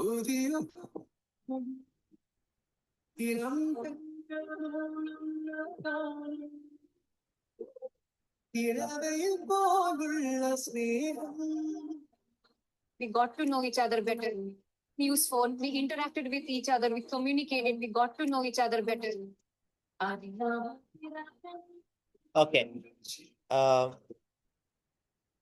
ഓക്കെ അതുകൊണ്ട് നമുക്ക് അവസാനിപ്പിക്കുമ്പോൾ എങ്ങനെയാണ് നമുക്ക് നമ്മുടെ കുടുംബങ്ങളിൽ അല്ലെങ്കിൽ ഇടവക തലത്തിൽ, ഫാമിലി യൂണിറ്റ് തലത്തിൽ, കുടുംബങ്ങളിൽ വ്യക്തിപരമായി എന്തൊക്കെ ചെയ്യാമെന്ന് നിങ്ങൾക്ക് ഡിസ്കസ് ചെയ്യണം. ഞാൻ ചില സജഷൻസ് തരാം. നമ്മൾ ഇന്ന് നമ്മുടെ കുട്ടികളെ നമ്മളെ തന്നെയും ഡിജിറ്റൽ മര്യാദകൾ ശീലിപ്പിക്കണം. കാറ്റഗിസം ക്ലാസ്സിൽ അത് പറഞ്ഞു കൊടുക്കണം. എന്നാൽ ഡിജിറ്റൽ മര്യാദ അപ്പോൾ എന്ന് പറഞ്ഞാൽ നമ്മൾ ഒരാളോട് സംസാരിക്കുമ്പോൾ ഫോൺ കൈ പിടിച്ചുകൊണ്ട് സംസാരിക്കാതിരിക്കുക. ഫോൺ അയാളുടെ കണ്ണിൽ പെടരുത് എന്ന് പറഞ്ഞാൽ നമ്മളുടെ പ്രയോറിറ്റി ഫോണല്ല, അയാളാണ് എന്ന് തോന്നണം. അല്ലെങ്കിൽ നമ്മളൊരു ബസ്സിൽ ഒരു ട്രെയിനിൽ യാത്ര ചെയ്യുക. പിന്നെ ഫോർ എക്സാമ്പിൾ ഞാൻ കഴിഞ്ഞ ദിവസം വന്ദേ ഭാരതിൻ്റെ AC കമ്പാർട്ട്മെൻറ്റ് യാത്ര ചെയ്യുകയാണ്. എല്ലാവരും ഫോൺ ലൗഡ് സ്പീക്കറിൽ ഇട്ട് ഇങ്ങനെ അവർ കണ്ടുകൊണ്ടിരിക്കുകയാണ്. അപ്പോൾ മറ്റുള്ളവർക്ക് ശല്യമാകത്തക്ക രീതിയിൽ റിംഗ് ടോണുകളോ അല്ലെങ്കിൽ ഫോണിൽ ലൗഡ് സ്പീക്കറിൽ ഇട്ടുകൊണ്ട് കേൾക്കുകയോ ചെയ്യാൻ പാടില്ല. അല്ലെങ്കിൽ ഭക്ഷണം കഴിക്കാൻ നേരത്ത് ഫോൺ നോക്കിക്കൊണ്ട് ഭക്ഷണം കഴിക്കാൻ പാടില്ല. ഇങ്ങനെ കുറച്ച് ഡിജിറ്റൽ മര്യാദകൾ 1, 2, 3, 4 അത് നമ്മൾ നമ്മുടെ മക്കളെ ശീലിപ്പിക്കണം. നമുക്കത് ശീലമാകണം. അല്ലെങ്കിൽ സ്കൂൾ വിട്ട് വന്നാൽ ആദ്യത്തെ അരമണിക്കൂർ നേരെ മുറിയിൽ പോയി ഫോണിൽ നോക്കിക്കൊണ്ടിരിക്കാൻ പാടില്ല. ആദ്യത്തെ അരമണിക്കൂർ സ്കൂൾ വിട്ട് വന്നിട്ടുണ്ടെങ്കിൽ ഡിജിറ്റൽ ഫാസ്റ്റിംഗ് ആണ്. അപ്പോൾ ആ സമയത്ത് നമ്മൾ പേരൻസിനോടും സിബ്ലിങ്സിനോടും എല്ലാം സ്കൂളിലെ വിശേഷങ്ങളൊക്കെ പങ്കുവയ്ക്കണം. അങ്ങനെയാവാം. അല്ലെങ്കിൽ ഡിജിറ്റൽ ഫാസ്റ്റിംഗ് എന്താണ്? ഒരു നോമ്പ് കാലത്ത് ഇപ്പോൾ ഞാൻ കഴിഞ്ഞ വലിയ നോമ്പ് കാലത്ത് ഞങ്ങളുടെ കോളേജിലെ ഒരു 20 പിള്ളേർ അവർ ഇൻസ്റ്റഗ്രാം അൺഇൻസ്റ്റാൾ ചെയ്തു. അപ്പോൾ അത്തരത്തിൽ ചില ഡിജിറ്റൽ ഫാസ്റ്റിംഗ് ആഴ്ചയിൽ ഒരിക്കലോ അല്ലെങ്കിൽ ദിവസത്തിൽ 2 മണിക്കൂറോ ദിവസത്തിൽ 1 മണിക്കൂറോ അതിന് പറയാൻ പറ്റും. നമുക്ക് ഫാമിലി ടൈം വൈകുന്നേരം എല്ലാ വീട്ടിലും വൈകുന്നേരം 7 മണി മുതൽ 8 മണി വരെ ഡിജിറ്റൽ ഫാസ്റ്റിംഗ് അത് ഫാമിലി ടൈമായിട്ട് പ്രഖ്യാപിക്കുക. അപ്പോൾ ആ സമയത്ത് എല്ലാവരും അപ്പനും അമ്മയും മക്കളും എല്ലാവരും അവരുടെ ഫോൺ കൊണ്ടുവന്ന് ഒരു പബ്ലിക് സ്പേസിൽ വെക്കുക. എന്നിട്ട് ആ സമയം കുരിശ് വരയ്ക്കാനും പ്രാർത്ഥിക്കാനും എല്ലാവരും അങ്ങോട്ടും ഇങ്ങോട്ടും മിണ്ടാനും ഒരുമിച്ച് ഭക്ഷണം കഴിക്കാനുള്ള സമയമാണ്. അപ്പോൾ വൈകിട്ട് 7 മണി മുതൽ 8 മണി വരെയുള്ള ആ 1 മണിക്കൂർ എൻ്റെ വീട്ടിൽ നിങ്ങളുടെ വീട്ടിൽ അതൊരു ഫാമിലി ടൈമാണ്, നോ ഫോൺ ടൈമാണ്. ആ സമയത്ത് ആരും ഫോൺ എടുക്കാൻ പാടില്ല. എല്ലാവരും പബ്ലിക് ആയിട്ടുള്ള ഒരു സ്ഥലത്ത് വന്നിരിക്കണം. എല്ലാവരും അങ്ങോട്ടും ഇങ്ങോട്ടും മിണ്ടണം, ഒരുമിച്ച് കുരിശ് വരയ്ക്കണം, ഒരുമിച്ച് ഭക്ഷണം കഴിക്കണം. അങ്ങനെയാവാം. അപ്പോൾ ഓരോ വീടിൻ്റെ സാഹചര്യം അനുസരിച്ച് ചിലപ്പോൾ നിങ്ങൾക്ക് 8 മണി തൊട്ട് 9 മണി വരെയാണെങ്കിൽ അങ്ങനെയാവാം. അല്ലെങ്കിൽ ഉറങ്ങുന്നതിന് മുൻപ് അരമണിക്കൂർ മുമ്പ് ഞങ്ങളുടെ വീട്ടിൽ ആരും ഫോൺ നോക്കത്തില്ല. അല്ലെങ്കിൽ ഉറങ്ങുമ്പോൾ കൈ എത്താത്ത ഒരകലത്തിലായിരിക്കും ഫോൺ വെക്കുക. അങ്ങനെയാവാം. ഇനി 15 വയസ്സിന് താഴെയുള്ള കുട്ടികൾക്ക് ഞങ്ങളുടെ വീട്ടിൽ സ്വന്തമായിട്ട് ഫോൺ കൊടുക്കത്തില്ല. അങ്ങനെയാവാം. ഇത്തരത്തിൽ ഓരോ വീട്ടിലും ഒരു ഡിജിറ്റൽ വെൽനെസ്സിൻ്റെ ചില പ്രിൻസിപ്പിൾസ് ഉണ്ടാവണം. അല്ലെങ്കിൽ നമുക്ക് സംഭവിക്കാൻ പോകുന്നത് നമ്മളുടെ ഈ അടുത്തൊരു തലമുറ വലിയൊരു അപകടത്തിലേക്കാണ് പോയിക്കൊണ്ടിരിക്കുന്നത്. അപ്പോൾ ഞാൻ ചില സജഷൻസ് പറഞ്ഞതേ ഉള്ളൂ. അപ്പോൾ ഈ സജഷൻസ് നിങ്ങൾക്ക് നിങ്ങളുടെ വീട്ടിൽ നടപ്പാക്കാം, ഒരുമിച്ചിരുന്ന് ചർച്ച ചെയ്യാം. നമുക്ക് ചില ഡിജിറ്റൽ ഫാസ്റ്റിംഗ്, ഫോർ എക്സാമ്പിൾ നമ്മളൊരു ഔട്ടിങ് പോവുകയാണ്. അപ്പോൾ ഫോൺ ഇല്ലാതെ, ഞാൻ നേരത്തെ കാണിച്ച പോലെ ഒരു ഫോൺ ഇല്ലാതെ ഒരു ഔട്ടിങ്. ഓക്കെ, അപ്പൻ മാത്രം ഫോൺ എടുക്കുന്നു, ബാക്കി ഫോണുകളെല്ലാം വീട്ടിൽ വെക്കുന്നു. നമ്മൾ ആ പരസ്പരം മിണ്ടിക്കൊണ്ടും അപ്പോൾ എല്ലാം ഒന്ന് ഷൂട്ട് ചെയ്ത് സോഷ്യൽ മീഡിയയിൽ ഇടേണ്ട കാര്യമില്ല. ഓക്കെ, കുറേ കാര്യങ്ങൾ നമുക്ക് മനസ്സിൽ ഹൃദയത്തിൽ ആണ് ശരിക്കും പറഞ്ഞാൽ സ്റ്റോർ ചെയ്യേണ്ടത്. അത്തരത്തിലൊരു തിരിച്ചുപോക്ക്, ഒരു digital wellness, digital wellbeing, digital detox, digital discipline, digital manners, ഇതെല്ലാം നമ്മൾ ശരിക്കും ഈ തലമുറയെ ശീലിപ്പിക്കേണ്ട, നമ്മൾ തന്നെ ശീലിക്കേണ്ട ഒരു കാലഘട്ടമാണ്. ഏറ്റവും അടിയന്തരമായി ചെയ്യേണ്ട ഒരു കാലഘട്ടമാണ് ഈ ഒരു സമയം എന്ന് പറയുന്നത്. അപ്പോൾ അതിന് ഇത് അതിന് ഡിജിറ്റൽ സ്പിരിച്വാലിറ്റി എന്ന് പറയും, ഡിജിറ്റൽ സ്പിരിച്വാലിറ്റി. അപ്പോൾ എനിക്ക് തോന്നുന്നു നിങ്ങൾ 12 രൂപതകളിലെയും മതാധ്യാപകർ ഒരുമിച്ച് ഡിസ്കസ് ചെയ്ത് നമുക്ക് എന്തൊക്കെ ചെയ്യാൻ പറ്റുമെന്ന് നിങ്ങൾക്ക് ആലോചിക്കുക. അപ്പോൾ ഇതുമായി ബന്ധപ്പെട്ട് ഞാൻ എഴുതിയൊരു പുസ്തകമാണ് ഡിജിറ്റൽ വെൽനസ് എന്ന് പറയുന്ന പുസ്തകം. ഈ പുസ്തകത്തിൻ്റെ അകത്ത് എനിക്കിപ്പോൾ ഓൺലൈനായിട്ട് ഇത് പറയുമ്പോൾ ഒത്തിരി പരിമിതികളുണ്ട്. എനിക്കത് നിങ്ങൾ ഓഡിയൻസ് എൻ്റെ മുമ്പിലുണ്ടെന്ന് സങ്കല്പിച്ചുകൊണ്ട് ഞാനിങ്ങനെ പറഞ്ഞുകൊണ്ടിരിക്കുകയായിരുന്നു. പക്ഷേ ഇതിനകത്ത് വളരെ വിശദമായി എങ്ങനെ കുട്ടികളെ രക്ഷിക്കാം, അല്ലെങ്കിൽ എങ്ങനെ തലമുറയെ നമുക്ക് മാറ്റിയെടുക്കാം, അതിൻ്റെ ടിപ്സ് ഒക്കെ പറഞ്ഞിട്ടുണ്ട്.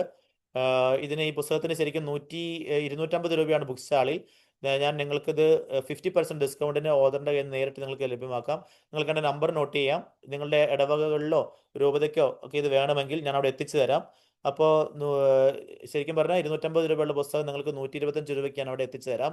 9446144836 എന്നാണ് എൻ്റെ നമ്പർ. നിങ്ങളുടെ ഇടവകയ്ക്കോ രൂപതയ്ക്കോ ആവശ്യമുണ്ടെങ്കിൽ നിങ്ങൾ എന്നെ അറിയിച്ചാൽ മതി. എനിക്ക് നിങ്ങൾ കുറച്ച് പേരുടെ പ്രതികരണങ്ങൾ കേൾക്കാൻ ആഗ്രഹമുണ്ട്. ഞാൻ ഇൻ ബിറ്റ്വീൻ ഒന്ന് പോസ് ചെയ്ത് പറയണമെന്ന് വിചാരിച്ച, പക്ഷേ ഈ ടോപ്പിക്ക് മുഴുവൻ കവർ ചെയ്യാൻ വേണ്ടി ഞാൻ പറഞ്ഞിരുന്നേ ഉള്ളൂ. സോ ഇത് എനിക്ക് തോന്നിയ കുറച്ച് കാര്യങ്ങൾ ഞാൻ പറഞ്ഞു. നിങ്ങൾക്ക് കുറേ കാര്യങ്ങൾ ആഡ് ചെയ്യാനുണ്ടാവും. നിങ്ങളിത് നിങ്ങളുടെ ഇടവകയിൽ കാറ്റഗിസത്തിൻ്റെ മീറ്റിംഗ് ഒക്കെ കൂടുമ്പോൾ നിങ്ങൾ ചർച്ചാ വിഷയമാക്കുക. നിങ്ങളുടെ വികാരിച്ചന്മാർ ഇത് പള്ളിയിൽ പറയുക.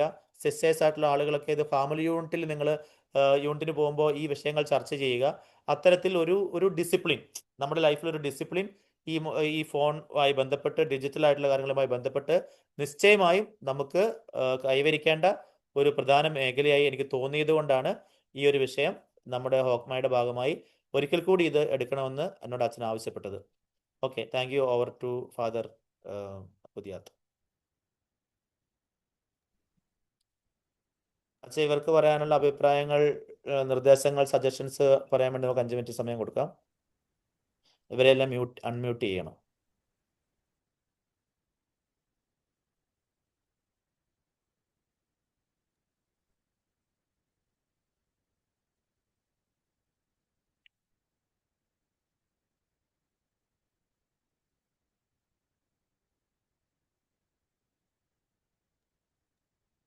അച്ഛൻ മ്യൂട്ടാണോ? ആർക്കെങ്കിലും എന്തെങ്കിലും സംസാരിക്കാനായിട്ടുണ്ടെങ്കിൽ ഒന്ന് കൈവക്കിയാൽ, അല്ലെങ്കിൽ വീഡിയോ ഒന്ന് ഓൺ ചെയ്ത് സംസാരിക്കാനായിട്ട് സാധിക്കുന്നതാണ്.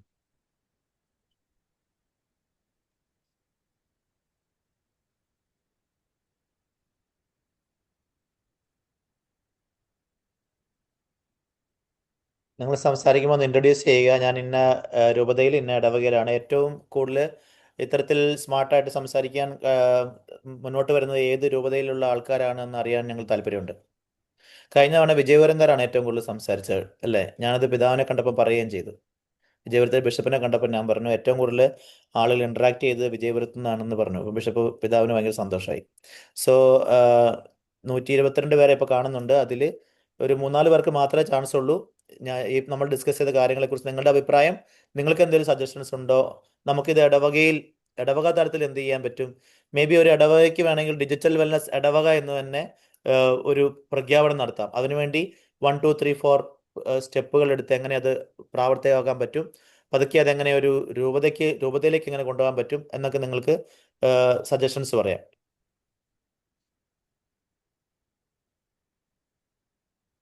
അച്ഛാ, അവരെ അൺമ്യൂട്ട് ചെയ്യാൻ എനിക്ക് തോന്നുന്നു കൊടുത്തിട്ടില്ല. അവർക്ക് അൺമ്യൂട്ട് ചെയ്യാനുള്ള ഓപ്ഷൻ കൊടുത്തിട്ടില്ലെന്ന് തോന്നുന്നു. എല്ലാവർക്കും അൺമ്യൂട്ട് ചെയ്യാം. ചെയ്യാം അല്ലേ? Okay okay okay.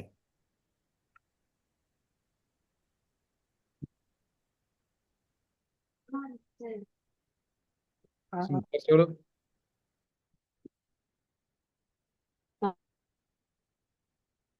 പറഞ്ഞോളൂ.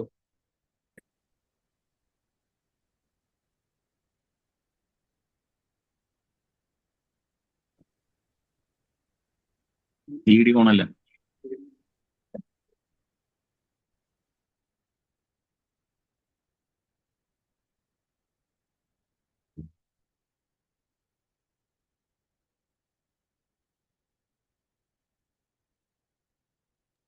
നിങ്ങൾ സംസാരിക്കുന്ന ഒരു വീഡിയോ ഓൺ ആക്കണം നിർബന്ധമില്ല, ഓഡിയോ ഓൺ ആക്കിയാലും മതി. ഓക്കെ, പറയാം. അച്ഛാ, ഇന്നത്തെ നമ്മുടെ ക്ലാസ് കേൾക്കുന്നുണ്ടോ? കേൾക്കാം കേൾക്കാം. ആ ആ ആ വളരെ പ്രയോജനപ്രദമായിരുന്നു. എന്താണെന്ന് വെച്ച് കഴിഞ്ഞാൽ നമ്മൾ ആദ്യം കുട്ടികളെ പഠിപ്പിക്കുന്നതിന് മുമ്പ് നമുക്ക് അതിനെക്കുറിച്ച് ഒരു അവയർനെസ് ഇത്ര ക്ലിയർ ആയിട്ട് ഒരു ക്ലാസ് കിട്ടിയത് ആദ്യമായിട്ടാണ്. നമ്മളിപ്പം ഒത്തിരി കാലം മുതലേ മൊബൈൽ ഫോണിൻ്റെ ഒത്തിരി ബുദ്ധിമുട്ടുകൾ അല്ലെങ്കിൽ അതുകൊണ്ടുണ്ടാകുന്ന ദോഷവശങ്ങൾ നമ്മൾ പലതും അവിടെ ഇവിടെയും ടച്ച് ചെയ്താ കേട്ടാ പോയിക്കൊണ്ടിരുന്നത്. ഇതിപ്പം വളരെ ക്ലിയർ ആണ്. നമുക്ക് കാര്യങ്ങൾ നമുക്ക് തന്നെ ഒരു മാറ്റം വരുത്താനായിട്ട് ഉപകാരപ്രദമായ ഒരു ക്ലാസ് ആയിട്ട് തോന്നി. ആദ്യം എനിക്ക് തോന്നുന്നു നമുക്ക് ഈ അധ്യാപകർക്കാണ് ഇവിടെ ആദ്യം നമ്മളിലൊരു മാറ്റം വരണം. അപ്പം നമ്മുടെ ലൈഫിൽ തന്നെ ഈ ഒരു ചേഞ്ച് വന്നതിന് ശേഷം നമുക്കത് കുട്ടികളിലേക്ക് പകർത്താൻ ആദ്യം നമ്മളൊന്ന് ട്രൈ ചെയ്യണം. എനിക്കിതിപ്പം ക്ലാസ് കേട്ടപ്പോൾ തോന്നിയത് നമ്മളിൽ തന്നെ മാറ്റം വരുത്താൻ കുറച്ച് സമയം വേണ്ടി വരുമോ എന്നുള്ളതാണ്. എന്ന് വെച്ച് കഴിഞ്ഞാൽ നമ്മൾ അറിയാതെ തന്നെ ഇതിലോട്ടങ്ങ് ആയിപ്പോയില്ലേ. കുറേ ടൈം മൊബൈലിൻ്റെ എന്തേലും ഒരു കാര്യം ഈ പറഞ്ഞ പോലെ ഒരു മെസ്സേജ് നോക്കാനായിരിക്കും അറിയാതെ വന്നു പോകുന്നതാണ്. നമുക്കിപ്പോൾ സ്കൂളിൽ നിന്ന് ഒരു മെസ്സേജ് അല്ലെങ്കിൽ വേറൊരു മെസ്സേജ് വരുമ്പോൾ നമ്മൾ അതിൽ നിന്ന് പിന്നെ അടുത്തതിലേക്ക് ഇങ്ങനെ അറിയാതെ പോയിക്കൊണ്ടിരിക്കും. അപ്പം ഇതൊരു നല്ലൊരു ഐഡിയ ആണ്. നമ്മൾ ഒരു ദിവസം ഫോൺ പിന്നെ ഫോണുമായിട്ടുള്ള കണക്ഷൻ കുറച്ച് വിട്ടിട്ട് കുറേ സമയങ്ങൾ നമുക്കതൊന്ന് നോക്കാം, എത്ര മണിക്കൂർ നമുക്ക് അങ്ങനെ ചെയ്യാൻ പറ്റുന്നൊക്കെ ഒന്ന് ബോധത്തോടെ ഒന്ന് നോക്കാവുന്ന ഒരിതാണ്. ഇതിപ്പോൾ നമ്മുടെ ഉപബോധ മനസ്സിലാണ് ഇതെല്ലാം ഇങ്ങനെ കിടക്കുന്നത്. അപ്പം ബോധപൂർവം നമുക്ക് ഒഴിവാക്കാനായിട്ട് ശ്രമിക്കാൻ പറ്റിയ ഒരു ക്ലാസ് ആയിരുന്നു ഇത്. ആ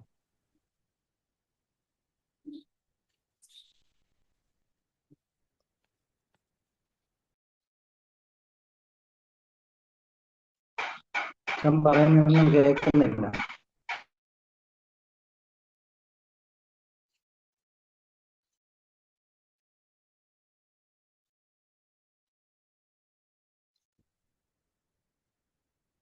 ബോബൻ ക്ലിറ്റസ്.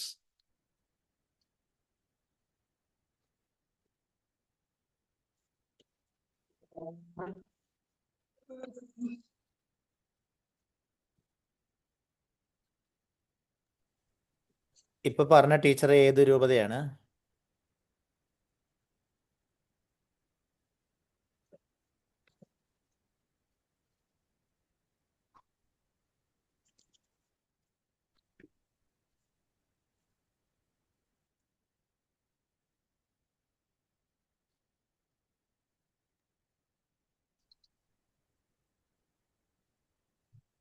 ഹലോ, പറഞ്ഞോളൂ. Good evening sir. എൻ്റെ പേര് ജോസഫൈൻ സുഷമ. ഞാൻ കൊച്ചി ഡയസിസിൽ നിന്നാണ്. അപ്പോൾ ഡിജിറ്റൽ വെൽബീയിങ്ങിനെ കുറിച്ച് സാറ് അച്ഛൻ വളരെ നന്നായിട്ട് അവതരിപ്പിച്ചു. അപ്പോൾ ശരിക്കും പറഞ്ഞാൽ ഞങ്ങളുടെയൊക്കെ രൂപതയിലും ഹൈസ്കൂൾ ലെവലിലുള്ള കുട്ടികൾക്ക് ഈ ഫോൺ അഡിക്ഷൻ ഭയങ്കരമായിട്ടുണ്ട്. അപ്പോൾ സാധാരണഗതിയിൽ ഇപ്പോൾ കാറ്റഗിസത്തിന് വരുമ്പോൾ തന്നെ ഫാദർ സൂചിപ്പിച്ചതുപോലെ ഇങ്ങനെ ഉറക്കം തൂങ്ങിയിരിക്കുന്ന കുറെ കുട്ടികളെ നമ്മൾ കാണും. അപ്പോൾ അത് ചോദിക്കുമ്പോഴും രാത്രിയിൽ വളരെ വൈകിയാണ് അവർ ഉറങ്ങുന്നത്. അപ്പോൾ പാരൻസിനെയൊക്കെ വിളിച്ച് പറയാറുണ്ട്. അപ്പോൾ ഈ പറഞ്ഞ പോലെ ഒരു സിംഗിൾ റൂമൊക്കെ പ്രൊവൈഡ് ചെയ്യുന്ന ഒരു സിസ്റ്റമൊക്കെ ഇന്നുള്ളത് കൊണ്ട് അവർ പോലും നിസ്സഹായരാണ് പല കാര്യങ്ങളിലും. അപ്പോൾ കുട്ടികൾക്ക് ഈ ഫോൺ എത്തിച്ചു കൊടുക്കുന്നുണ്ട്. എന്തായാലും 15 വയസ്സിന് മുൻപേ ഇത് അവരുടെ കയ്യിൽ കിട്ടുന്നുണ്ടെന്നുള്ളത് വലിയൊരു വിപത്താണ്. അപ്പോൾ എനിക്ക് തോന്നുന്നു നമ്മളുടെ പാഠ്യപദ്ധതികളിൽ ഇപ്പൊ നമ്മള് ടെക്സ്റ്റിലൊക്കെ ലാസ്റ്റ് ഒരു വിശുദ്ധനെയൊക്കെ നമ്മൾ പഠിക്കാൻ വേണ്ടി അതിൽ ഇൻക്ലൂഡ് ചെയ്യാറുണ്ട്. അപ്പൊ അതുപോലെ തന്നെ ഈ ഡിജിറ്റൽ വെൽനെസ്സിനെ കുറിച്ച് ഒരു പാർട്ട് ഈ ഹൈസ്കൂൾ ലെവലിലെങ്കിലും ഒന്ന് ഇൻക്ലൂഡ് ചെയ്യണം. അതുപോലെ തന്നെ ഈ BCC വഴിയൊക്കെ സാധാരണ പുരോഹിതരൊക്കെ നമ്മുടെ BCC മീറ്റിങ്ങിൽ വരുമ്പോൾ അന്നത്തെ ഒരു വചനത്തെ കുറിച്ച് മാത്രമാണ് ഒരു വിചിന്തനമൊക്കെ നടത്തുന്നത്. അപ്പൊ കുട്ടികളെ കേന്ദ്രീകരിച്ച് അവർക്ക് വേണ്ടിയിട്ട് ഇങ്ങനെ ഒരു സിസ്റ്റം, ഒരു ഫാമിലി യൂണിറ്റ് വഴി കുടുംബങ്ങളെ ബോധവൽക്കരിക്കുന്ന ഒരു ഏർപ്പാട് കൂടി ഈ നമ്മുടെ BCC സംവിധാനങ്ങൾ വഴി ചെയ്താല് കുറച്ചും കൂടെ എഫക്റ്റീവ് ആയിരിക്കുമെന്ന് എപ്പോഴും തോന്നാറുണ്ട്. കാരണം കുട്ടികൾക്ക് അങ്ങനെയുള്ള കാര്യങ്ങളൊന്നും ഈ കുടുംബ യൂണിറ്റുകൾ വഴിയൊന്നും സാധാരണ കൊടുക്കാറില്ല. കുടുംബ യൂണിറ്റിൽ വന്ന് അന്നത്തെ വചനത്തെ ആസ്പദമാക്കിയിട്ട് ഒരു മെസ്സേജ് തന്നിട്ടാണ് സാധാരണ പുരോഹിതര് പോവാറുള്ളത്. അപ്പോ ഇങ്ങനെയുള്ള ഇപ്പൊ അച്ഛൻ പറഞ്ഞ പോലെ ഒരു ഡിജിറ്റൽ ഫാസ്റ്റിംഗ് എന്നൊക്കെ പറയുന്നത് ഒന്ന് അപ്ലൈ ചെയ്യാൻ ശ്രമിക്കുമ്പോൾ അത് കുറച്ചും കൂടെ എഫക്റ്റീവ് ആവില്ലേ എന്ന് ഇടയ്ക്ക് തോന്നാറുണ്ട്. അതാണ് എനിക്ക് പറയാനുള്ളത്.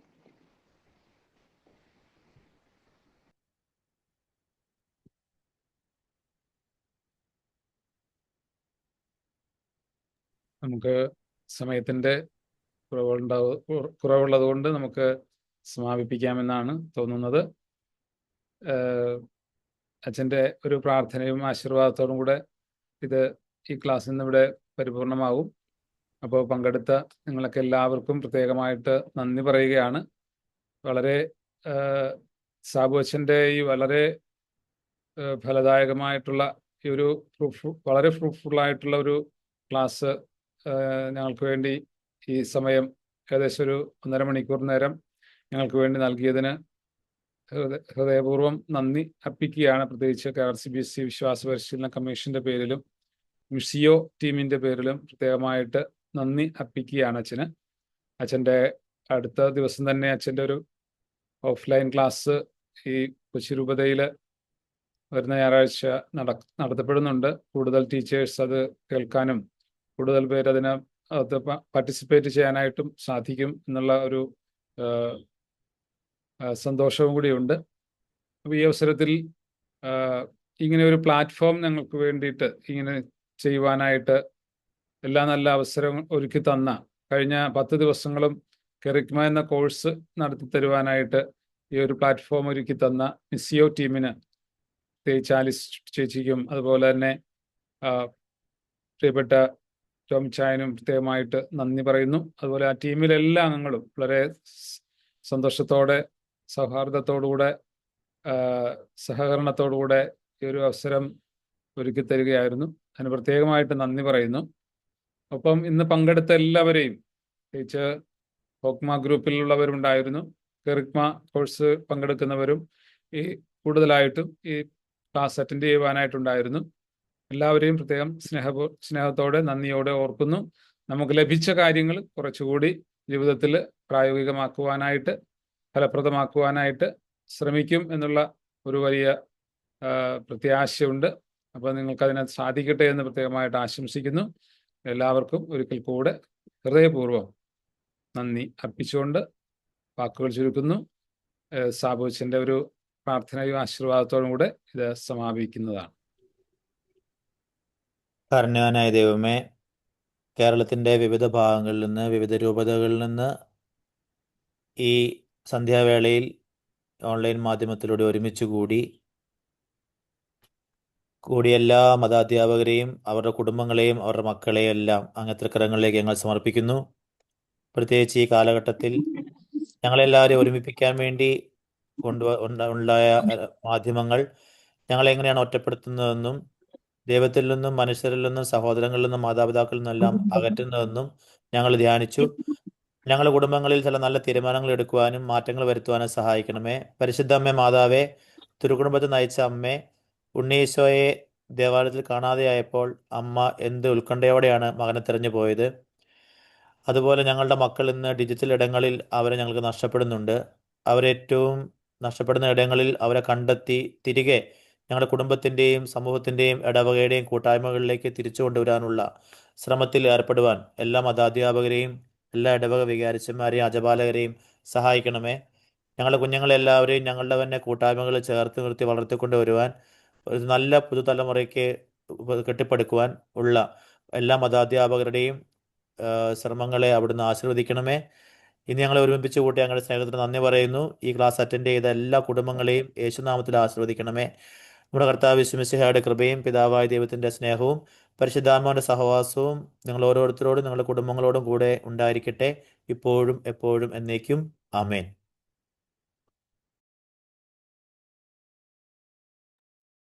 Thank you. എല്ലാവർക്കും ശുഭരാത്രി.